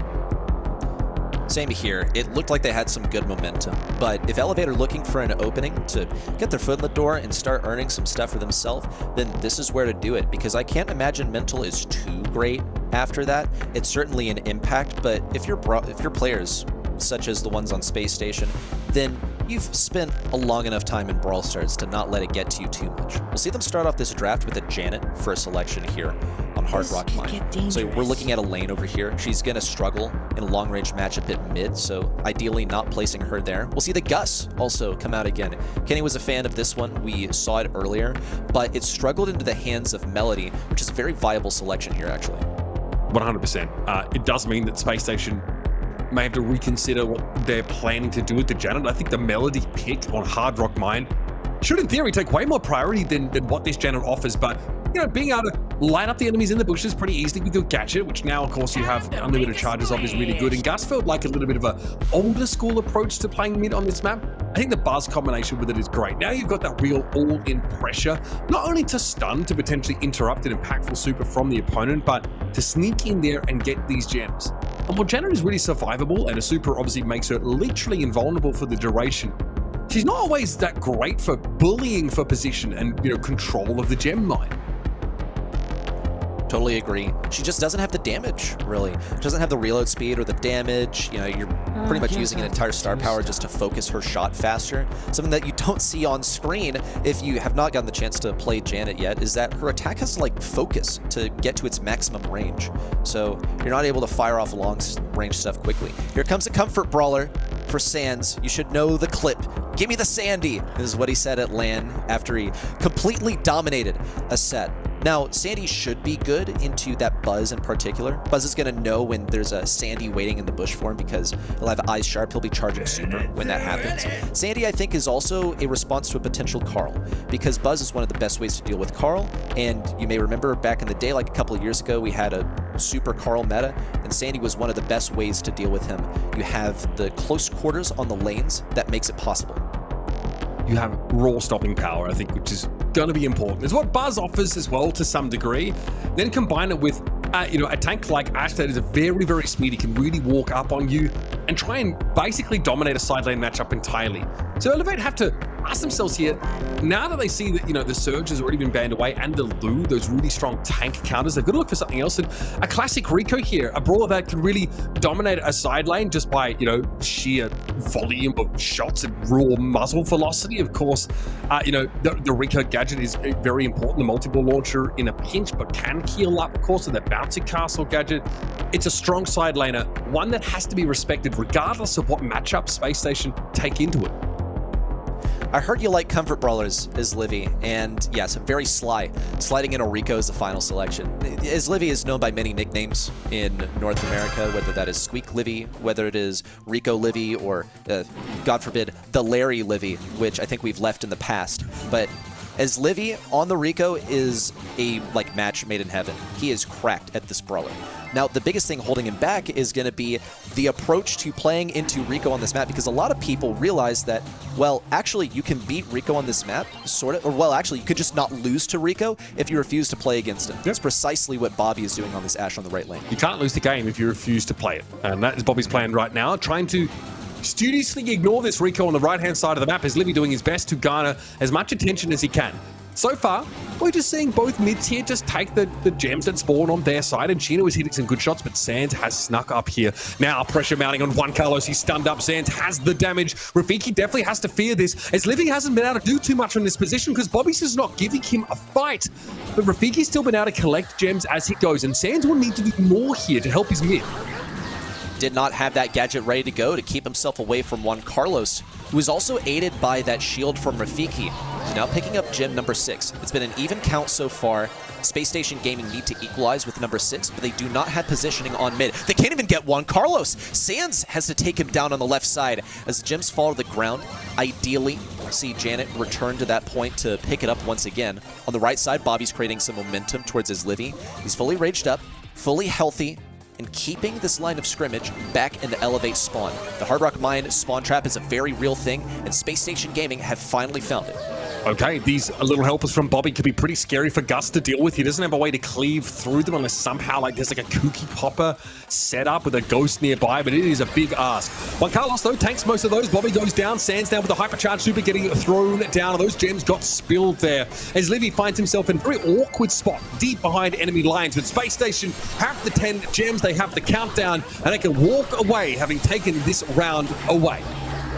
Juan Carlos, he almost made it all the way to the back lines. Space Station Gaming capped this one off with an exclamation point, eliminating the gem carrier at mid. Just one more game to do it. And Sans has got his game face on. That dude is looking mean. I would not want to be in the room with him right now, even if I were his teammate, because that dude is a man possessed when it comes to playing the Sandy. And you saw the floodgates open immediately off the beginning with him running down that left lane. And looks like he's going to be opting for it again. Also a different rollout from Bobby, who opted for the left lane off the beginning. We'll see Juan Carlos stacking that right. Sans is still scouting for him on the left. His position has not been totally revealed yet. Well, Chino goes very low there as SSG again not really set up on this right-hand side of the map, virtually splitting the map east to west instead. Nice damage there from Sans. It's pretty darn hard. Bobby does go down a response from Rafiki, but this should be Sans being able to step forward and threaten the position of the gem carrier. He won't have to take any himself, of course, as he's not that guy, but he's able to bring his Livy down, and that is an awkward torpedo miss there from Juan Carlos, who was shielded up and ready to rumble. Sans got tired of waiting for action on the left side and decided to take it into his own hands, marching over to the right to claim a kill, but still ate a lot of damage from Rafiki, and he's gonna do it again. Rafiki now claiming gem number 5 and 6 for the squad, which leaves Space Station Gaming trailing by 3. On the right, double stun from Juan Carlos. Receives the bubble shield to keep that ball rolling. Hypercharge active now. Seemed a little ambitious, but he's going to get 1. Almost got 2. That's fine. Chino is weakened and battered, and his Livy is in a great position to keep them locked in the spawn. Sans had the super necessary to sneak some people through on the right side, and Rafiki knows it's not worth the risk of staying on the right side. Juan Carlos ready to dismantle some of those rats, and Rafiki in a vulnerable position as long as Chino, Bobby, and Sans can pin him down. Big power play here for Space Station now, though, after that Ash hypercharge. Bobby's created a lot of room to work with now. Chino tries to help him out, but Juan Carlos is able to hit the stun and bring him down. Sans, damage gadget activated, but a shield on Rafiki means he can stave off that Santi damage. And Chino, with the paltry 6 gems, has to walk back towards spawn. Juan Carlos, again, deals with his leader. The tank of Ash has been brought down, and Juan Carlos now is more than happy to get in Sans' face. With that hypercharge, there's a speed boost. Sans is going to be looking for the Gus. Doesn't have a stun gadget and has to opt out of that fight. There's 5 seconds left. Does Sans have it? Chino going to come in over the top on this. Nice damage done. Gems dropped here by Rafiki, and Chino is able to cycle the super to get back to safety. It's the heist of the century. Oh my goodness, all the way back to spawn. 10 seconds to go. Is Livy with the super? He can beam him. There it is. And the interruption is good. Rafiki knows that he cannot touch those gems. This is going to be a hard-fought victory for Elevate. If it's even possible for them to claim it, they need to get Juan Carlos into position with his stun. And Sans on the Sandy is going to be ready with one of his own. Invisible now on the right side. Gets a takedown onto Juan Carlos. Is Livy, Rafiki staved off, and Sans all safe and sound. 3 to go, and on a single eye on the man holding all 16. Space Station, get it done, and they're going to the semis. What a way to win. They should not. They had no business winning that round. That was ridiculous. Chino goes in on the Janet, is able to down the gem carrier, drop down, pick the gems up, super again, back to safety, and Bob's your uncle. That is, again, the closest thing to the Italian job I've ever seen in the game of Brawl Stars. I mean, that last round overall was a crazy match. One of the best gem grab matches you two have ever casted, I'm sure. I really feel for Livy here. He came in today with a clear plan, prioritizing comfort picks. And in a twist of fate, his opponents just took the win with 2 of their own.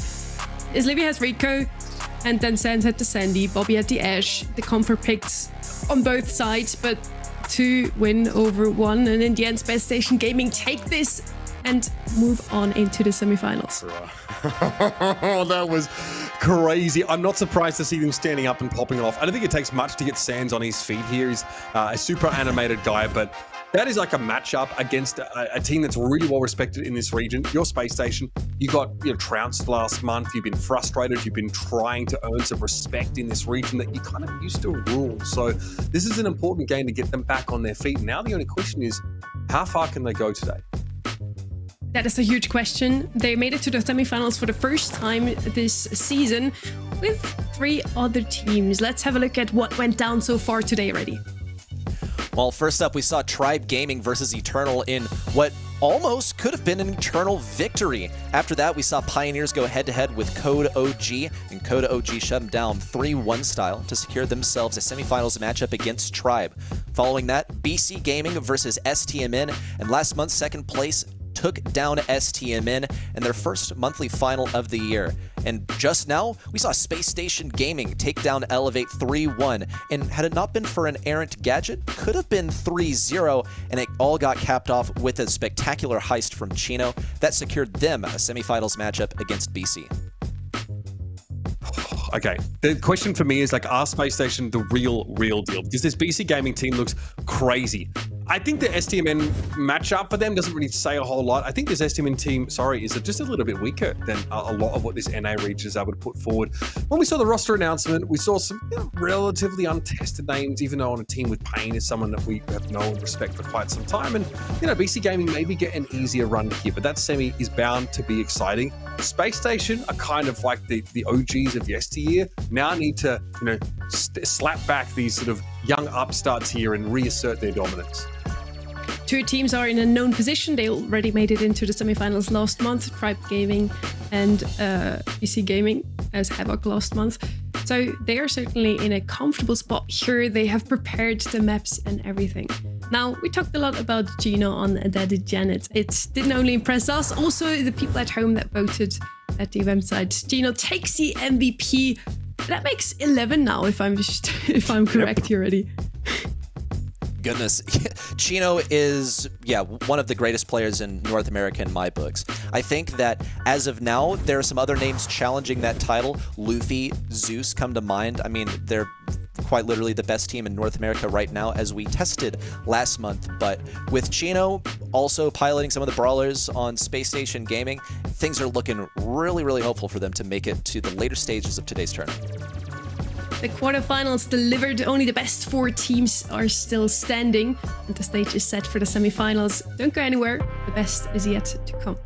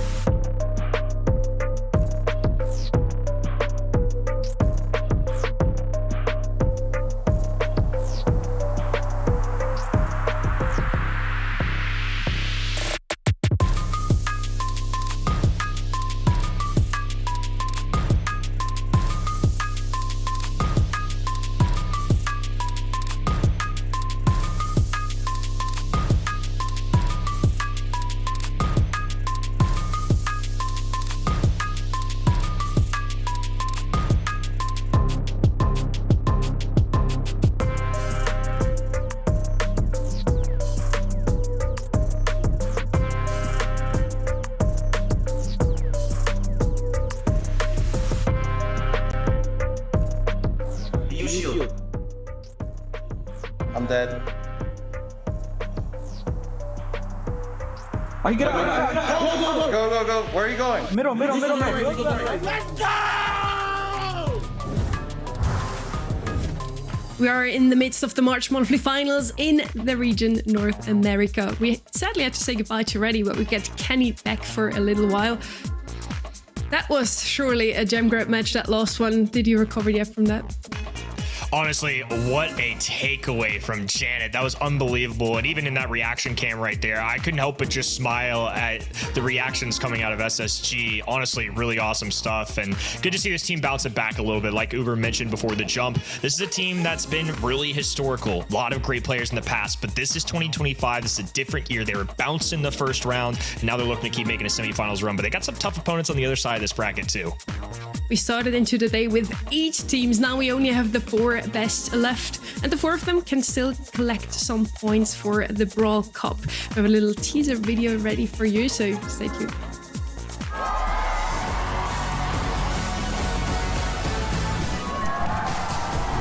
All regions from across the globe are sending their best champions to prove to us, once and for all, Humble, 50%, Crazy Raccoon have fallen short. which region is the best in the world right now. They'll compete for LCQ and World Final slots for their home region, altering the competitive landscape for the rest of this year. So prepare your flags, your patriotism, and cheer on your home region champions. 23rd to 25th of May, live from DreamHack Dallas. Get your tickets now and join the fun in person. Or watch online at event.brawlstars.com for amazing Pro Pass rewards.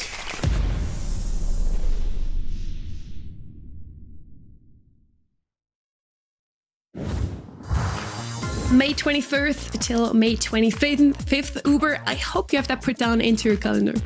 I do. My calendar's always got a bunch of shows in there. EFG, get on the blower. You want me to be there? I'm more than happy to do so. But it's such a look. It's so important, right? How many times have we gone to a Worlds or LCQ and gone, man, I really wish there were extra slots for this region or that region. Often, like, it's people complaining about, North America, for example, because they have like 6 teams, and EMEA that has like 24,000 teams that could honestly be in some of these brackets. So I think having the opportunity to broaden the pool for your delegates as we get towards those important events at the end of the year is ultra important. EMEA getting up to, getting extra slots, I think is probably pretty crucial as they are such a deep region. And you could say the same for North America here. So it's well worth fighting. And of course, it's more than just those, those slots for LCQ. There's obviously always prize money and glory on the line. And nothing quite beats getting out in front of the crowd at a DreamHack. They go hard out there. I was at Dallas last year and it was a really good event.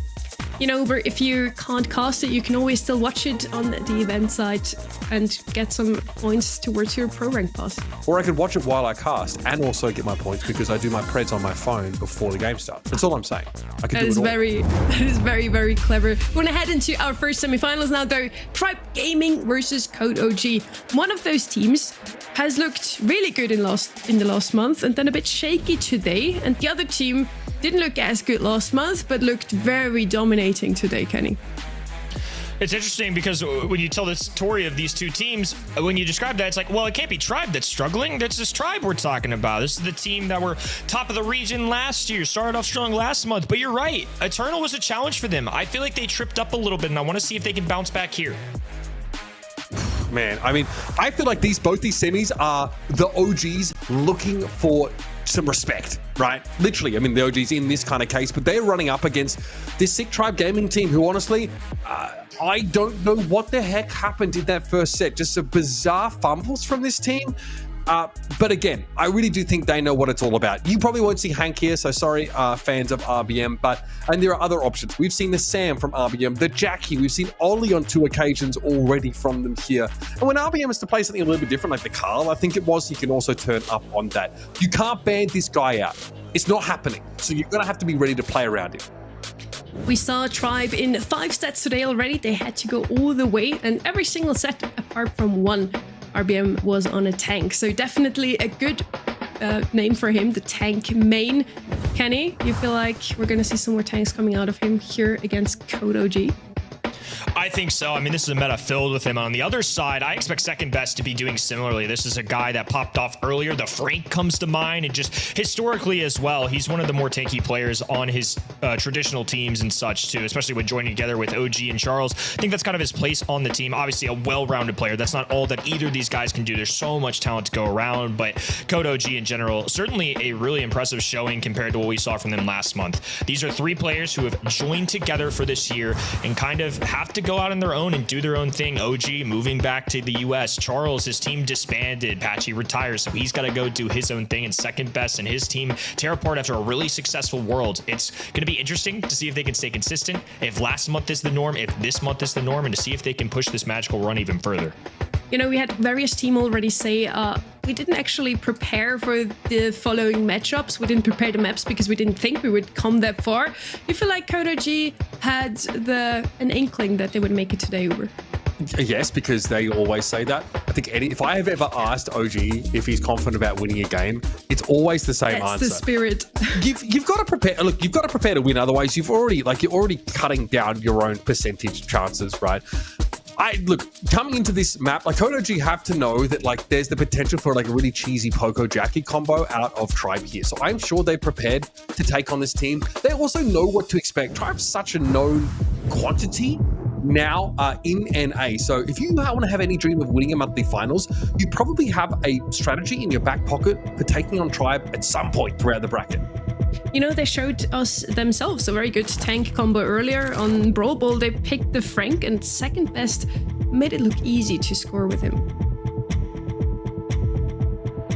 Very good option for them. Max, Carl, and Ollie on the top right, which makes me think that the left-hand side, and along with the ticking clock, is going to be the first overall pick. So the Max, the Surge, and the Maisie, a little more specific, especially pertaining to Super Beach. Usually, if you have that first overall pick, you're looking to remove things that you want to ultimately end up with. So it could be a little telling of what they don't want in the equation to give themselves that advantage. But for right now, nothing super standing out to me. A double Max ban is definitely interesting. Clearly, Code OG prioritizing this along with Ollie, Carl, but there's some interesting brawlers here left behind. There's a couple crazy ones that slide through. Yeah, Poco available. Hank left open and straight away. I cursed it. I said RBM wouldn't be playing Hank because I'd expected to get banned, but here we are, folks. We're in a bizarro world. Tribe Gaming get arguably one of the strongest brawlers in the game straight off the rip here on Super Beach. And based on the bans, Code OG just didn't want to deal with the Ollie. I think they had to know that the way their bans came out, there's a risk that they'd be facing Hank down. So let's hope they have a strategy for it. We've seen Ash played into it. We've seen El Primo also used against it. And second best is a really adept tank player. I feel like any of those options he could go for. And Code OG probably do have a tank in mind, but they're going to make sure Tribe can't get a Poco for this Hank. I mean, honestly, the two brawlers, especially given the stereotypical bans this month and what's happened most often, these would be the first two picks, right? Tribe Gaming going to go with their choice of Hank. So the other side says, hey, we're happy to scoop up Poco here, and that's exactly what they're going to take. And along with it, likely a tank, another popular one on here. Sometimes you get some throwers every once in a while, some berry comps on the occasion. Every region's kind of had a different mix here, and no draft has been quite identical. The ban stages have been similar. And there's that Frank. Look, this guy was phenomenal with it earlier. I'm presuming of course the second best is going to be playing this, but nonetheless, this is a strong 2-3 turn. I like to see this. Obviously, Frank's ability to interrupt Hank doesn't extend just to his super, but also Frank's gadget that can sort of reel him in a little bit and make things a bit uncomfortable. And now we have a pick from Tribe Gaming that is specifically designed, streamlined, intended to answer the threat of this Frank. Slow him up, farm super up him, get a lot of damage, and generally be a nuisance by throwing out a lot of these rattle hives. So Poco Frank on one side. Whoa. Not what I expected on the fifth pick there. I kind of like it. I mean, it depends. Mortis as a fifth pick is always bold because they can still respond to this, and Mortis is a boom or bust, an X Factor kind of character. If you pop off with this brawler, you're going to do great, but it can also be the crux and the reason why you lose. So if Code OG have a perfect answer for this, could be trouble for the left-hand side. Will it be Zeus or Luffy on this one? Zeus was our MVP for Tribe Gaming in their first game. I hinted at the El Primo. Yeah. Now, Code OG get Poco double tank with an El Primo in the mix here. What on earth is Mortis supposed to do about this? That's a riskier run about the fifth. I mean, into Poco, into Frank specifically, I think it's fine, but El Primo with a dive, with a suplex. I mean, nonetheless, Uber, one thing's for sure, and North America always delivers on this. It's entertainment value that we are here for, and an El Primo as a second tank, now a double tank on that side. Usually it's El Primo into Frank. Now they're teammates. Very unusual stuff coming through. Hank slides in, Poco's in, and our semifinal number one is kicking off with quite the interesting compositions. Second best slowed up straight away. RBM's able to back away from OG though and get back to building bubbles. It's an awkward spot for the Poco to be caught in here. And Zeus says, okay, we'll just maintain this mid control. Wait for Luffy to get back, and the sparks always fly when this Mortis gets into the mix. Here's a super from Charles, opening up the map, and Luffy goes straight on in now, knowing there's no risk of being stunned. He's got to walk away though from this Poco and Primo combination. The second best again gets stunned up, and Zeus should have a relatively open goal here as RBM converts. Impossible spot for Charles there. If he doesn't swing, he walks in. If he swings, his feet are set, and then they can just get the proper angle. Luffy dashing to the left hand and stunned out, though. Code OG managed to get the pickup.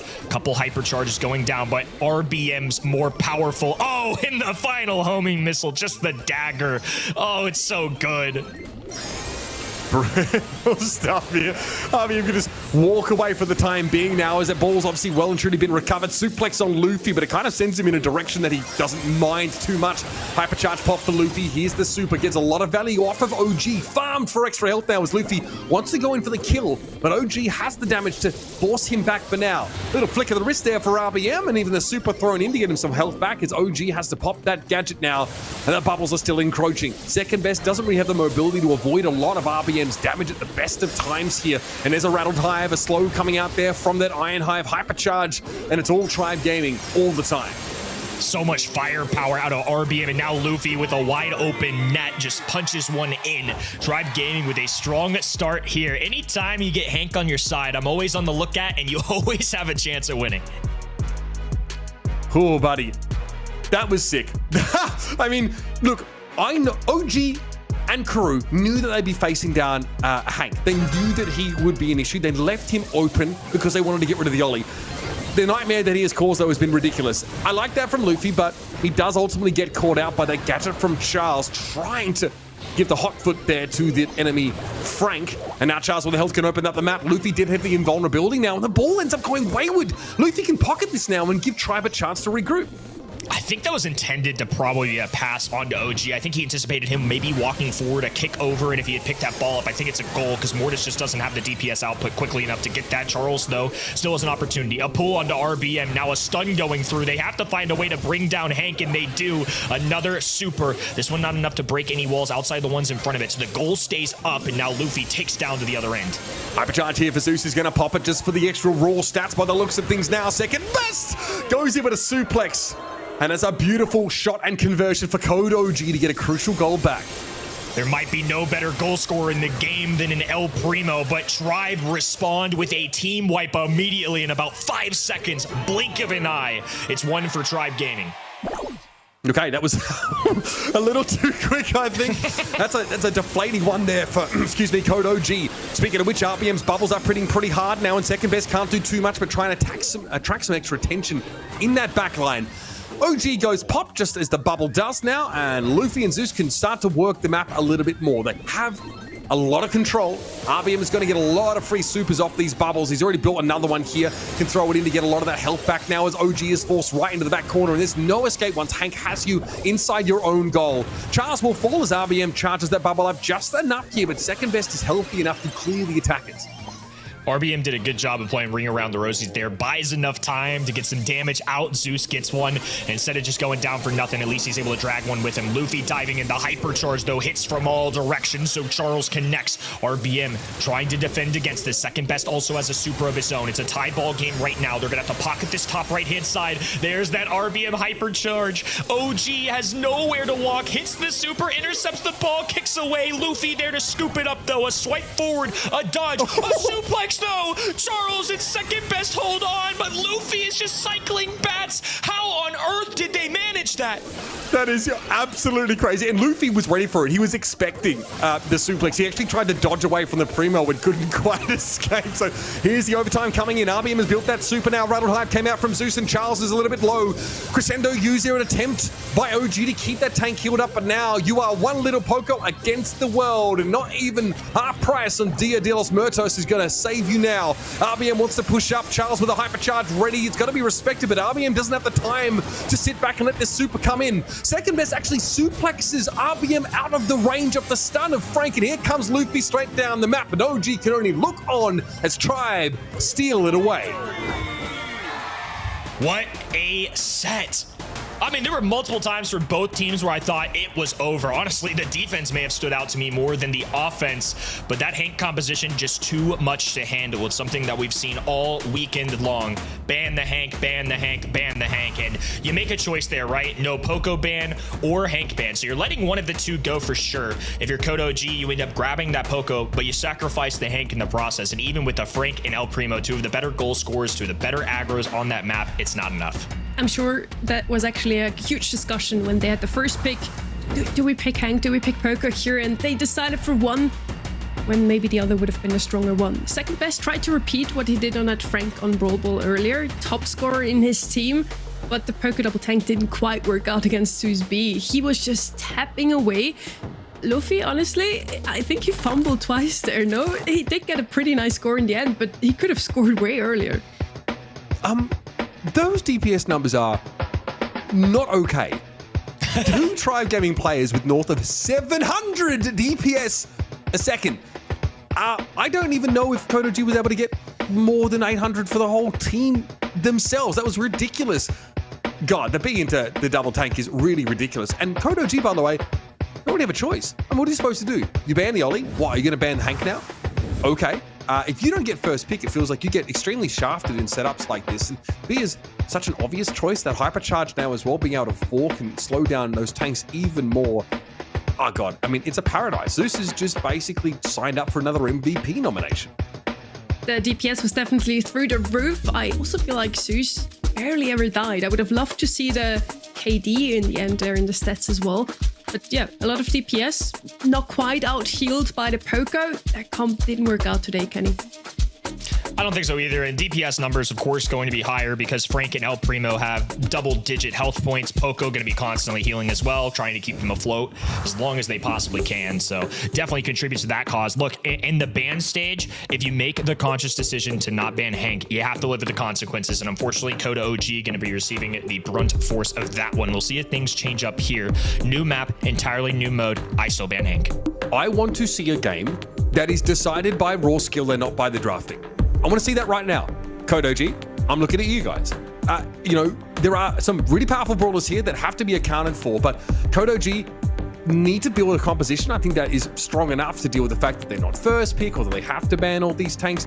They've got such talented individuals on their team. They've got the ability to also have great double tank setups because of the players that this roster boasts. Second best and Charles here. OG has looked so good on that high impact mid, whether it was the B himself or just other safe sort of brawlers there. So I want to see them sort of return to that, as opposed to OG sort of looking awkwardly around the map, looking for his teammates. He's got no one to heal on that Poco. It is very rare that we see a Poco double tank composition lose. But Tribe Gaming were able to craft the perfect composition to answer it. So I want to see a good draft. That's my rant. Show me a game that's decided on skill and not on the pick ban. I think that hasn't been happening in quite some time. Draft has gotten more important over the years, months, because you just have so many brawlers in the game now, only 3 bans on your side.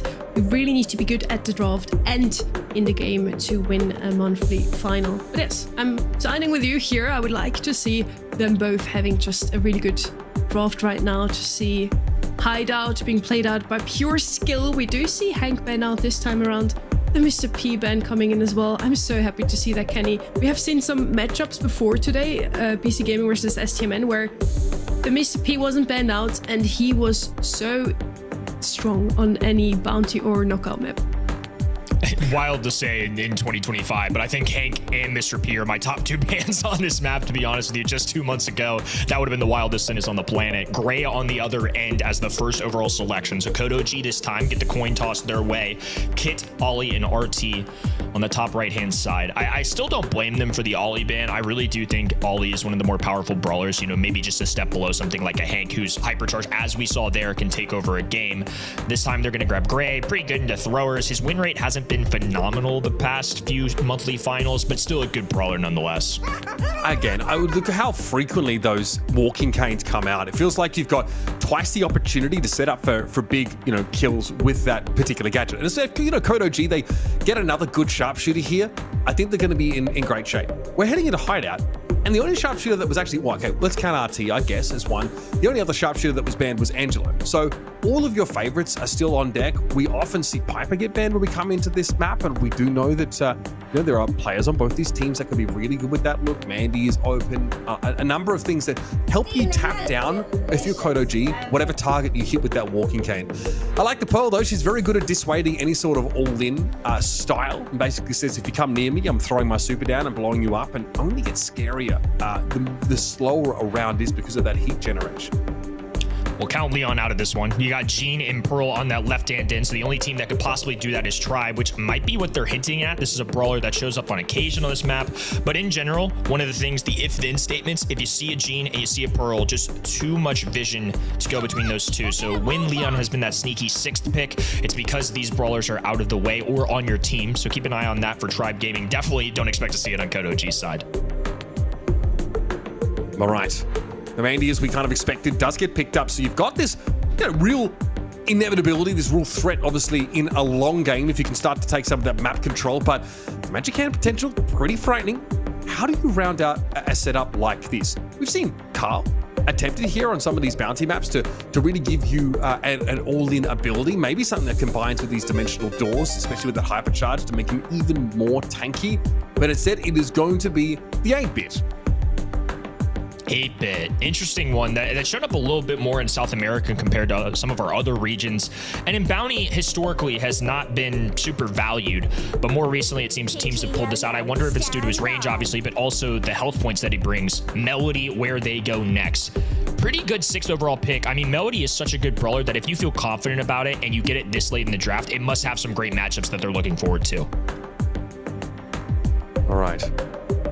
Here's the draft now basically set up. I like the idea of having the Melody. If you get sort of pressed on, you can really push back a lot with this Pearl, with this Melody look. But if you want to start off a fight, you absolutely can. It's going to be a matter of waiting for the most opportune moment here for Tribe Gaming. Get those stars on, rather the music notes on the Melody, excuse me, and start to scoop up some stars of your own. Let's go to Hideout here. Let's see how we look to fight around that blue star, as RBM might just step up and make use of their durability to try and take it. Body blocking as well for Zeus, and second best just got bowled over. Poor Charles, he got the walking cane through, they got the slow shot, but his teammate went down so he couldn't defend, and he falls alongside it. Immediately a 5-star swing going Tribe Gaming's way. Code OG slowly walking his way down this left-hand side. What a shot coming out of second best. Boy, they desperately needed that one, but there's Luffy right there to respond once again. RBM backtracks a little bit here. 2 stars plus a blue star lead for Tribe Gaming, so can't complain about that one. They've got to respect the second best super. As soon as some of these Tribe players get low, they've got to be aware that that is a real threat. Vengeful Spirits get popped there by Zeus, and you can see the Tribe Gaming are happy to fight aggressively for this right-hand side of the map control, while Luffy gets to play a little bit closer here and definitely sort of, project some threat as well if there's ever a chance to go in with that hypercharge. There's another walking cane. No good. Luffy takes way too much damage, but is able to use that mobility to get away. Can't say the same though for Zeus, caught by the Sugar Ray. Oh, tasted a little bit of the Rainbow Tribe. That's tough. That Mandy hypercharge can be filthy. Here comes another one off the mark. Zeus sidesteps, avoids it. And RBM with 4 stars on his noggin is going to be safe for now. 7-7 overall, but that blue star is what matters. These early game interactions make a difference in the long haul, not just for pacing of play, not for just who's on offense and defense, but also in these clutch situations of who needs to get more aggressive. All right, there it is. Damage booster thrown down yet again for OG. It's an even game with the exception of the blue star, so Tribe still have that lead, and they probably want to try and negotiate from a position of power and not give up this map control. However, Code OG want to push in Charles with the hyper. We know how this goes. Actually uses it to backtrack, but gets a shield, of course, from that dimensional door. Hyper. Here's OG now looking to try and pinch Luffy a little bit low. Does pop the gadget for the extra shielding, and second best overextended. Oh, Tribe played it to perfection. They knew Code OG would be coming for them, so they play it safe. Tribe had the better start, and they had the better finish as well. I feel like they caught Code OG in a desperate situation where the star count was tied, but the blue star was resting with Tribe, and as a result, they were the ones that kind of had to force it there at the end game. Sometimes that's great. If you can walk away with a final kill as the shot clock expires, all is fine and good, but Tribe Gaming get a few tags there. The gadget burns down second best, and once he fell, it was a 3v2, just really hard from this Code OG roster to come back from. Charles getting caught out there. Not a great start. Of course, Blue Star went over towards Tribe, and Luffy pretty happy to fight should there be an opportunity to do so here. Got to throw down that super, close the gap on OG, pick them off, and second best can't punish with a Sugar Ray. Luffy was definitely at the threshold when he'd have been insta blown up by that ability, and Code OG missed an important opportunity to punish. These walls have been torn apart too due to the walking canes, and also if they drop a Pearl Super, it can happen as well. But in that game number 1, we saw that right-hand side just torn apart. So now 8-Bit can actually get a turret down, and it's going to be blocked out for now. Tribe Gaming back of their spawn. The Super connects, the follow-up shot there. A teleport from 8-Bit to survive. They gain themselves a few stars, still have control of the map, and they only find themselves down 1. Here comes another one. Oh, he catches them off guard from the bushes. Oh, just nasty work. Yeah, nothing much that Luffy could have done about that. It's really hard to expect the Sugar Ray. It hits you very quickly. Code OG, 3 kills back-to-back, now have themselves a 3-star lead. And of course that blue star to boot. Luffy has to try and start something up here. Has a hypercharge ready. OG's going to be caught out, but there's only 2 stars. They need more, and they're going to have more. Luffy gets in, wipes them away, and has a massive lead now for Tribe Gaming. It's a 6-star advantage. Poor 8-Bit is a slow brawler. He has no chance at catching up to Luffy with 5 stars, including the blue one on his side. Now it's several stars separating them. Great footwork coming out of Zeus. Only one of those shots connecting. And once again, a turret down for OG. His roster has to come together here in the final moments. There's the TP play. Charles goes for a walking cane, and RBM does get brought down. Zeus knows he doesn't have to use a magic hand yet. Code OG need to step up and find a way to get these 2 extra stars. It's all about keeping Luffy alive for the time being. They need that blue star lead. If they keep it, OG have to do so much more than just find that 1 kill, and Luffy is straight up unkillable. Stays alive on the melodies to secure the set.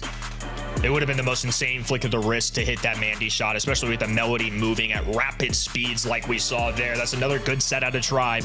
Look, these guys are the favorites, and I think they're the favorites by a lot in this region right now. Scrims have gone well. It's been a while since they've dropped a monthly finals. They've essentially had a perfect year so far. Kodo G got a lot of work ahead of them. They've shown flashes, but again, Tribe Gaming just coming out on top with relative ease, I would say. I really just feel like Uber Zeus must have made you feel validated as a certified gene enjoyer on this map. Yeah, I mean, it was really sick. I do like the fact that he doesn't, go for a magic hand when he doesn't have to. Tribe have the lead in those final seconds. It's 2 stars, and really importantly, the only player that Kodo G can actually eliminate, if it's just one to win the game, is their Melody, which is really hard to do anyway. So Zeus holds the magic hand and uses it to basically make it impossible for Kodo G to collapse on that Melody's position in the final seconds. Really solid play. I mean, it just screams experience. Luffy this time gets to be, the superstar, while Zeus is the sort of utility player. But I'm really impressed by what we saw there from Tribe. They're showing a lot of depth here, and again, it's just a very solid draft. Pearl, Melody, and you get the Gene. You really can't ask for too much more, even though Kodo G had a very scary comp of their own. I really do Definitely feel like a solid one. I really do feel like patience is key sometimes on the Gene. You don't always want to use your magic hand, like you said, Uber. Sometimes you just want to hold it to keep the pressure going on the opponents. So Tribe definitely looking a lot better now than they did in the quarterfinals, Kenny. Yeah, it's really interesting to get Melody there as that final pick as well, to be honest with you. Not too often you can make that work. So the fact that it's their pop-off brawler, that there were times there where it won them the game, I think just goes to show the level of drafting and obviously the mechanics that came through. Melody is certainly somebody to watch on Pit Stop as well, where we're heading next. It's definitely a brawler that can shred through a heist safe, very flexible brawler, oftentimes going to be in the ban stage. I'm kind of anticipating that for this set. We've seen Kodo G look pretty solid throughout this game, but it feels like their best is just a little bit short of what Tribe Gaming are able to muster now. After Tribe Gaming had, I think it's safe to say, like a pretty shaky opening game. It looks like, though, they've dispensed with the jitters. They're at their best. And, I think they're putting players like Zeus and RBM in positions to shine, even allowing, like I just mentioned, Luffy to attract a little bit of the spotlight in that previous round. It's not out of the question that we might see a straight 3-0 sweep here for a Tribe Gaming who really want to lock down another consecutive monthly finals win and, almost guarantee themselves, I mean, not guarantee, but go a long way towards guaranteeing a spot at Brawl Cup. I think you could say NA is a region that is best known for their tank players, like RBM, for example.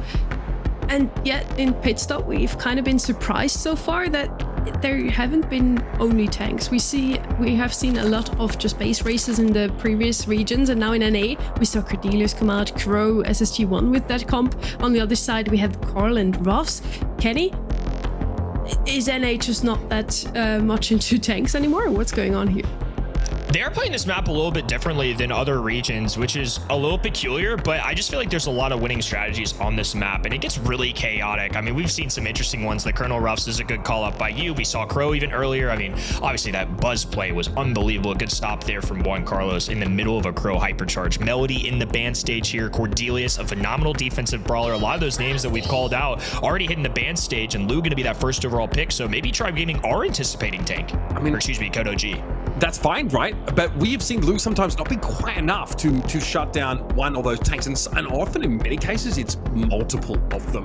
We've seen the Cordelius try it here on this map to sort of do the same thing, and honestly, that looked a little bit better. I mean, to be fair, Kodo G, we still need to see what they're cooking with the rest of this draft there, and Tribe by no means like all in on this idea of just rushing down with multiple tanks, but it's Pit Stop. It's the kind of map that they would love to do that on.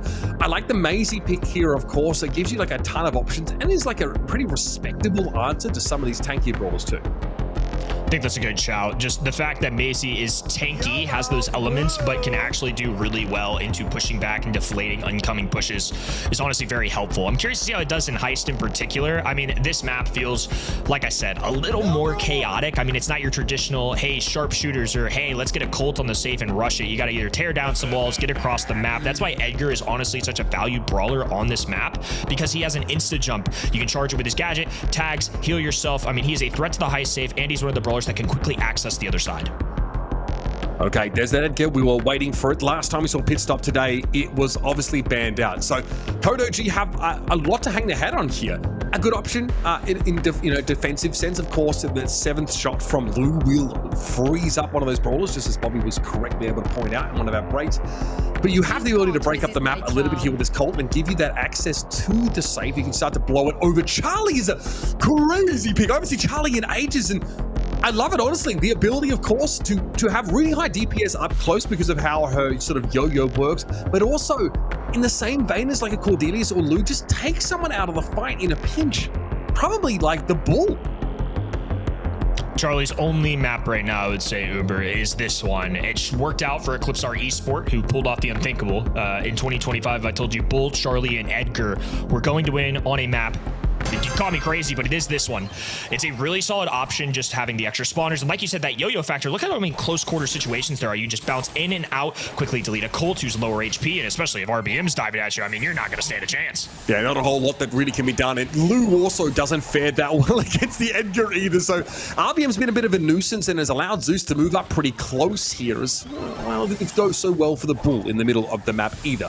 However, Charles has snuck through the net and might look to try and put some legitimate safe pressure down now, but Code OG have taken 70% on their safe, and Luffy is not about to let second best walk away from this. Tribe Gaming are looking dominant here. They're winning every matchup. Luffy's able to 1v1 the Bull. OG can't do anything to take Zeus's attention off that safe, and the pressure is starting to mount.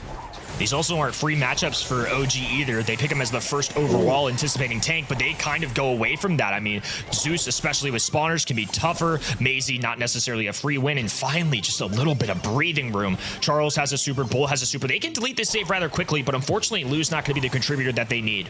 No, and Zeus can lock second best out of the game instantly with a Cocoon. RPM could dive in with a hypercharge on the enemy safe, but there's the Cocoon. You can still Protesto for the Cocoon, though, which is a huge upside, I think, for second best. It's going to keep him busy while he's waiting. But there's Luffy with the super on the other side of the walls, happy to lock Charles in the corner of this map, and Tribe Gaming still have a hefty lead.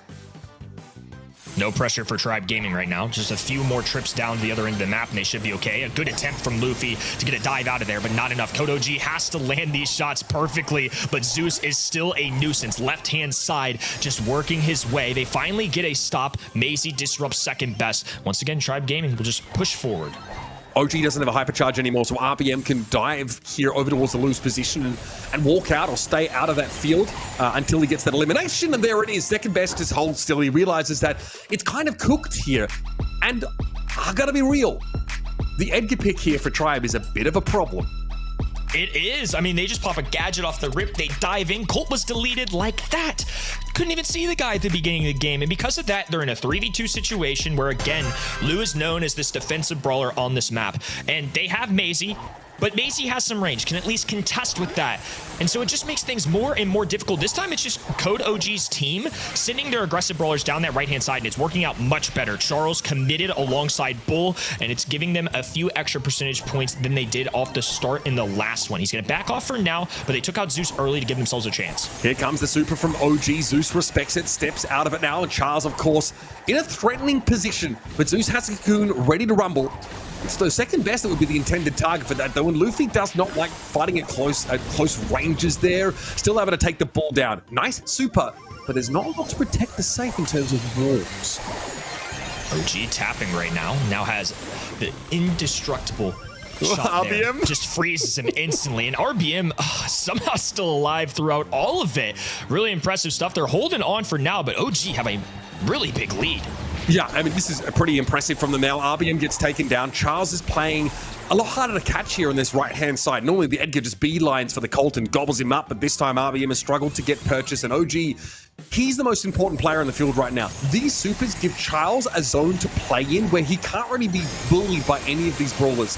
We're going to see Hypercharge at the top of the map here for RBM, looking to pressure that safe down. It's good damage, respectable, but there might be some help needed here on home turf. Luffy, though, able to help force Charles away.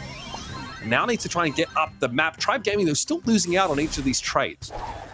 So Charles now on this right-hand side. OG gonna rotate his second best. Charges his way down the left-hand side. An ice rink to cover Luffy's end. Now he has to deal with RBM, though. He's gonna drop a gadget to stay indestructible and hold on for now. Luffy knows they have to get back. They don't have a chance unless they defend this. And they chipped away enough to make this a legitimate attempt to get a win.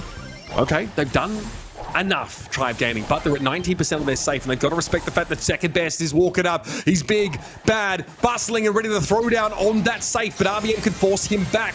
Time for a protesto. There is second best, heads back towards Form. It is a hypercharged super thrown down by OG that does a little bit of damage, but it's not really what you want on the safe, and this is looking a little bit dangerous. RBM, hypercharged super. Can he get 37% damage on this safe with the help of Zeus? It's going to have to happen lightning fast. Now down to 19 and less. 12 and 7 on Tribe's safe, though, and unfortunately, they can't get the damage done quickly enough.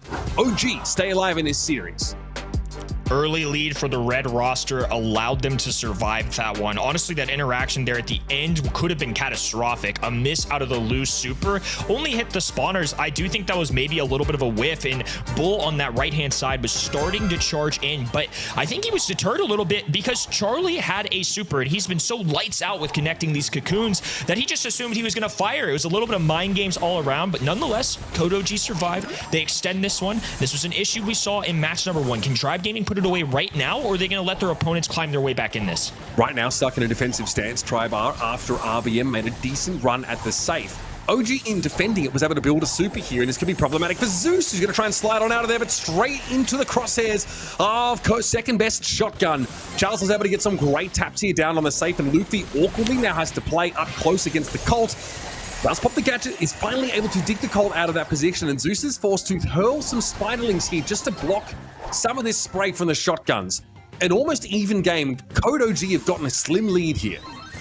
Tribe tackled one brawler at a time, and it worked out. Now RBM looking at Charles. He's going to fall. Luffy has a super. Cocoon available. Stunned out of it, though. It's actually a trade. That'll be a worthwhile one. OG does have this ice rink. He can drop an insta-freeze with the hypercharge. Charles cleans up, and now it's a breakaway down that right-hand end. Still, it's taken a while for Code OG to get here, and Zeus is able to lock up second best. Charles doesn't have much to do here. He's spending most of his time clearing through those spiderlings. RBM eats a lot of that Colt damage, but it's damage that didn't go down onto the safe. So Tribe now have themselves this slim lead, but there's still a whole minute to play. Second best has a hypercharge built up here, and Code OG are looking ready to throw down. RBM tries to take the initiative, but gets caught inside the loose super. There are win conditions for both sides. Edgar or Bull, if they land on a heist safe, is deadly. Of course, Charles, if he can somehow make it there, is going to be an issue as well. Luffy now grabbing a hypercharge. RBM diving in. He's focusing the Lu, who pops a gadget, keeps him alive a little bit longer, but not enough. Damage ensuing from Tribe Gaming. It's a frantic finish, but the boys in blue have done it. Moving on to yet another semi-final. Nicely done for Luffy, stepping up there, of course, and he has a hypercharge super on that Maisie, which hits pretty darn hard. It's not quite Crow level, but it's pretty important there. When your enemy safe, it's about 60-odd%. Cool, calm, collected gameplay. This is a veteran team that were able to deal with, some pretty perplexing problems that Code OG threw at them. They had to answer the Bull, the Colt, and the Lu all at the same time, and it was harder to get free value out of the Edgar, I feel, Sunny, after the first round, but Tribe Gaming still figured out how to solve this problem. Kenny touched on this a bit earlier as well. Tribe Gaming had a 2-0 lead against Eternal in the quarterfinals already. Ended up giving set 3 and 4 to their opponents. It was an issue in Tribe's first match today, and it almost came into play again now. Now they've returned to their performance of last month and have not lost a single set in the semis. That promises to be an intense grand finals later today. The only damage OG did to the safe, by the way, was from his super. It ticks for 100 damage per second. That is hilarious. Why are they making it so big? Oh, man. Can I just say, the Charlie pick is extremely based. Being able to stop second best in his tracks, and also have a brawler that can throw spiderlings at the Lu or the Colt is kind of nice. It really worked out, and yes, that Lu stat was a bit unfortunate there, but as I said, Tribe Gaming looks to be as strong as last month. Last month they did take the win without dropping a single set. The quarterfinal matches of today hasn't looked quite as strong, but these semis have been very convincing, Kenny. I mean, really interesting stuff. Like Uber said, we've had even things like Charlie getting in the mix and Tribe Gaming taking care of business there. I mean, maybe it was the early game jitters, whatever it was. Eternal could be a better team than we think they are. They're still getting away with it. They've been pretty darn perfect this year, so whichever team in the semifinals ends up winning, the ultimate boss is not a fun one. It's going to be a tough challenge either way. Tribe is going to be our first team in the grand finals of the March monthly finals. Let's have a look at who still has a chance to join them. Okay, I mean, yeah, this next matchup I think is going to be really definitive. we might end up having just a straight rematch of last month's finals where Tribe Gaming were able to take down BC Gaming in a 3-1 result. Space Station Gaming, though, they bring the energy, they bring the hype, and they're damn good at the game here. So it is going to be a question. I can't believe I'm saying this word in association with Space Station, but it's going to be a young versus old matchup there in that second semi-final, and it's going to determine Tribe Gaming's opponent for another monthly finals run. The one thing that's still missing before our second semi-final, of course, you voted for the MVP. Who stood out to you most here, Kenny?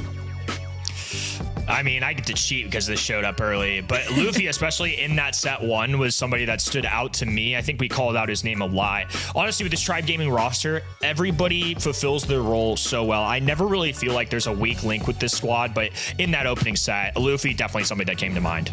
Absolutely. I mean, his melody gameplay was pretty crucial, I think, in the second set, of this series. Someone who we talked about is normally like trying to facilitate and set like Zeus up, for example. He was able to take over the game, played fantastically there, so super well deserved. Really had an outsized impact over the game here for Tribe. And this team, where are the weaknesses, man? After that average first series, they look very clean behind the ears now. We're gonna bring Reddy back for a bit.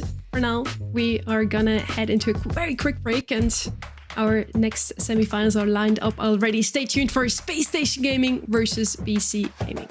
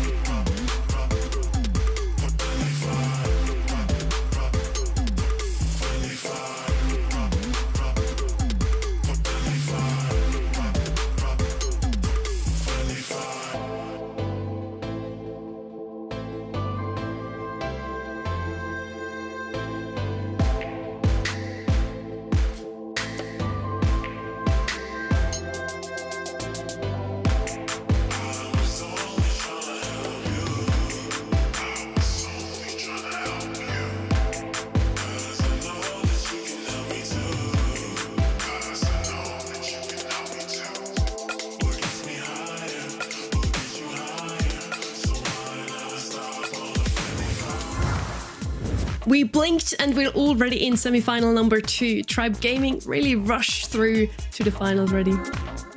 They certainly did. I mean, this is what you come to expect from a team of this caliber that made their way all the way through the last monthly finals, only dropping one set each match. But they looked a little bit shaky in that first quarterfinal. We started to think like, okay, are they getting like a little sloppy? But no, they tidied it up there towards the first semifinal.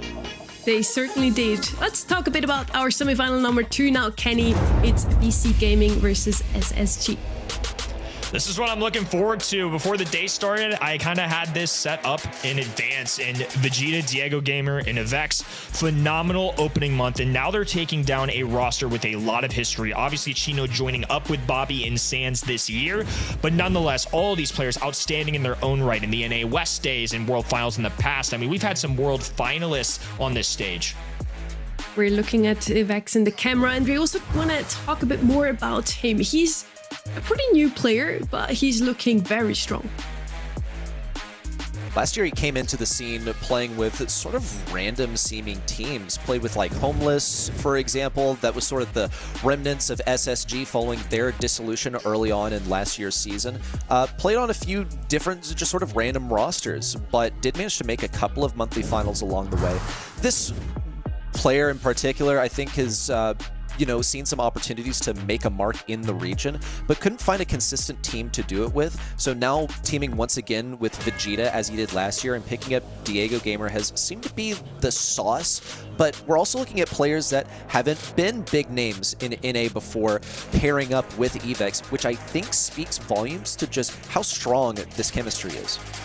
It really does. The fourth team that made it into the semifinals today was Space Station Gaming. They didn't make it into the semis last month, Kenny. Now they're looking a bit stronger. Bobby, Chino, and Sans are a fierce composition, and now that BC Gaming have had the success they've had, they're going to be taking down some veterans who are well aware of their presence. They know they are a threat. Want to see how they adjust to taking on these guys. I mean, Sans, Bobby have been second place at Worlds before. A lot of history in North America. Some of the better players to ever do it.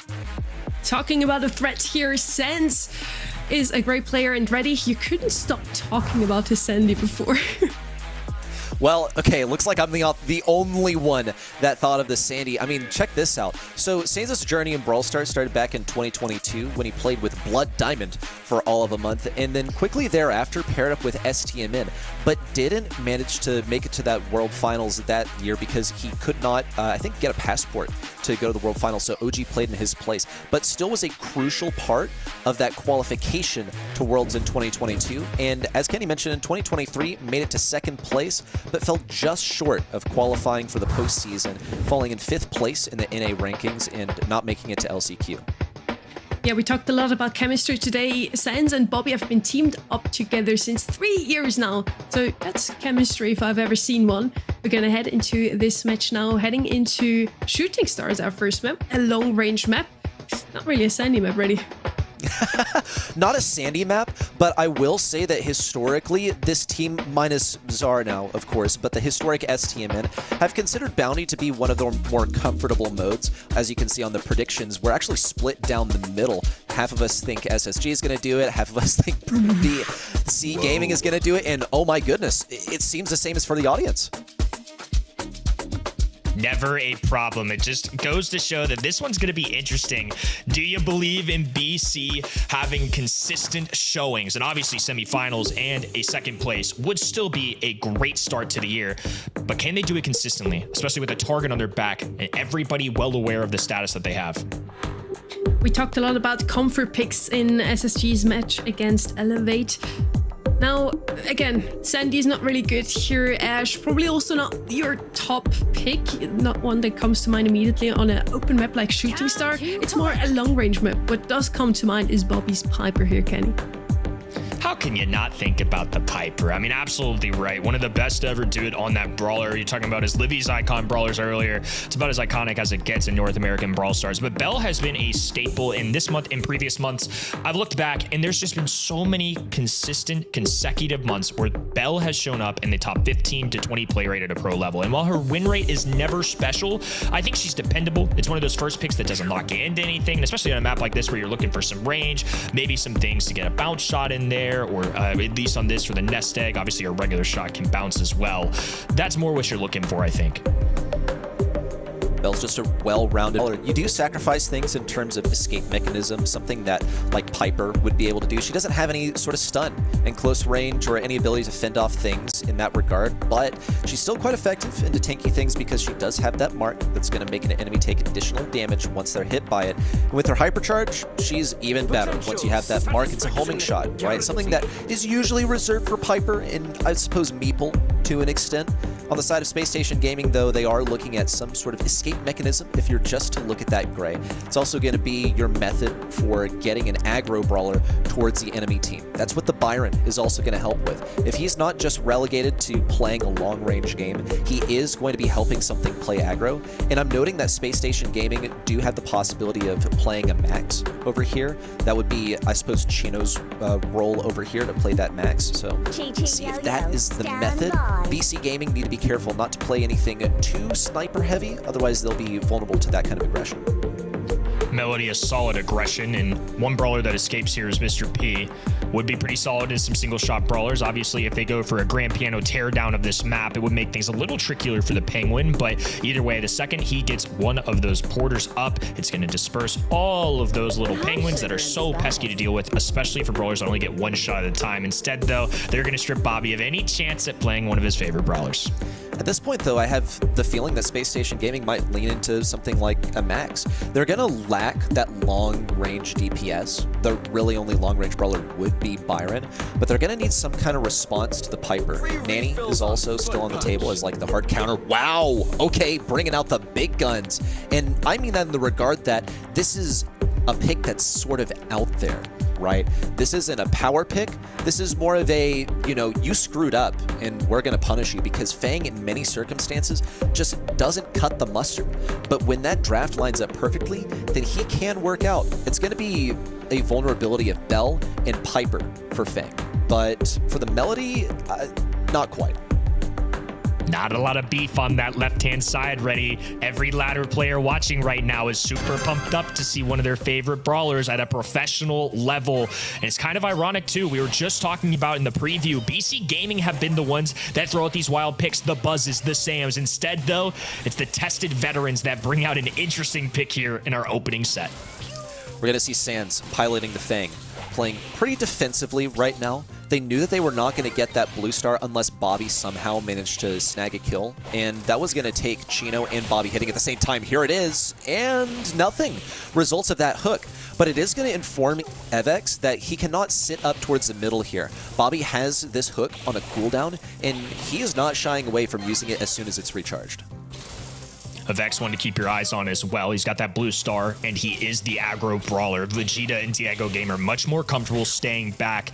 Diego Gamer is trapped up this right-hand side with multiple nest eggs, so it's going to be really difficult to walk through that. They have to be careful. Chino trying to step forward, working alongside Bobby, and Vegeta has rotated over to try and get the extra range. Oh, and Chino trips over at the wrong time. Easy lineup there for Vegeta, but Sans there to respond. Sans has that super back. Evex now trying to come in and secure the kill. There it is with a flip-flop to the face to finish him off. Puts BC Gaming 4 stars in the lead in a defensive formation. Now Bobby is ready with a teleport in. If they need that sort of aggression, Sans is also ready with a super of his own.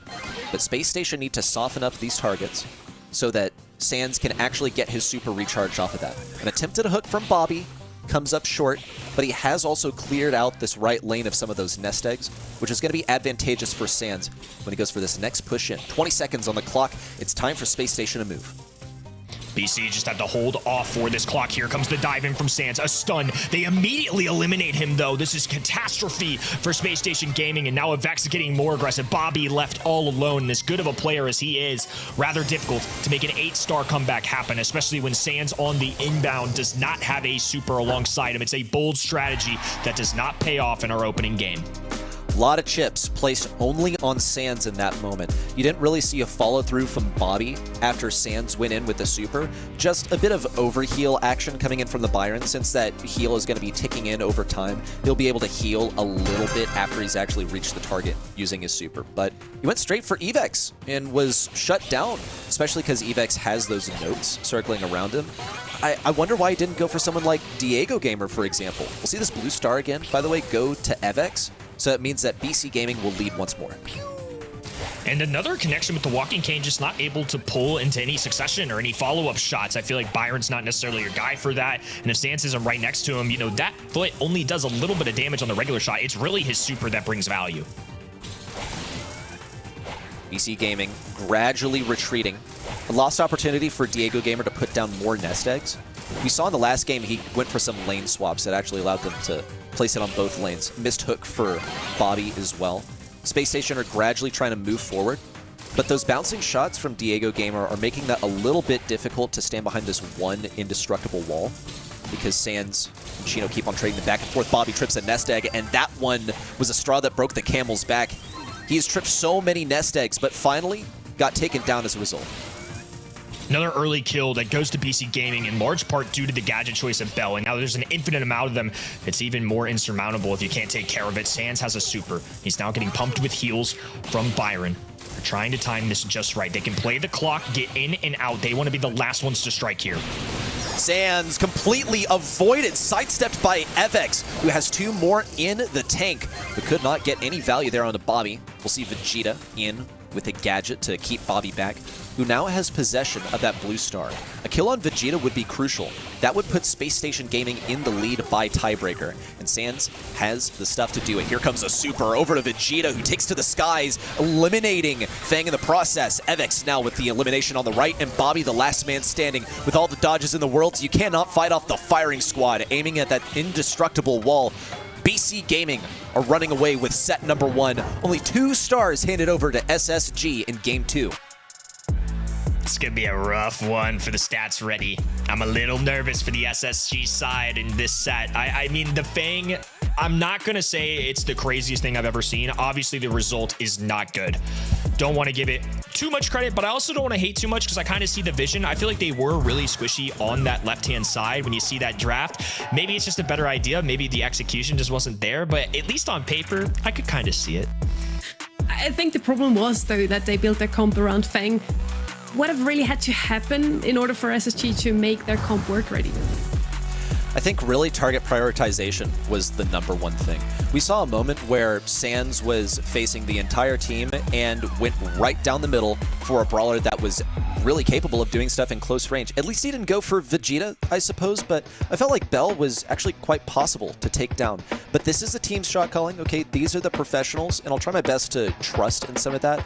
But man, game #1, that moment where they tried to force Sans into the enemy defense was just weird. I feel like there was such a low percentage chance of that actually working. Here it was. That was the moment exactly that I'm talking about. Evex just shrugged him off and then punished a vulnerable Chino. Maybe they just had to force something through, but to your point, I do see the vision, and we have to trust that these guys have put in so much work in practice. So then don't want to be hypercritical, but at the same time, obviously not super working out there. That could have been BC just reading into it, understanding how to deal with it. I mean, they've thrown some crazy stuff at the walls in previous months, so they could have been anticipating this, ready for it at least, or maybe had some practice goes at it. Nonetheless, really dominant set for BC Gaming. That's not the start that you want for SSG. Dominant is the right word to describe that. I feel they really just wanted an aggressive playstyle, which I'm all for it. I love to watch that, but Melody was just the better option here over the Fang. It didn't work out. Still, maybe those new brawlers, new ideas can work out later. Keep it coming, really. Heist is now our next mode here. We talked about it before. The new idea here shouldn't be Kit, but other than that, I'm open for something other than Shock, other than all those long-range brawlers that we usually see here already. There we go. Do not pick Kit. This is for an extended format, but I don't think Kit is really that bad on this map if you're targeting something specific. But into Angelo, it was just the wrong way to go. Speaking of Angelo, he's quite good into Chuck, as you mentioned earlier, which has to be a consideration over here. But he does run the risk of getting out DPS'd. Now, we saw it navigated earlier with like some other strats from Tribe Gaming. Didn't really work. Might just be best to ban him out or to lead with the high DPS brawlers instead of some sort of defense approach. We saw Juju here a lot coming up yesterday overall, a lot, but especially on this map, I feel like she's so strong to just shut down her lane completely, using the water as well as the under that you mentioned. She can walk over water, so that really helps her. Both of those brawlers are banned out there, Kenny. Also the Piper double banned. Time to collect. Juju is a common band in EMEA, and sometimes NA gets some inspiration from over there. Plus, we saw that name called out a ton yesterday, so it makes sense to me why they would get rid of it. Angelo in the mix there. Melody, a solid heist brawler in general, has to be removed from the equation for me. Once again, the second time in a row now that we're seeing Bell, a long-range, safe option that can drop those nest eggs, be the first overall selection. It's not going to pigeonhole you into too many things. It's not going to be a huge weakness for you, depending on matchups. It's not the easiest thing to counter. Doesn't gain you too many advantages, but again, you're not going to lose because of this pick, I don't think. I also think Bell secures an 8-bit for them if they want it, because it's difficult to play 8-bit into the Bell. You're getting marked up and you lose that benefit of having high health, and also you're going to ricochet shots between yourself and your turret. And on this map in particular, not really great places to put your turret. Yeah, you got some indestructibles to work with, but they're going vertical instead of horizontal, so it's not adequate, right? Also, with Brock open, that's another thing that needs to be secured to really allow this 8-bit to exist. and it could actually be what Space Station Gaming decide to go for. They'll be able to outrange that Amber, but here comes the 8-bit from BC. So I feel like the direction is quite clear for Space Station Gaming. Could get a little bit more juice to deal with that 8-bit, but also consider that Colette, not as great of a counter to 8-bit as it has been in years past, but is going to be a good delivery mechanism for damage on the enemy safe. BC Gaming look at a bad matchup in the eyes and still elect to pick this 8-bit. I think Colette could be a natural one to go for just for high safe damage as well. Definitely somebody on my mind. Looks like that's what they're going to do. It is a decent one into 8-bit just because he's so beefy. Obviously, the range is an issue, especially into somebody like Amber. But sometimes I think in this mode, you really just got to focus on churning out high safe damage. Sure, you have to win your lane to get there, especially on a map like Bridge Too Far. But I think sometimes just having the surprise double commitment into a lane, just getting across, finding a way to get a super can be enough. So I think Space Station Gaming are probably focusing these next 2 picks on just pure damage. Okay, Carl is certainly going to bring the boom to the enemy safe. He has that gadget that's going to lock in tons. It's going to be practically an Amber super on the enemy safe as long as he, you know, hits it with a pickaxe swing. It feels like a lot of times once that gadget is popped, you like reduce the accuracy of your shot. Hard to execute in those moments where, you know, it's going to be a good, you know, chunk of time before you get your next gadget. But BC Gaming now needs to respond. So how are they going to do it? Chuck, yeah, why not? And that's a rhetorical question. The answer to why not, by the way, is you're facing a Colette who is going to be farming super off of you. Now, here's the benefit. Lane swapping on this map is like basically impossible when you don't have wall break. And I don't know what you see, Kenny. I don't see any wall break. I don't see easy lane swaps to get the Colette onto the Chuck. No wall break, and it might be no problem alongside that. We'll have to see who can race to the finish line faster. Will it be the train conductor or the Colette cycling in super? Should be an interesting one to watch. BC Gaming with a dominant start to the day. Let's see how these veterans in Space Station Gaming respond.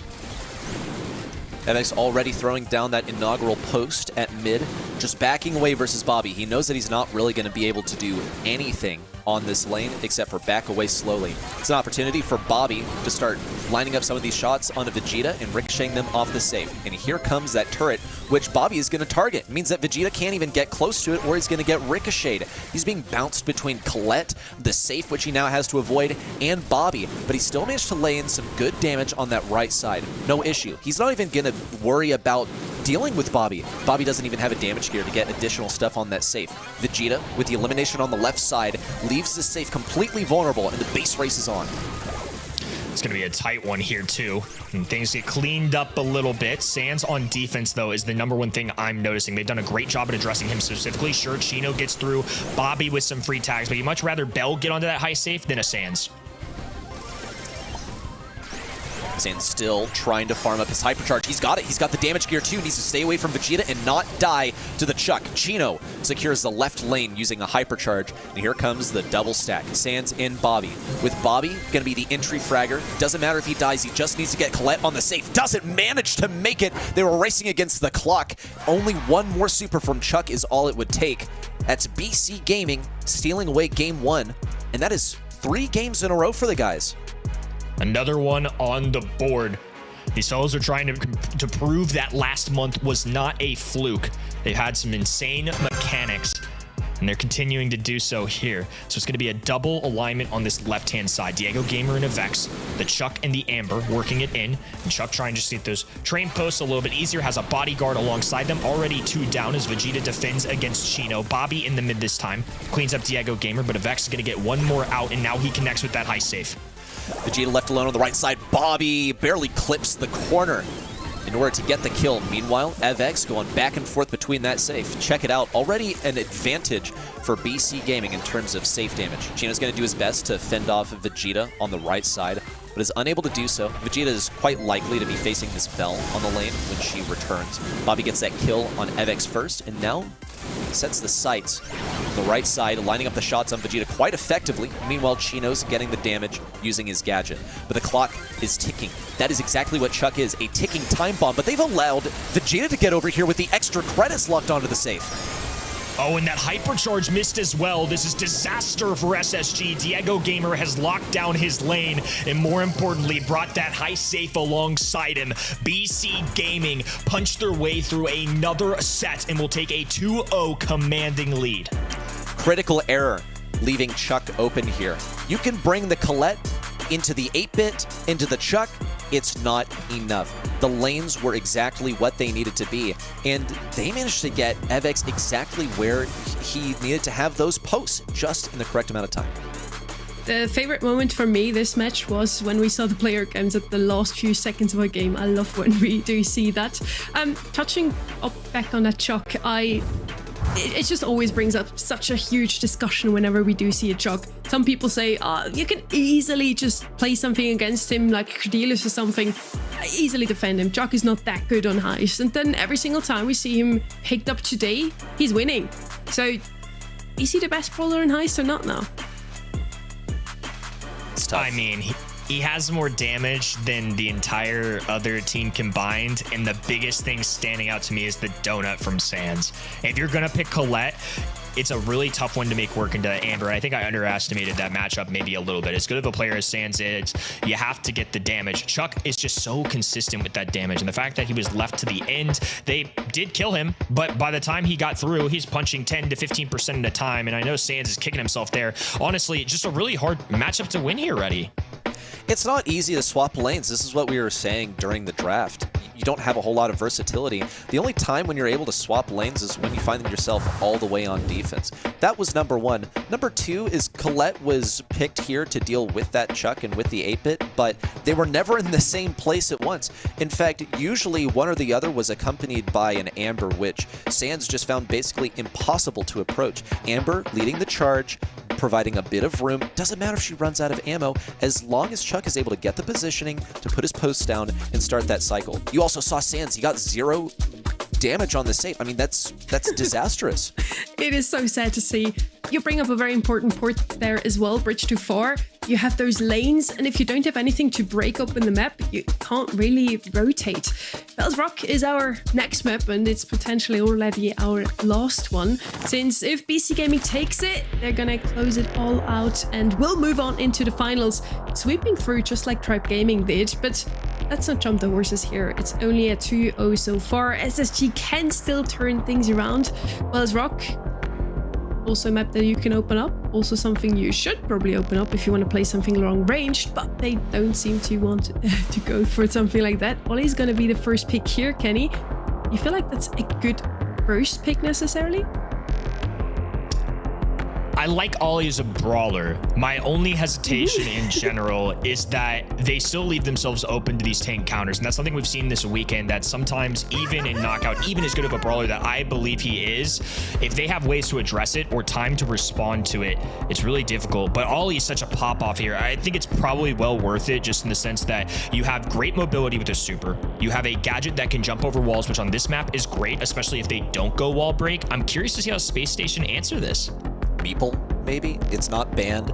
Might be a good combo with this Gene over here. Trap a target, then pull them, and also cancel a gadget. Pearl is going to be the approach from Space Station Gaming. I think this is generally a comfortable brawler for Sands, who loves to play these brawlers that have to earn their positioning pretty much by dodging. And yes, Sandy is one of those brawlers. So I think there's a bit of parallel between those two. So the idea here is you charge up your heat on Pearl, you get the positioning, you have the shield active, and you unload your gadget as soon as you spot a viable target. You can one-shot a good number of brawlers, some of the squishies for sure, but weaken many. Mr. P now coming in from BC Gaming. So we've seen this be a challenging brawler to execute with on Knockout, but BC Gaming were the ones that made it work. Now, it looked a little sketchy, but they did manage to get that super. They did manage to get the hypercharge in the later stages too, so they're looking to run it back. Those porters are mighty pesky, especially the bonus ones just coming out of that gadget that you can essentially charge for free with the way that gadgets operate now. I think Gene, Pearl, very safe on the other end. Once again, a Bell to pair with this, so no bounce shots going into the borders. They have their flair for the range, and I think this works out really well. So for you ranked warriors out there, Gene, one of the free brawlers right now, it's being played a lot. Bell into that if teams are trying to stay together and take advantage of this Gene star power, which allows you to get passive heals.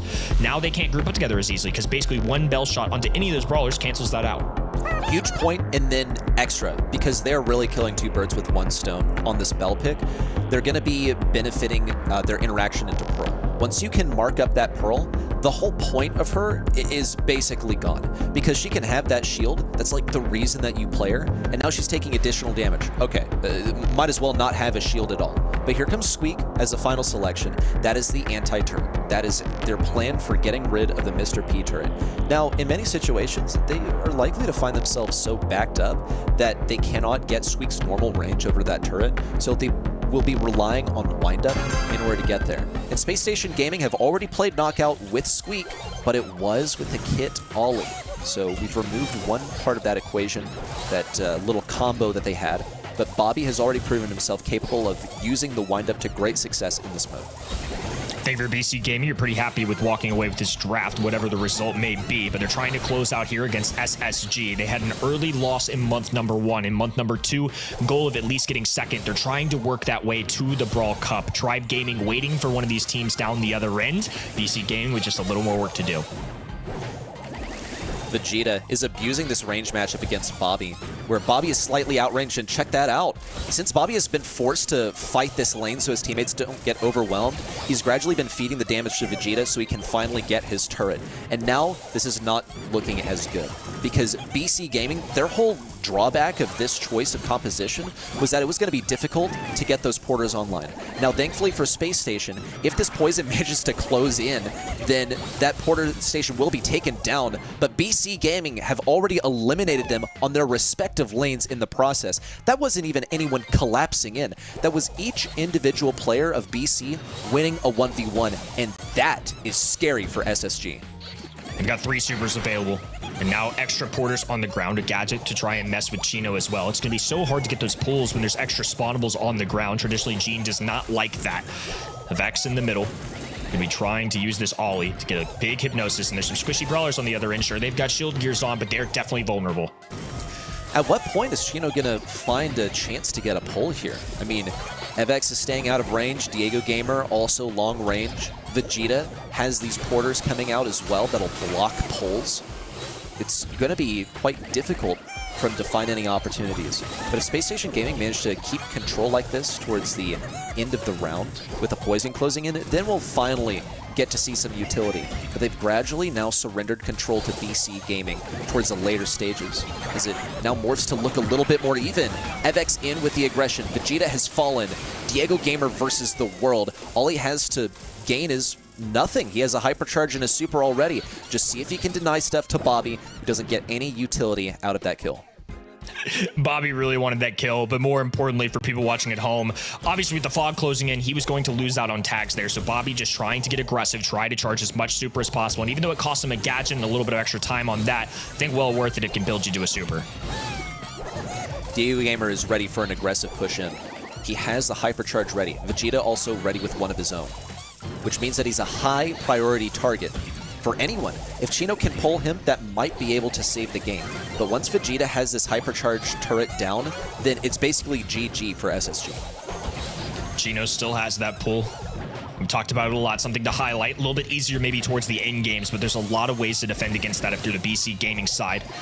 Now we have a hypercharge available for Diego Gamer. Vex still on this right-hand side. Each end really contesting to try and hold their ground here as this fog starts to encroach.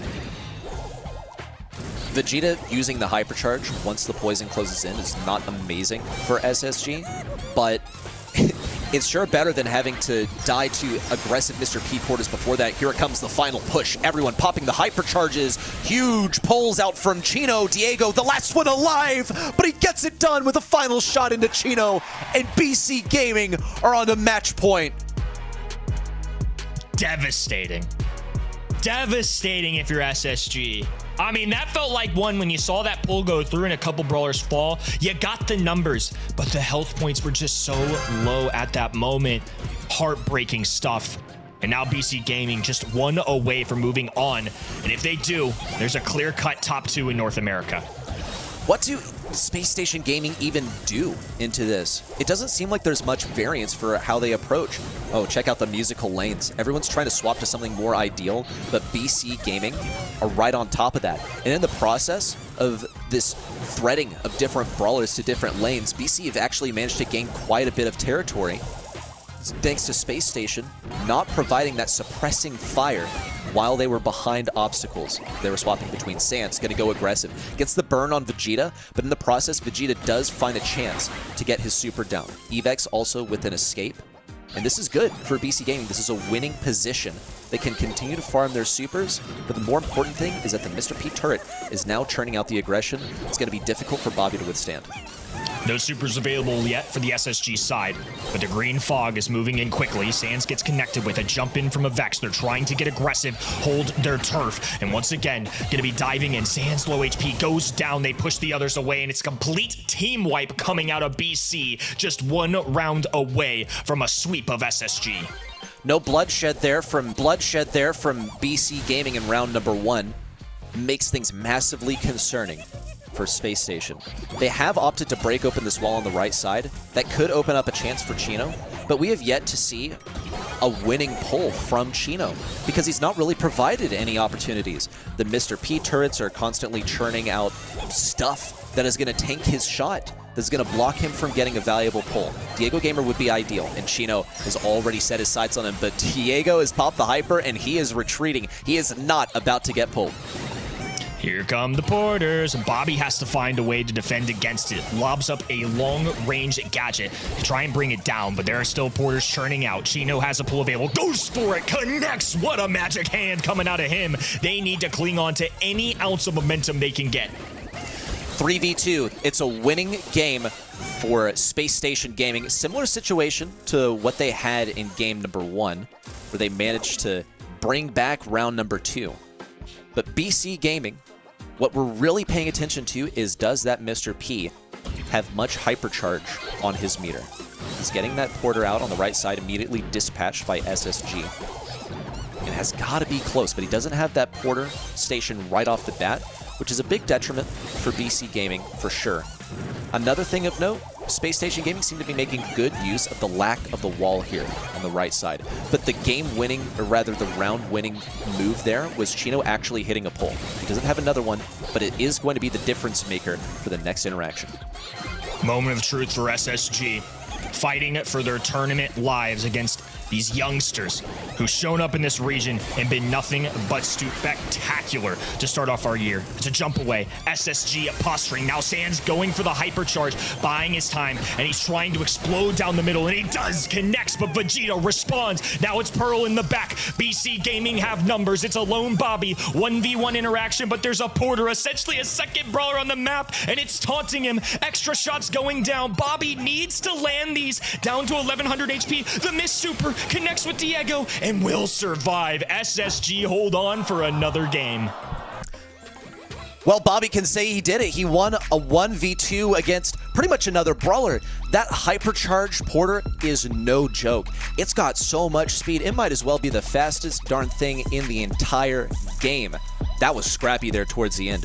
You had Bobby fighting the 1v2, which was more of a 1v3 since he had to fight off that porter. Not a comfortable situation for Space Station Gaming at all. They really got things handed to them at numerous times. We're going to see some weirdly aggressive moves as well from Bobby on the right side. I think desperate to cling on to that momentum that they have from that last game win. I think if you're BC Gaming, this is such a powerful comp too that if SSG somehow survived this, be a big deal for them. Obviously not just continue to tournament lives, but I just feel like going into this, we've seen this strategy is so hard to pull off. It's taken every ounce of SSG strength just to make it here, and they're still facing a 2-0 deficit. Now another match point. They somehow have to keep it going. Something needs to be done about the Mr. P turret. You have Vegeta firing away the porters. You have the porters coming from his turret. And Bobby is trying to find an opportunity to even use wind-up to get in range.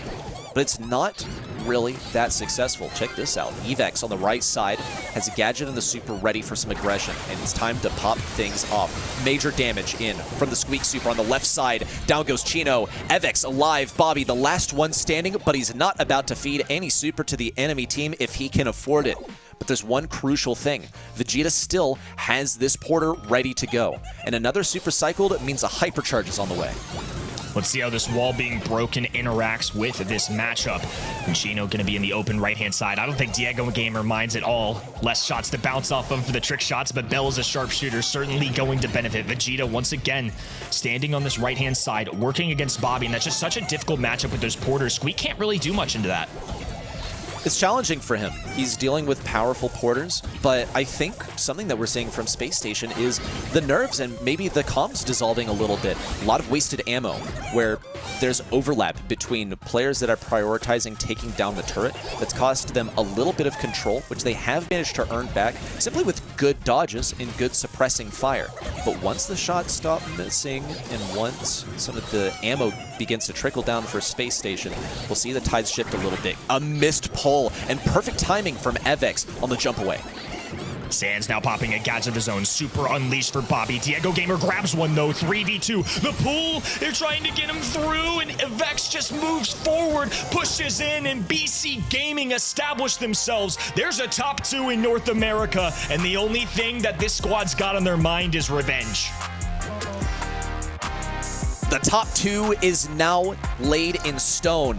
The second time in a row that we have seen a meetup between Tribe and BC Gaming in the grand finals here in North America. And to have that happen 3-0 style once again for BC definitely makes a statement. That one is not up for debate right now.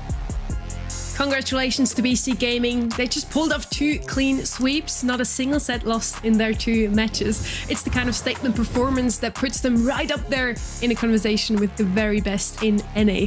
You know that round 2, we saw SSG's dream of a grand final hanging by a thread, Bobby fighting for his life in his 1v1 against Diego Gamer and the Hypercharged Porter. He almost made it. That could have been the turning point for SSG. I mean, just look at these matchups. You got a Mr. P and an Ollie, 2 of the better brawlers in the game, a Bell to round it out. On the other side, Gene, Pearl, and Squeak. I think that's just a tough one to make work. Say what you want about these squads. SSG, obviously a really good roster, a ton of history. BC Gaming have answered what feels like every single draft. I just feel like they've come out on top in so many situations. Their mechanics speak for themselves. But man, I just feel like they keep getting the job done. They really do. BC Gaming had the job done in 6 sets today. They didn't have to play more. They're rushing through to the finals. And I feel like I've said this sentence before today already. Let's have a look at the brackets here. We have 2 teams in the finals that just walked through.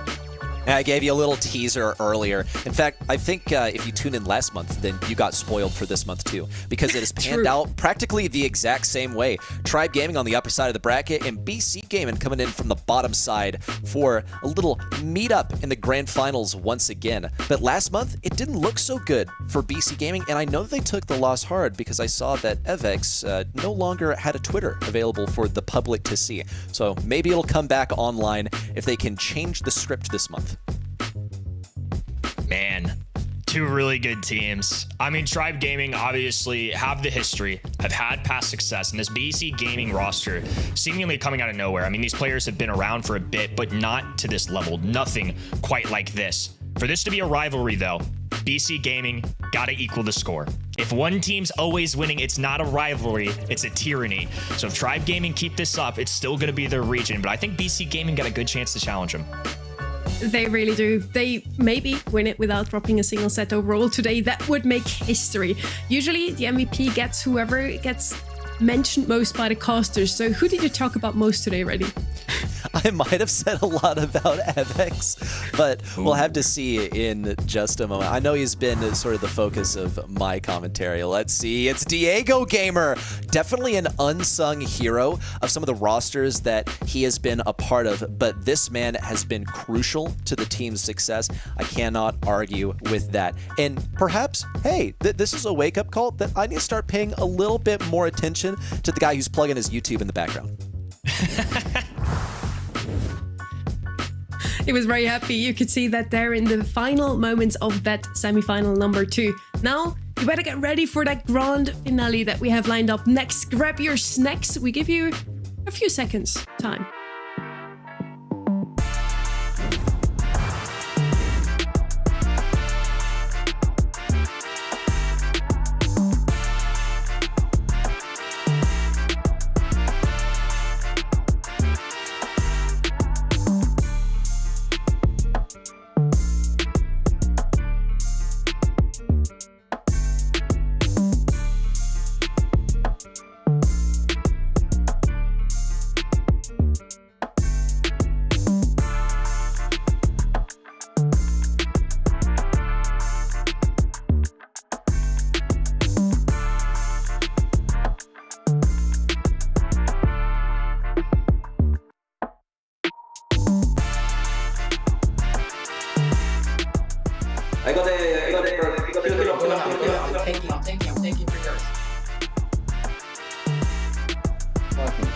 disappointing win.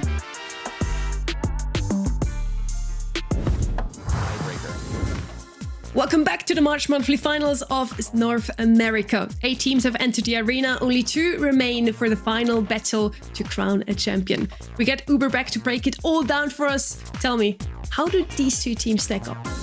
I mean, they're really close. A 3-1 in last month's monthly finals, I don't think quite tells the full story. It's a bit of a cliche we've heard before, like, like a constellation. Like, it was a close 3-1, but generally, I think this BC Gaming team, the drafting in all of those sets was impeccable. It came down to execution on a couple of situations, and I know they were bitterly disappointed by that result, but I've got a feeling it's the right time for this team to finally take flight amongst the very best in the halls of NA's champions. It's a pretty outside pick, but I do think BC Gaming are in the headspace today to potentially take it all. This year, we have an early LAN event lined up for you guys. You won't want to miss what's coming.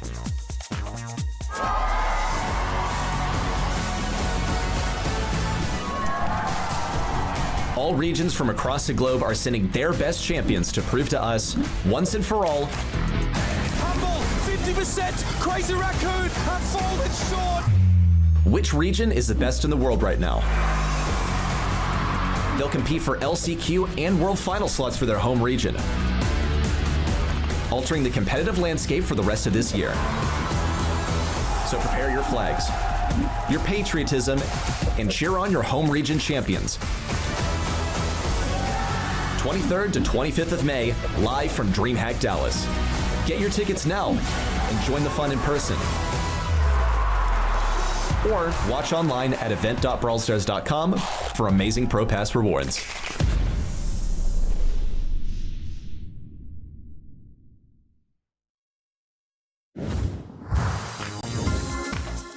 We're starting with a very exciting event this year immediately. Ready? Dallas is kind of around the corner for you, no?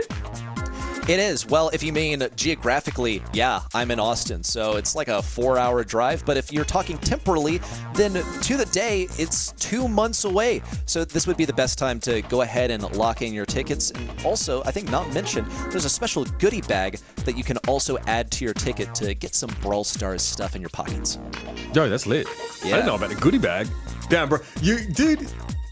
Ready Set was always on the pulse of how to get extra merch. But people don't realize this. This is why Ready Set became a commentator. This is so true. Brawl Stars in the first place to get merch. It's not even a joke. This guy It's not a joke. Built different. At some point, y'all are gonna have to see my hat that I made before there was real merch. I do want to see that Next one. level. You better bring it to the cast next month so we can see it and be astonished, celebrate with you that you're finally a caster now. Do you have any hats, Sonny? What about you? Huh? A brawl You wear hat a or hat too? any hat? Just any hat. You just wear any I hat. do have hats, yeah. Okay. Well, I haven't seen them, so I don't know how am I supposed to believe you. You better bring one next month. Why would I Better show be a you good my one. hats? Hello? Yeah.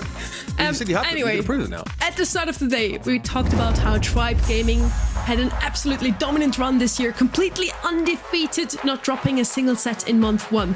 And now, here we are looking at BC Gaming, who just pulled off 2 clean sweeps, not a single set lost in their 2 matches.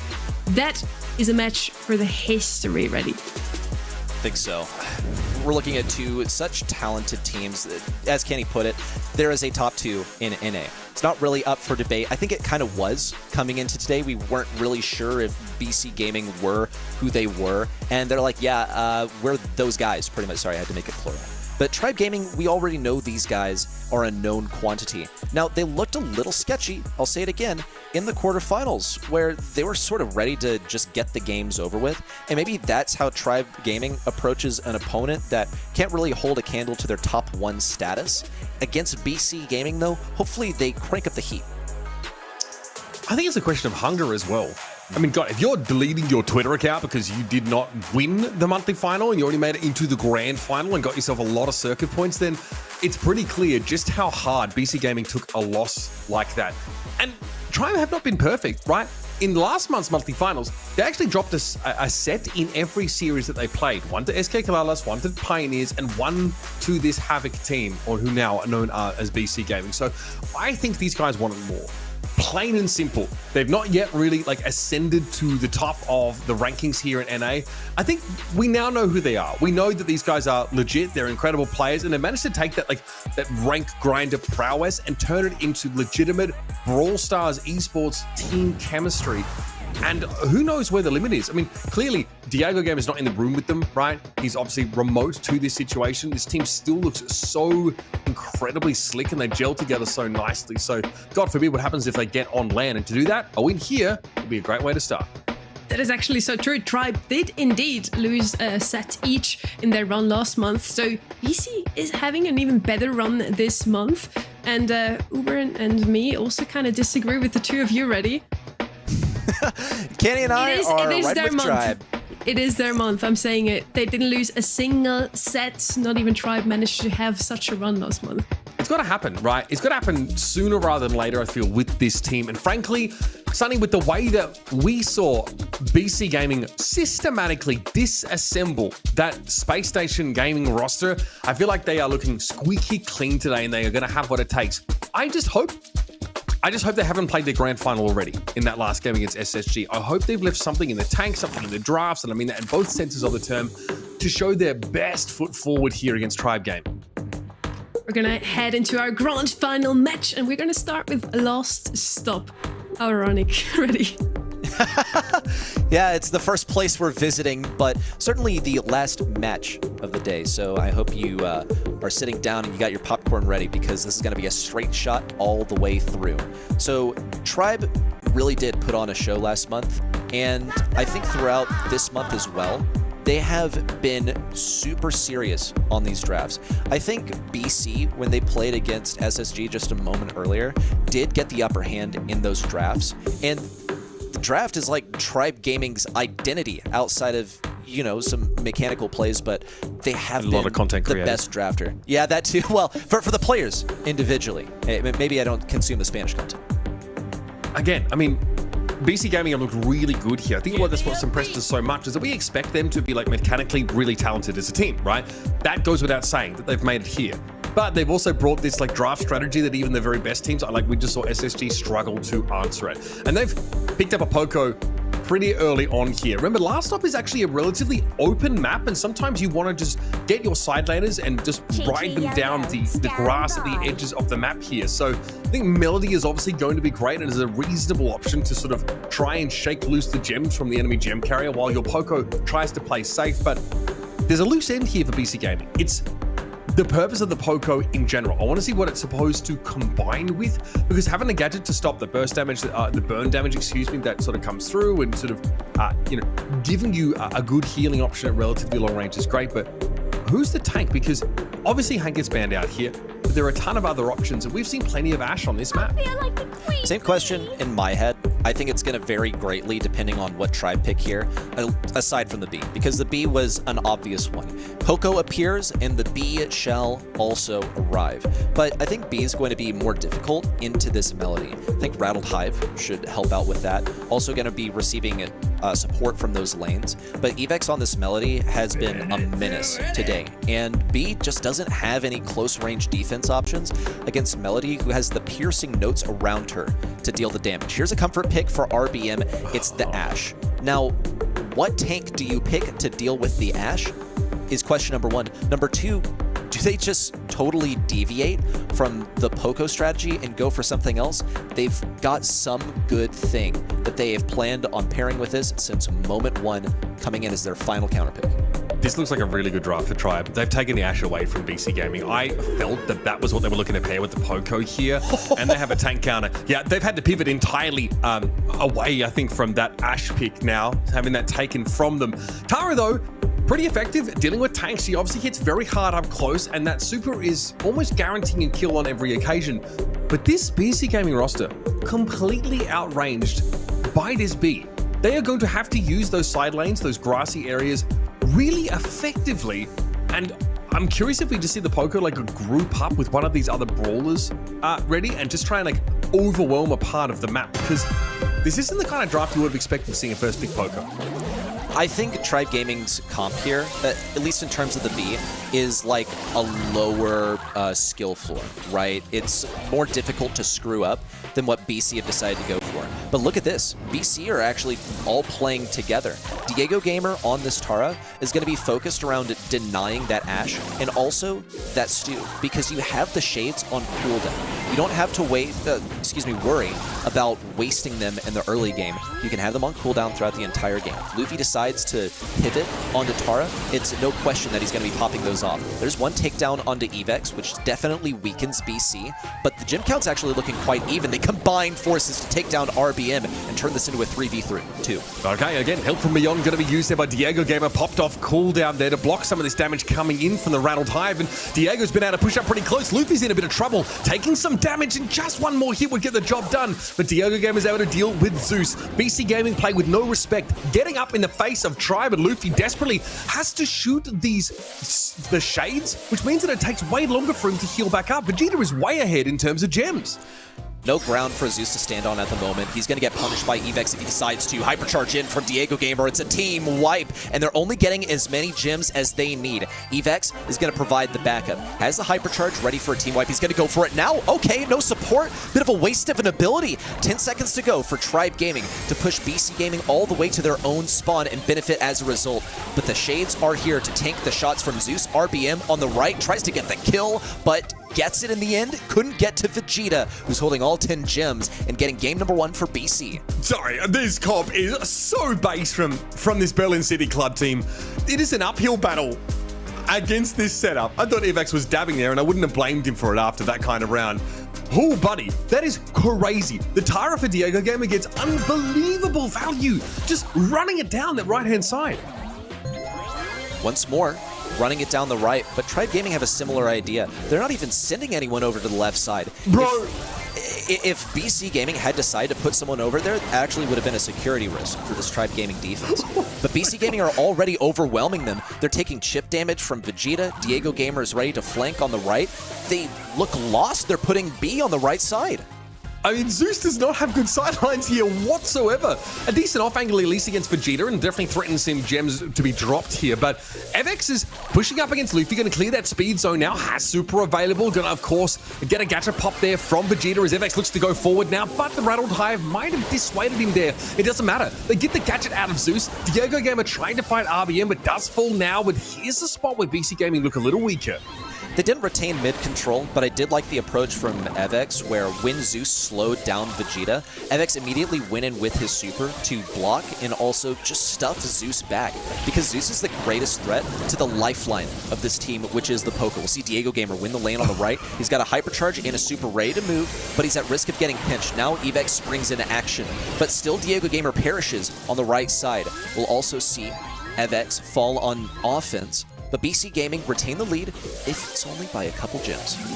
It's a 2-gem lead. I mean, that's enough here. Evex is basically just taunting the entirety of Tribe Gaming and soaking up that aggro, allowing Vegeta to get in and get some of these extra gems. RBM struggling against Diego Gamer. That's another fight that the Tara player is one out of. Vegeta is not really bothered by Luffy here, even though they look scary. They've dropped the 2 gems that have set the countdown up for BC Gaming.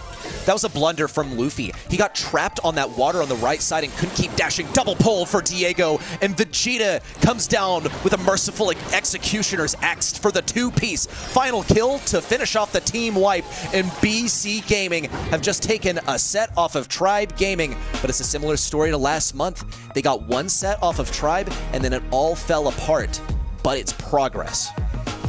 Brutal, savage, wrecked. That is a nasty, nasty game there from the entirety of BC Gaming. For me, the Tara, man, the fact that Diego Gamer Sunny is not afraid just to fight RBM over and over again and win that duel out says a whole lot. This team, again, had another draft perfectly cooked up for this map. It was not only the draft, I also felt like they just knew exactly how to play their comp. It really looks like BC Gaming can connect to where they just left off in their match against SSG. They won 3-0, and they're winning this first set as well, so they're still unbeaten today so far already. Just good Brawl IQ here in terms of the selections. They lead with the Poco, and the obvious response is the B. Guess what? We got a Melody to completely shut that up. And look at the team play, too, where there was a moment where we saw Vegeta get slowed, and then the response immediately from Evex was to dash forward and shut up the B. Didn't matter if he died. He kept that Poco alive. The Poco's the one keeping Melody in action. Good team play, pretty much. Good definition of what the separate roles are within this roster, too. Roles are something very important. We talked a lot about it when we saw the MVPs after the matches. Some players just really love to play the support brawlers. Some players prefer the flashy ones. Now in this around BC Gaming, I feel like every single one of them can fulfill every single role. Yeah, I mean, I definitely think that they have everything covered amongst this team. While that is great, they're obviously going up against a team like Tribe who can generally do the same. So it's kind of crazy to come into a game like this and say being able to play every brawler is not enough. It's about picking the right ones at the right time. And, you know, last pick Tara in that last game was awesome. It really showed that BC Gaming have got a lot of experience here. As we head over to Pinhole Punt again, they do want to be careful. I'm glad that, you know, Reddy did surface this idea. They started really well against Tribe last month and then kind of got ground down and maybe just got a little bit too ahead of themselves. But the cheer squad in the room here for Berlin City Club, clearly less of a distraction, more of a motivation for them, while Diogo Gamer is going to be throwing down in solitude.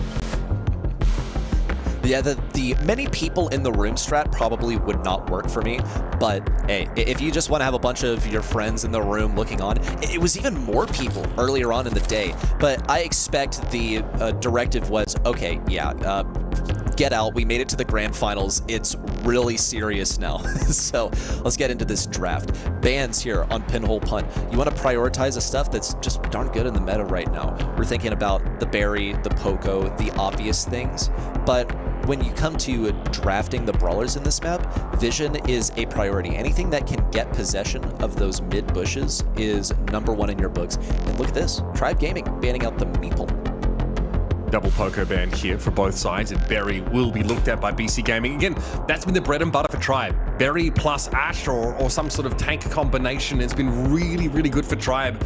BC Gaming here kind of know also that they might be looking to work a tank in here somewhere, so getting rid of the lure is also important. Generally, it's easy to set up some of these goal opportunities with the lure when they see the Hank come in. So BC Gaming, not only do they give the Hank pick up, they also ban one of the potential answers to human loot. Melodies has also been one of the best brawlers for Tribe Gaming today, and she's open too. I do feel like she could be a valid option on any Brawl map. Okay. So we have, yeah, obviously Evex also played a great Melody just now, but the B option, of course, against the Hank is very, very good. Ready, this map is still relatively open despite there being a lot of bush coverage, so it's a lot of areas for B to shine, and Ollie, the other highly contested tank pick, comes up. Have to agree, B is going to be pretty good on this map. However, we have seen that B can falter, especially at the hands of that Melody, something that has the unbridled aggression. Because Melody has such a long dash distance, and she has 3 of them. That's really the advantage here that makes her such a good option into something like the B. So we'll see what Tribe Gaming decide to pair with this Hank. With Barry banned out, I guess Byron has to be in their minds, also an option at long range. Melody gonna go ahead and take that so they can deal with the B. We saw this already executed by BC in the last set. But once more, have to have some support for the Hank. You can't really leave the guy out to dry unless you're trying to make things hard for yourself. But they have to be mindful of what BC can bring in as a final selection. I will say that the fact that Hank can heal up to 50% of his maximum health with the use of the super is pretty powerful. So if you don't always have like a healer straight up for the Hank, he can usually survive fairly well. The Bella's going to round out this setup. It's such an interesting selection here for a Brawl Ball map, but someone that has some, at least has some game into the long range play of B, and again, covering the map with these nest eggs can make it hard for BC Gaming. If they get possession, they want to try and go and score. If they get slowed up by one of those, it can be a little bit awkward to try and capitalize off a brawler advantage. Here's that Ash now to round things out for BC Gaming. So it's B double tank here. Welcome to the new meta. This is Brawl Stars now, where tanks reign supreme and the only other accessories are stuff that are good into enemy tanks, pretty much. BC will be able to dominate some of the tanks at long range, unless things get a bit overwhelming. Okay, if BC also get backed up into their own goal, B is going to be pretty much completely ineffective outside of the Rattled Hive, which is already going to be popped off the beginning of the game. Trying to get that impact on RBM. Excellently executed by Vegeta. RBM is dead already. That's Luffy positioning things over to the right side, but he's getting pinched. Man, it's one after the other for BC, but they crucially lose Evex and cannot get that ball past to Diego for a goal.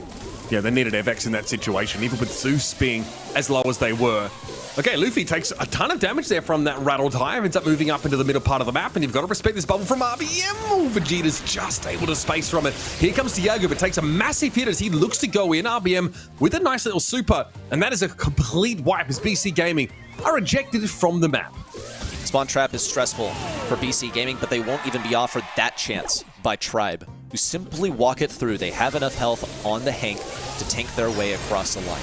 Now Luffy is going to start things off with a hypercharge. Got to go for Vegeta first, but he's shut down in close range. Unbelievable. It's only 2 members remaining from Tribe, but the numbers are still continuing to thin for both sides. BC Gaming retain control for now, especially Evex, who's been dodging the shots from Zeus like a champion. And he's got that hypercharge super ready to move. If they can eliminate RBM from the equation first, that's going to be #1 priority. He's going to throw this down. They all go for RBM, and look at all the damage he's locked in. But there's no one to follow up as they let Tribe have this control.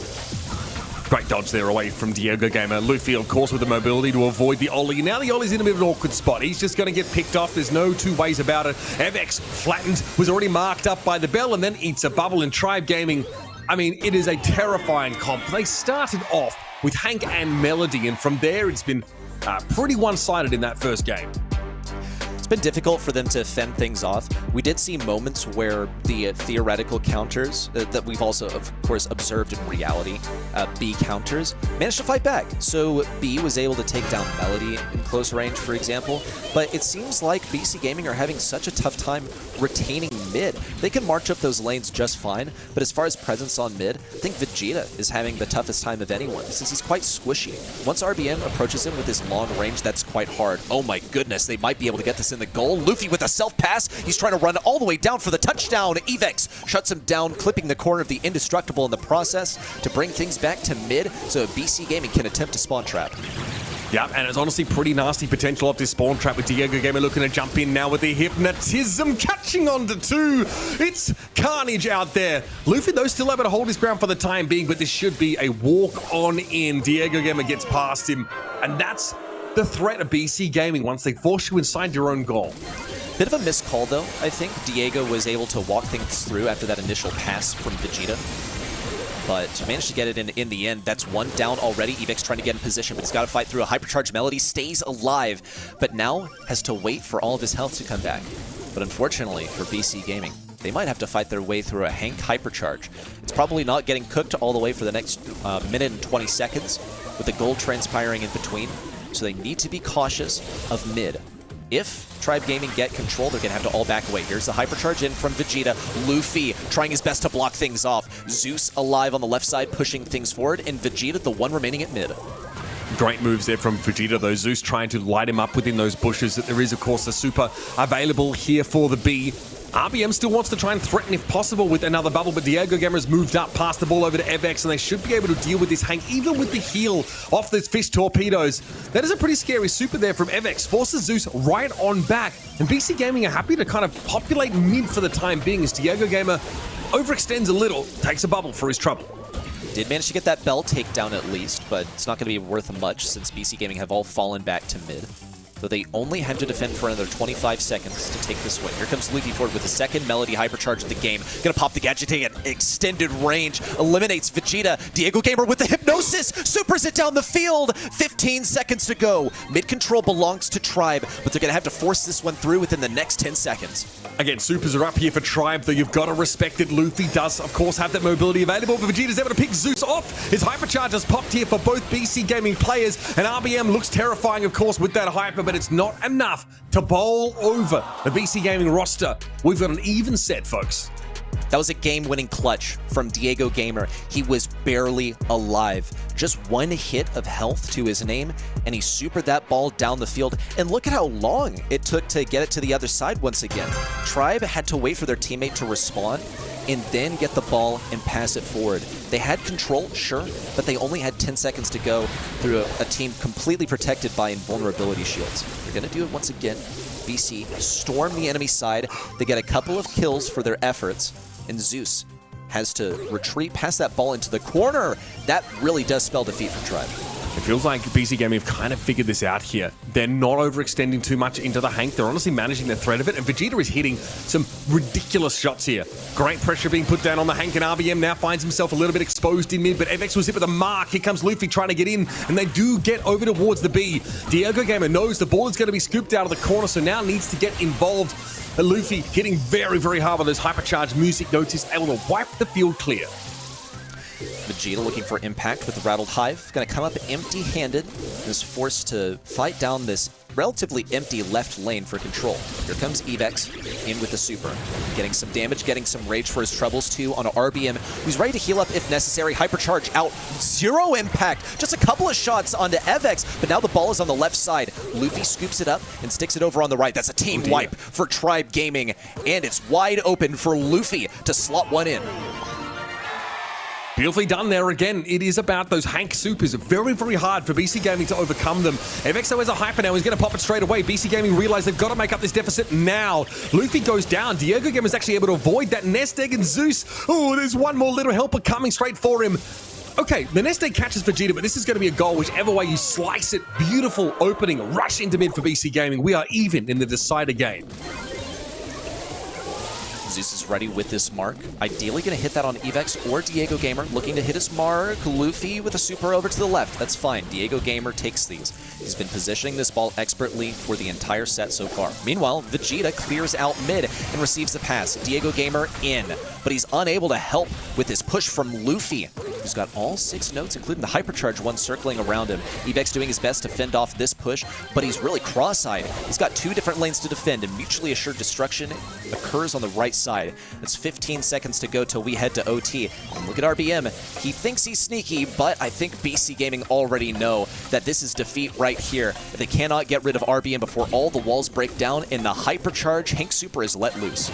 Yeah, they just don't have a way of avoiding that damage. Luffy's going to go, and here comes the Hank Hyper. It's far too much. Tribe Gaming knew they had the win condition right there, and BC Gaming make it close, but are vanquished on Brawl Ball. The fear of the Tribe now struck into the hearts of BC Gaming with a single ability from that Hank. They could not keep that pressure on RBM as necessary to prevent him from keeping that hypercharge super towards the end. And once it was used, there's no avoiding it. I mean, I think I saw a clip of Juan Carlos on Twitter dancing between them, but you're not going to be provided those opportunities in the 3v3. This is the first set BC lost today. This hurts. I really feel like they maybe just have gotten a bit too nervous after winning that first round. It is a rematch. You mentioned it before already. In February, BC took set 1, then lost the following 3. It's tough, okay? They got to do this once again in order to be #1 in NA. If you want to be the best, you got to beat the best. And I think we actually got to see some of the best they had to offer. Vegeta in particular, I mean, this guy has been really the focal point of my attention, at least on the side of BC Gaming throughout this last set. He was hammering away at the health of RBM, but it still wasn't enough, especially with Tribe Gaming conserving their utility with the hypercharge and the super towards the final seconds where all the walls broke down and there was simply no getting through that. I mean, look at this. There's really nothing you can do. RBM's able to cycle that super on 2 separate occasions there. And I think BC Gaming, I thought their composition, their draft was fine. It's not they picked that was the problem. It's what they kind of let through or allowed to be played against them. Melody against the B is always a great option. As good as Vegeta was, when they get run down by the Melody, there's not a whole lot they can do. And Hank is really oppressive. That hypercharge is undeniably extremely broken right now. So they need to think about that. Either target the Hank, or on a map like Layer Cake, they might look to pick him as well, Sonny. I think you couldn't have explained that better. Really came down to the draft a little bit. I did mention before that Tribe Gaming had a phenomenal run with Melody on Brawl Ball before, and they let that slide through alongside the Hank that is the most banned brawler in every single region, and there's certainly a reason for that, already. Well, you saw it in overtime. He used a hypercharge, he supered, and then, like a magic trick, everyone disappeared pretty much. A wide open goal for them to slot that in, but also providing enough time for them to throw up some of those tribe pins and get the spray on the ground. Alongside getting their first set victory and handing BC Gaming their first L set-wise of the day. So I think Hank is a viable option here on Shooting Star. His hypercharge not going to be doing the same thing that it did with a wide open map, sure, but you have a lot of walls to work with. Gotta be a consideration in the ban phase for this brawler now empowered with a hypercharge in the latest patch. Uber, I hope they listen to you now. Let not slide through those strong brawlers, and also momentum is now with Tribe Gaming. BC lost their first set today. I hope that didn't shook them too much. Look, jeez. It happened to them last week as well. They've kind of been here before. I have this theory that every up-and-coming team has to suffer one of those like really heartbreaking losses before they can find that first big win, because it teaches you a heck of a lot about bouncing back and also about not getting ahead of yourself here. Poco going to be picked up here first for BC Gaming. You'll notice that the Hank had to be banned out by Tribe Gaming as they had a second pick here.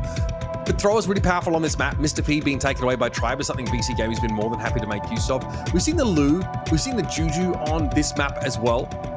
So you can mix a throw in here alongside some of these tanky setups. And I think Poco is such a high priority brawler to pick up here, and a good start for BC Gaming. I think also have to consider what abilities you want to negate with that Poco. So any sort of freeze, any sort of stun, something like that is going to be totally nullified by Poco's gadget. We're looking at what Tribe Gaming has to offer right now. They have that Meeple, yeah. And I think that goes a step above when it comes to canceling enemy abilities. The Meeple is able to use that gadget. But also, we have seen quite frequently the Dice Tower being used instead. And on a map like this, on Layer Cake, especially just in Bounty in general, trapping an enemy is going to be a high priority. We'll usually see this paired up with like a Gray or something. Gray, Jean, both solid options into this. Ash seems to be their priority for now. And now BC Gaming have to decide whether they are going to prioritize taking a pick away from Tribe Gaming for this combo. But see, I just don't think something like Jean and Gray to take away their ability to pull would be a great response. I mean, maybe like the Melody pick is a possibility. You might also, be concerned about trying to make use of a thrower here, even though, Meeple can open up the map and shoot through some of those walls here. BC Gaming basically gets to finish their entire draft here. So who are we pairing with the Poco? Buzz is going to be picked up here. It's raw stopping power. It can stop Ash in its tracks, even though Ash might be one of the highest damage brawlers in the game. The Buzz is still terrifying, especially in the right hands. I think we saw Vegeta use it a fair bit last month here. So it's a pick I like to see, especially when there's no B on the table. So those bona fide tank counters aren't really there right now, and it's no surprise to see Tribe go for this Ash. BC Gaming might have hoped this would happen, actually, and have an answer ready for an expected Ash pick. When RBM is on the opposing side of the arena, you have to be expecting it. Here's the Gray from BC, so now Tribe are going to have to think of how exactly they're going to be pairing up with a Meeple. And hey, maybe they just decide to take a thrower approach. I mean, in terms of what BC has to offer, like, yeah, you have the teleport from Gray, you have the hook from Gray, you have a grapple from Buzz. Like, that is quite a lot, but it's possible for Tribe Gaming to navigate around. There are a lot of walls on this map. Whoa, okay, that's a little bizarre. We've actually not seen Surge in a good moment here, but here's where Surge is going to find his comfort, is dealing specifically with Buzz. Also, once he gets powered up, Poco's going to have basically no moves against him. We've seen this pick on like Hard Rock Mine, Last Stop as well, some of those gem grab maps where you want a brawler that can really hit very hard and also has the ability to shut down some of these tanks here. So against the Buzz, it could be good. Timing that super to avoid this stun is a really important little piece of tech here, and having a gadget available just to make you virtually unstoppable as a duelist in those situations is crucial. Evex steps up, very quickly takes away that blue star here, and Zeus, hello! Caught out there by Vegeta. Now you're going to get really close, of course, to this Dice Tower, but for BC Gaming, you're able to walk back, and Tribe Gaming kind of missed a key opening. Pretty sick strat from Tribe, by the way, though. They managed to trap a couple of people. Whoa, long pull! RBM's gone! BC Gaming executed that perfectly. They have the TP back to spawn if someone gets hurt. I was commenting on how the Dice Tower to trap someone for Luffy is quite creative. Here comes the heal from Vegeta. Didn't quite reach Evex, but that's fine. RBM's taken down. Diego Gamer snags the kill too. And the safest brawler on the entire team, Vegeta, is holding 5 stars in the blue tie-breaking star. Yeah, it definitely feels good to have your Poco, the one with all those stars, but again, this gets a little bit scary now. The Dice Tower does get erected. Diego Gamer, good shots onto Luffy though, and oh, what pull! They do not respect the Ash. Bro, this is chalked. This is absolutely over. Like, yeah, okay, trap us. See how you like it when you decide to pull up on us, and that comes down when you try and get your super, but it's going to be of no use. Hypercharge. Heals from Vegeta.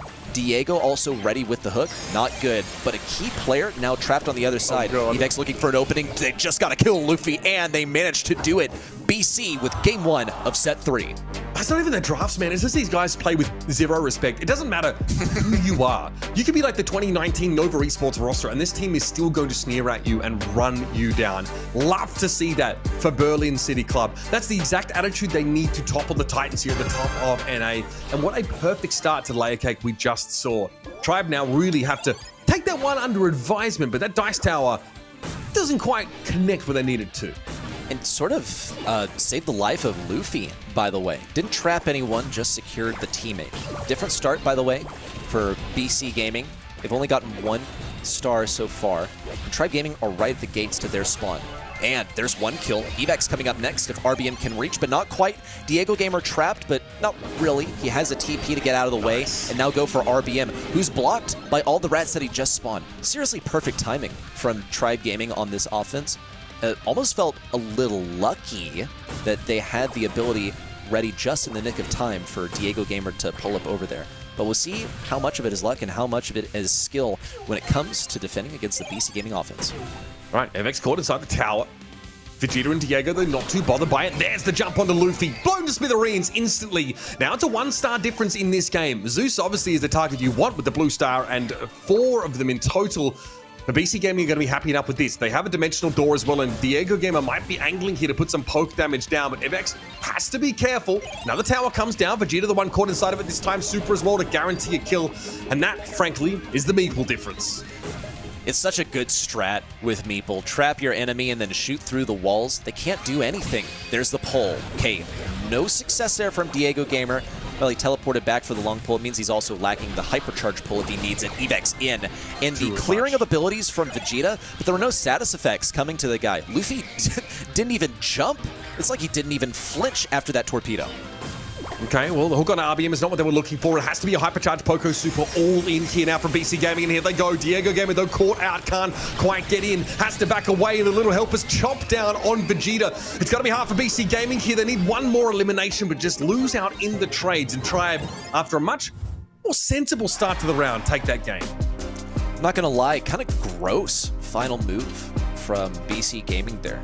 With the Gray teleporting into pretty much everything in the corner, yeah, you're going to hit your shots, but what's your escape plan? I mean, you have 3 shots. You're not going to charge a super off of that, and he didn't really have any support either.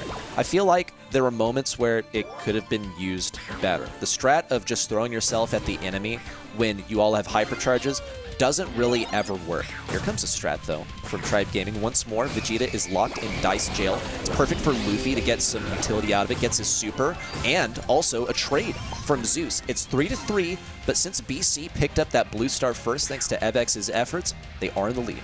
That was very close, though. That required a Poco Super there to keep BC Gaming in the fight. But the timing was perfect for Vegeta. No one better to have, I think, at the helm of your strategy than Vegeta's. Looked very, very good here. Very dependable on the Poco. Evex there's able to charge super by being close enough to RBM. So there's a stun now in the back pocket for BC Gaming. Dice Tower comes out. There should be Diego getting flattened because they don't have the super to escape, and it has to be responsive, but Evex can't really connect anything. That's tough for BC Gaming. They just had the kill taken away from them. That was terrible as well. Just unlucky for Evex. He grappled someone successfully, but it took him in the path of the teleport, which sent him all the way back to spawn and wasted his super, which he wasn't even able to cycle off of that. So it's definitely a setback, but only that. Here comes a move, by the way. Just got to shoot over these walls, and there's the ability out. Dice Tower down, and down goes Evex, and so with him, the blue star. Luffy also with an elimination to put Tribe Gaming 6 stars, puts a blue star in the lead. Luffy is the brawler to protect right now. He's got 5 and a blue star, but Diego this time might be smarter about how he expends this hypercharged super. Okay, no super here for Zeus right now, so no cheese available for the meeple setup here, but God, we've seen it look so good in the hands of Tribe right now. Zeus has super up here. Needs to wait, of course, on the gadget cooldown. There's 15 seconds left in the round. Diego knows he needs to send his team forward now with his hypercharge, but it looks tough. Zeus gets caught out in the middle, though. RBM a little bit low. Here's the hyper thrown down. Evex doesn't have the health to deal with RBM, though, and it's a lot of little helpers. Diego Gamer is going to get devoured, and it'll be Tribe Gaming with a 2-star lead to end the set. So close. If RBM had fallen there, my goodness, he was only hanging on by a thread, something like 240 health before he walked over to the left side uncontested and healed up. That would have been the difference, by the way. It would have been a blue star victory for BC Gaming. This is a super, super close match. We've waved set 3 goodbye, but that one could have gone either way. That could very much have been a lead for BC Gaming. We love some close matches, especially for the finals, as close as possible, please. But for BC Gaming, it does look a bit too close now. They did win the first set, and now set 2 and 3 go the way of Tribe Gaming. It's looking exactly like February, Uber. Yeah, yes, indeed. Tribe Gaming is starting to walk away with this one there. I do think the meeple pick was just unbelievably powerful. There were just so many free kills that Luffy and Zeus were able to get, with the combo, with the gadget and super. You've got to look at that as something that is potentially ban-worthy. We haven't seen any team use the meeple combination quite as cleanly today as Tribe Gaming, and BC Gaming still made it close, but their composition is all about that last all-in at the end of the round, right? It's about the Grey hyper, giving shield. It's about, of course, the Poco hyper also giving that durability and making sure you get like these really big plays made by the Buzz with like multi-stuns and hypercharge giving across the map. If it doesn't work out, if they get picked apart midway through the round and fall too far behind in stars, it doesn't matter how good your final all-in is. We are in the grand finals, and if the stakes weren't high enough already, were you aware that Tribe could actually be the first team to secure their spots in the Brawl Cup in May if they only won this match? Not until you just mention it now. I mean, we've been talking about the Brawl Cup all day, and in fact, all weekend, but it's time to lock someone in. Yeah, the entire month as well, going back to last weekend too. Just one set separates them from a guaranteed land spot. It's unlikely that they would be knocked out of the top 2 by my calculations, just a little bit of quick math, if they get second place here. But they can guarantee it, they can clinch it, go ahead and be the first team in the region to lock a spot with a set victory right here and now. Oh, man. Okay, BC Gaming, the draft I think was fine. Their plan was good. They just ran up against a strategy that's a little bit hard to beat. I don't really know how you're supposed to do better than what we saw from Tribe Gaming. They got the meeple, they got the Ash.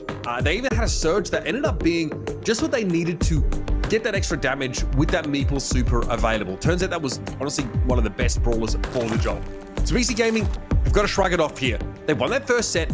They take a win here on Safe Zone, and it is an even game. Even Tribe Gaming, they can bleed. Safe Zone, of course, comes up, so we're already thinking about like a lot of these brawlers that are adept at controlling mid.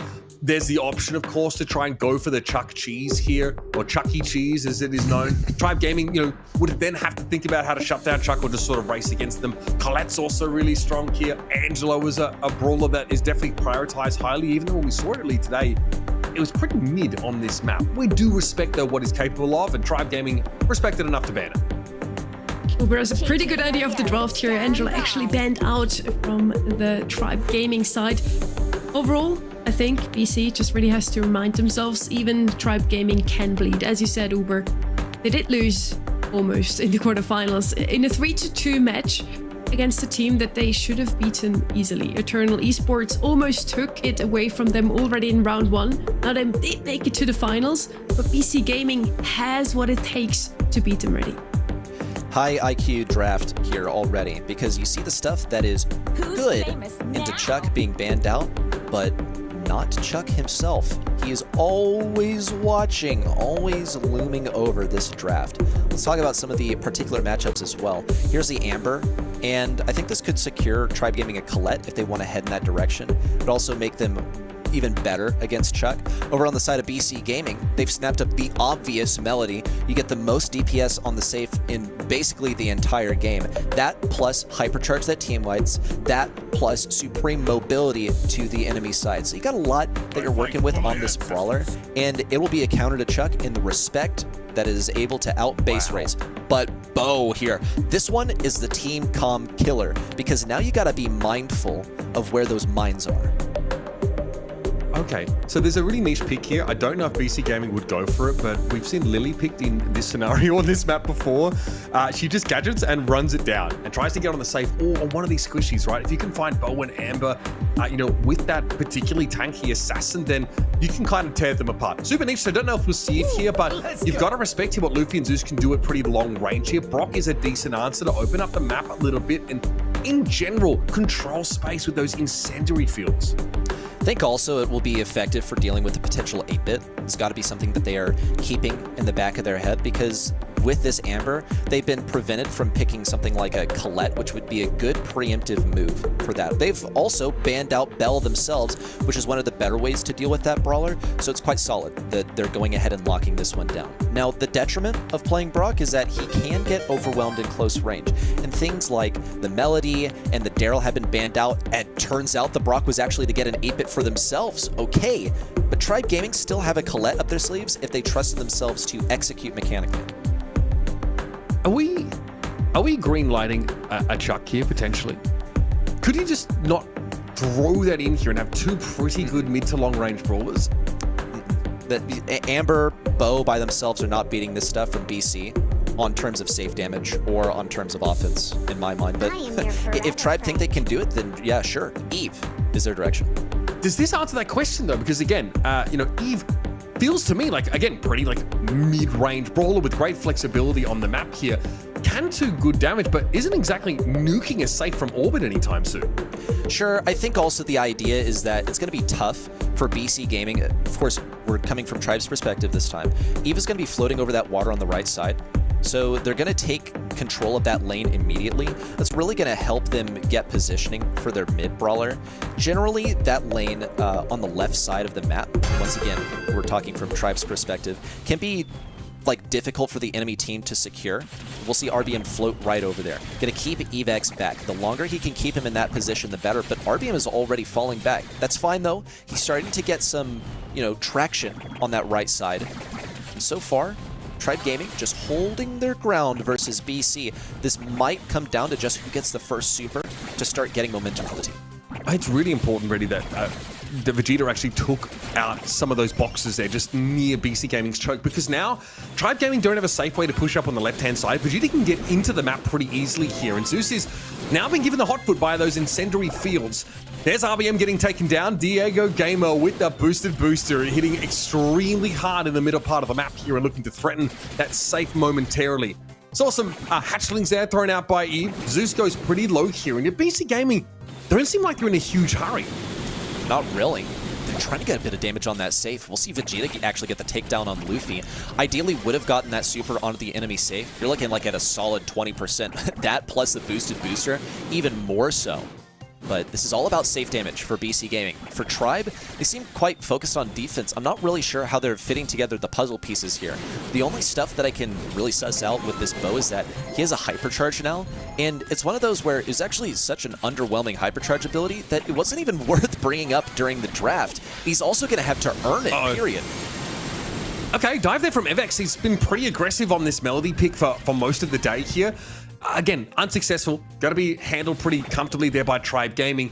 Diego, very clever. He actually sees that Amber Super come in and then repositions his turret back a little bit further, so he still has access to it. Luffy there still wants to push up a little bit though, and EVEX is probably the most uncomfortable brawler on this map, just in terms of being generally outranged and actually having to take the fight to his opponents to be effective. But Diego Gamer and Vegeta have been very hard to shift out of mid. Vegeta's also holding onto the super for a kill confirmation. Could do so with a gadget on RBM, but Diego Gamer's already on the case. Here comes the hypercharge in from Evex. Expires directly on top of it, and the burn is good on both Diego Gamer and Vegeta, so they can't march forward either. They're only leading by 9%. All they have to do is hold on to this zone. Luffy, Don't lose RBM, your Zeus, BC Gaming. all three of them taking so much damage right now. Luffy, the last one standing, but the clock's ticking down, and not a whisper from Tribe on a BC safe. Not too shabby there. Not exactly the not exactly the high octane round we were necessarily expecting to see. Berlin City Club got themselves like a little bit of lead early on in the round, but it was an odd way for a heist map to finish. Yeah, it was a tie, dude. Was that a tripwire right at the end of the game? It was so hard to see, but it looked like Bo actually managed to get damage on the enemy safe. Oh my God. 91 to 91. Yeah, just press the button if you want to tie instead. That was bizarre. It was off the screen, couldn't even see it. Really snuck under the radar for, I think, everyone. There's no way Zeus calculated that. I refuse to believe it. FX here, though, got to look towards Luffy, and there's Vegeta clearing them out. Now FX can consider coming forward a little bit. Once that Melody gets on the safe, that's crazy. We didn't spot it. The dying seconds, it looked like Diego Gamer was trying to get a bit of damage on the safe to avoid a draw situation. Man, Tribe Gaming really got out of that one pretty lucky, considering for most of the round, they weren't able to do much. This round, though, they look so much better. FX now rushing forward, being shut up by RBM with numerous eggs to the face. Vegeta on the right side also trying to line up the shots on Zeus, but the formation has been completely disrupted for BC. They had all three of themselves lined up on that mid lane throughout the last game, and now they've completely scattered. No organization whatsoever. The hypercharge babies now coming out from RBM Super on the left side, and Vegeta forced to fight in mid-range. A terrible position for a Brock. I mean, Tribe Gaming look like they've coiled around this map like an anaconda now, ready. A great slow start to the round. They sort of choke BC Gaming out of the middle part of the map and get a ton of safe damage.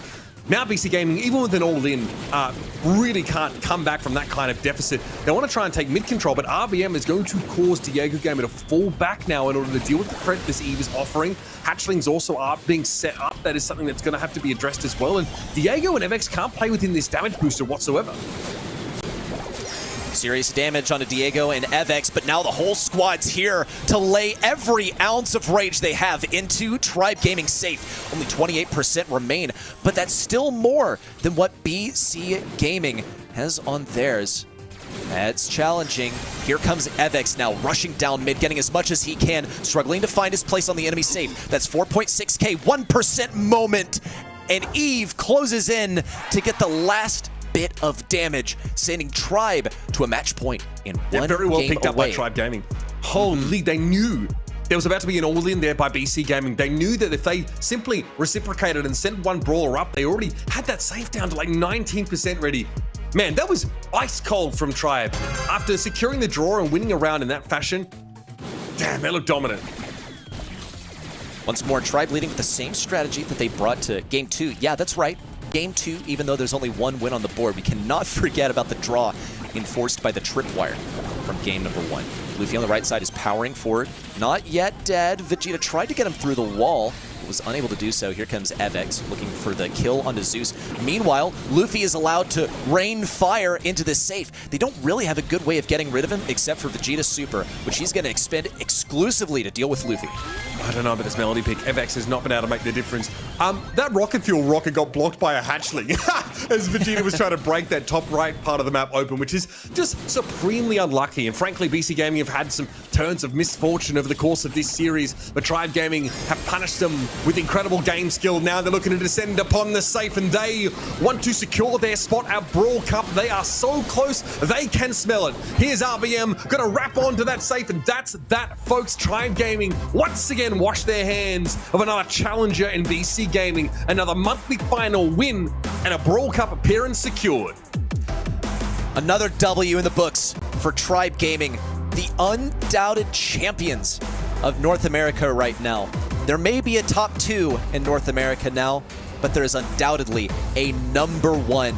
Relatively uncontested, same fashion as last month, 3-1 style in the grand finals. What a match to end our grand finals with today. How many ties have you casted in your career on Heist, Uber? Oh, one other tie. only one. And it was another really weird situation. They are very rare occurrences. They are rare indeed. Also very rare to see a Bo in a comp, and it actually worked out. From the 6 newest hypercharges in-game, Bo's was the only one that didn't catapult him into the meta already. Why did this brawler now make sense in Tribe's comp? I think legitimately what worked for the Bo on game number 1 was his defense ability. See, Bo has been out of sort of the Brawl Stars zeitgeist when it comes to the meta, simply because he was lacking in range. I mean, he was never, like, bad, pretty much. A few years ago, he used to be, like, a must-pick in Brawl Stars. Now he's got that hypercharge. That helps, because you can just give yourself a max speed, a damage boost, a little bit of damage reduction, and walk for it. Having a new ability, having a new purple button is a really, really big deal. And this was a sleeper pick for Tribe. That clutch to tie up the game in game 1, though, I don't think that was just a Bo thing. You know, I think another brawler that can send a volley over the enemy's heads would be capable of doing the same thing, but I don't think that should take away from how incredibly hyped that was. Oh, so sick. Oh, man. I had a ton of fun. At BC Gaming, look, they're an incredible team, really high caliber. It's the second grand final they've been unable to convert on, but I really hope they're not too upset about this. I wouldn't be too disappointed. There's a lot up for grabs here in this NA region, and they have solidly cemented themselves as a top 2 team here. I said at the start, Tribe could be the first team to secure their spot in the Brawl Cup. They are now. Congratulations to them for not only winning their 2nd consecutive monthly final, but also to being the first team to secure their spot for the Brawl Cup. Now, at the start of the day, not gonna lie, I did vote for Tribe Gaming on the event side. Then I switched my vote. I really thought BC Gaming had what it takes today to beat even Tribe Gaming. That's a cool story, but you have no proof of that. So I'm going to assume that you thought BC Gaming would win. I can screenshot it for you if you want. Yeah, do it. We also, I dare you. Talking about the event side, we also still have the MVP left. Everybody at home was able to vote, and it was Zeus for one. I mean, Zeus obviously took an MVP earlier on today. The kind of player I feel like that really is lifted up by Tribe Gaming when they're playing their best, and someone who's facilitated to be a playmaker, to be a bit of a superstar. It's a really high pressure role to be put in, but Zeus has been doing it for quite some time now. When you have RBM and Luffy on your team, you probably feel like you're invincible. I gotta agree. I think they're like such a strong foundation for Zeus to rest upon. It's been a dynamic, I think, that succeeds in many teams. You have a couple of people that form sort of the base for the pop-off player to use as a springboard to make the big plays, not just the flashy ones, the impactful ones that win you the game. And just as we talked about it again, going into this match, every single player on the roster is important, not only the one that plays the flashy ones, but also the support brawlers and the ones that maybe don't shine as much also in the KD Uber. Yeah, absolutely. I do think like having the facilitators is really important for me. Like that player in this team is Luffy, 100%. He's not on the flasher roles quite often. I think he did get to play a game of Melody earlier on here, but when there's a healer required for this team, it's normally Luffy in that position. And he looks so good. Someone who takes pride, I think, in being, able to set up their teammates and really embrace that role in Brawl Stars is a rarity, and frankly it gives you a massive edge here. Everyone's trying to be the main character, but when you've got guys like Luffy looking to set his opponents up and like shine a light on them, it just makes the team demonstrably better when it counts in high pressure games like this.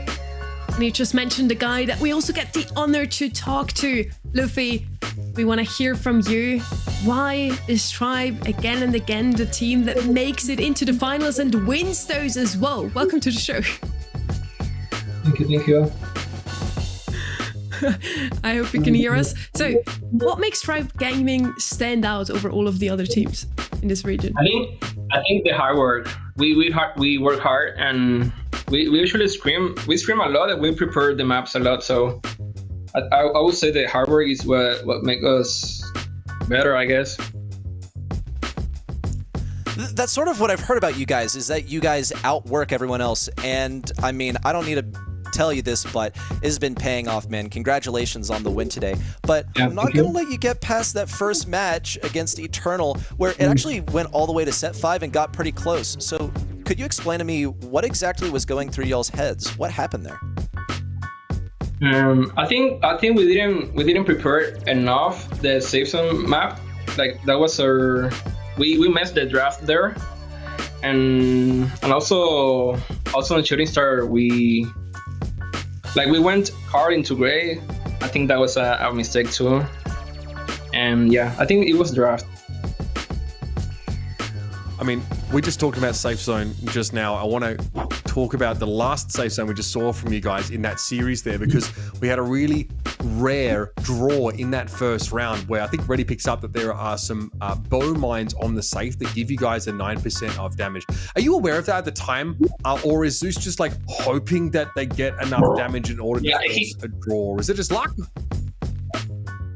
He was hoping that the mines explode, because we didn't know if the time if it could explode. I asked Zeus if he had gadget, and he said yes. I was hoping for the mines to explode. Crazy. Congratulations to not only your second monthly final win, but also your entrance into the Brawl Cup. Were you actually aware that this would mean that you would go to that LAN? I was not aware, but yeah, I'm really excited. I'm not exactly aware, like I don't know if we are in, but yeah, I'm really excited to play Brawl Cup. Okay. Then yeah, I'm really excited to play the Brawl Cup. You have 2 reasons to celebrate today. We'll give you the time now. Thank you so much for your time on the show, and yeah, thank you. Well. Jesus. Chiming in right at the end. And so cute. The salute as well. I mean, a lot of the time, like, you know, our pro players here are not always thinking that far ahead, right? For them, and what their coach is always telling them is that just focus on their next game. So, you know, I'm not surprised, Sonny, to hear that, you know, maybe Luffy wasn't aware that they'd qualified, because that's the stuff for the coaches and the managers to worry about. For him, he has to focus in on the moment and focus on winning. And they've done that in style. I don't know why I underestimated this team a little bit. I really thought the BC Gaming would come at them hard out of the gates, but I feel like as a series goes on, this Tribe team downloads you and gets an idea of what you're trying to do, and eventually, you know, it comes out on top, only giving 1 set away to this BC Gaming team in 2 consecutive monthly finals. This team really knows how to bounce back from a set loss. I'm very aware that coaches usually just try to keep their player focused on the next bigger goal. That's why I asked that question. It was so fun to see. He didn't even know. So now they have 2 reasons to celebrate. We want to bring Kenny back in as well. He worked alongside us today and also yesterday. And Kenny, it's been an intense battle all day. We're going to have a look at the bracket one last time today. Whew, what a month, folks. I mean, in NA, sure, the grand finals were pretty identical, but nonetheless, I mean, we've had some crazy chaos going down across our world. Tribe Gaming once again taking this one here, and I said before, it's only a rivalry if both teams manage to get some W's. Still plenty of time left on this season, and honestly, just a really cool moment there. Like, he is so razor focused on the grind, on the scrims. I mean, the numbers back it up too. If you all ever see how many scrim sets that these guys play compared to the rest of not just this region, but the world, it's unbelievable. The hard work is a statement, a reason for their success, and now they are rewarded with the Brawl Cup through this halfway point. But to your point, Uber, no shame in picking this BC Gaming squad. I mean, they are a phenomenal team. The drafts have been pretty solid. Tribe Gaming really the only tricky one I feel like to draft into, and the fact that these guys are able to pull off even a bow pick and still win goes to show the caliber of players we're working with. That bow pick was actually hilarious. It did work out in the end. I feel like it's very commendable overall that when asked what sets Tribe Gaming apart from the other teams, he just answers the hard work. I think that's exactly what you have to do. Looking at the leaderboard now, Uber, we see they're in for the Brawl Cup. Yeah, at this stage, I don't think it's possible to catch Tribe Gaming, in this race in terms of those circuit points there. So that's obviously amazing news for them to have locked that in. I think they're probably going to keep up that focus.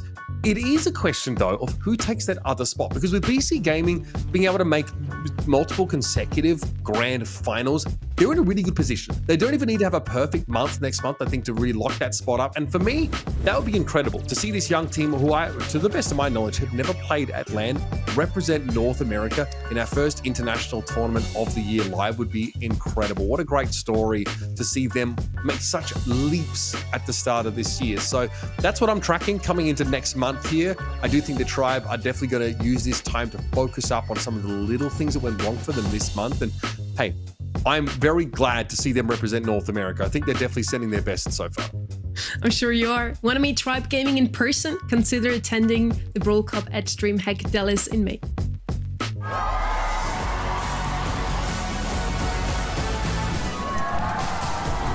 All regions from across the globe are sending their best champions to prove to us, once and for all, Humble, 50%, Crazy Raccoon have fallen short. which region is the best in the world right now. They'll compete for LCQ and World Final slots for their home region, altering the competitive landscape for the rest of this year. So prepare your flags, your patriotism, and cheer on your home region champions. 23rd to 25th of May, live from DreamHack Dallas. Get your tickets now and join the fun in person. Or watch online at event.brawlstars.com for amazing Pro Pass rewards.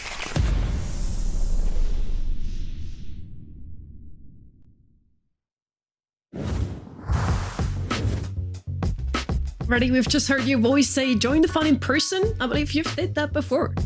Oh yeah, I mean, DreamHack Dallas is a wonderful convention. If you're not just going for Brawl Stars, I would still highly recommend.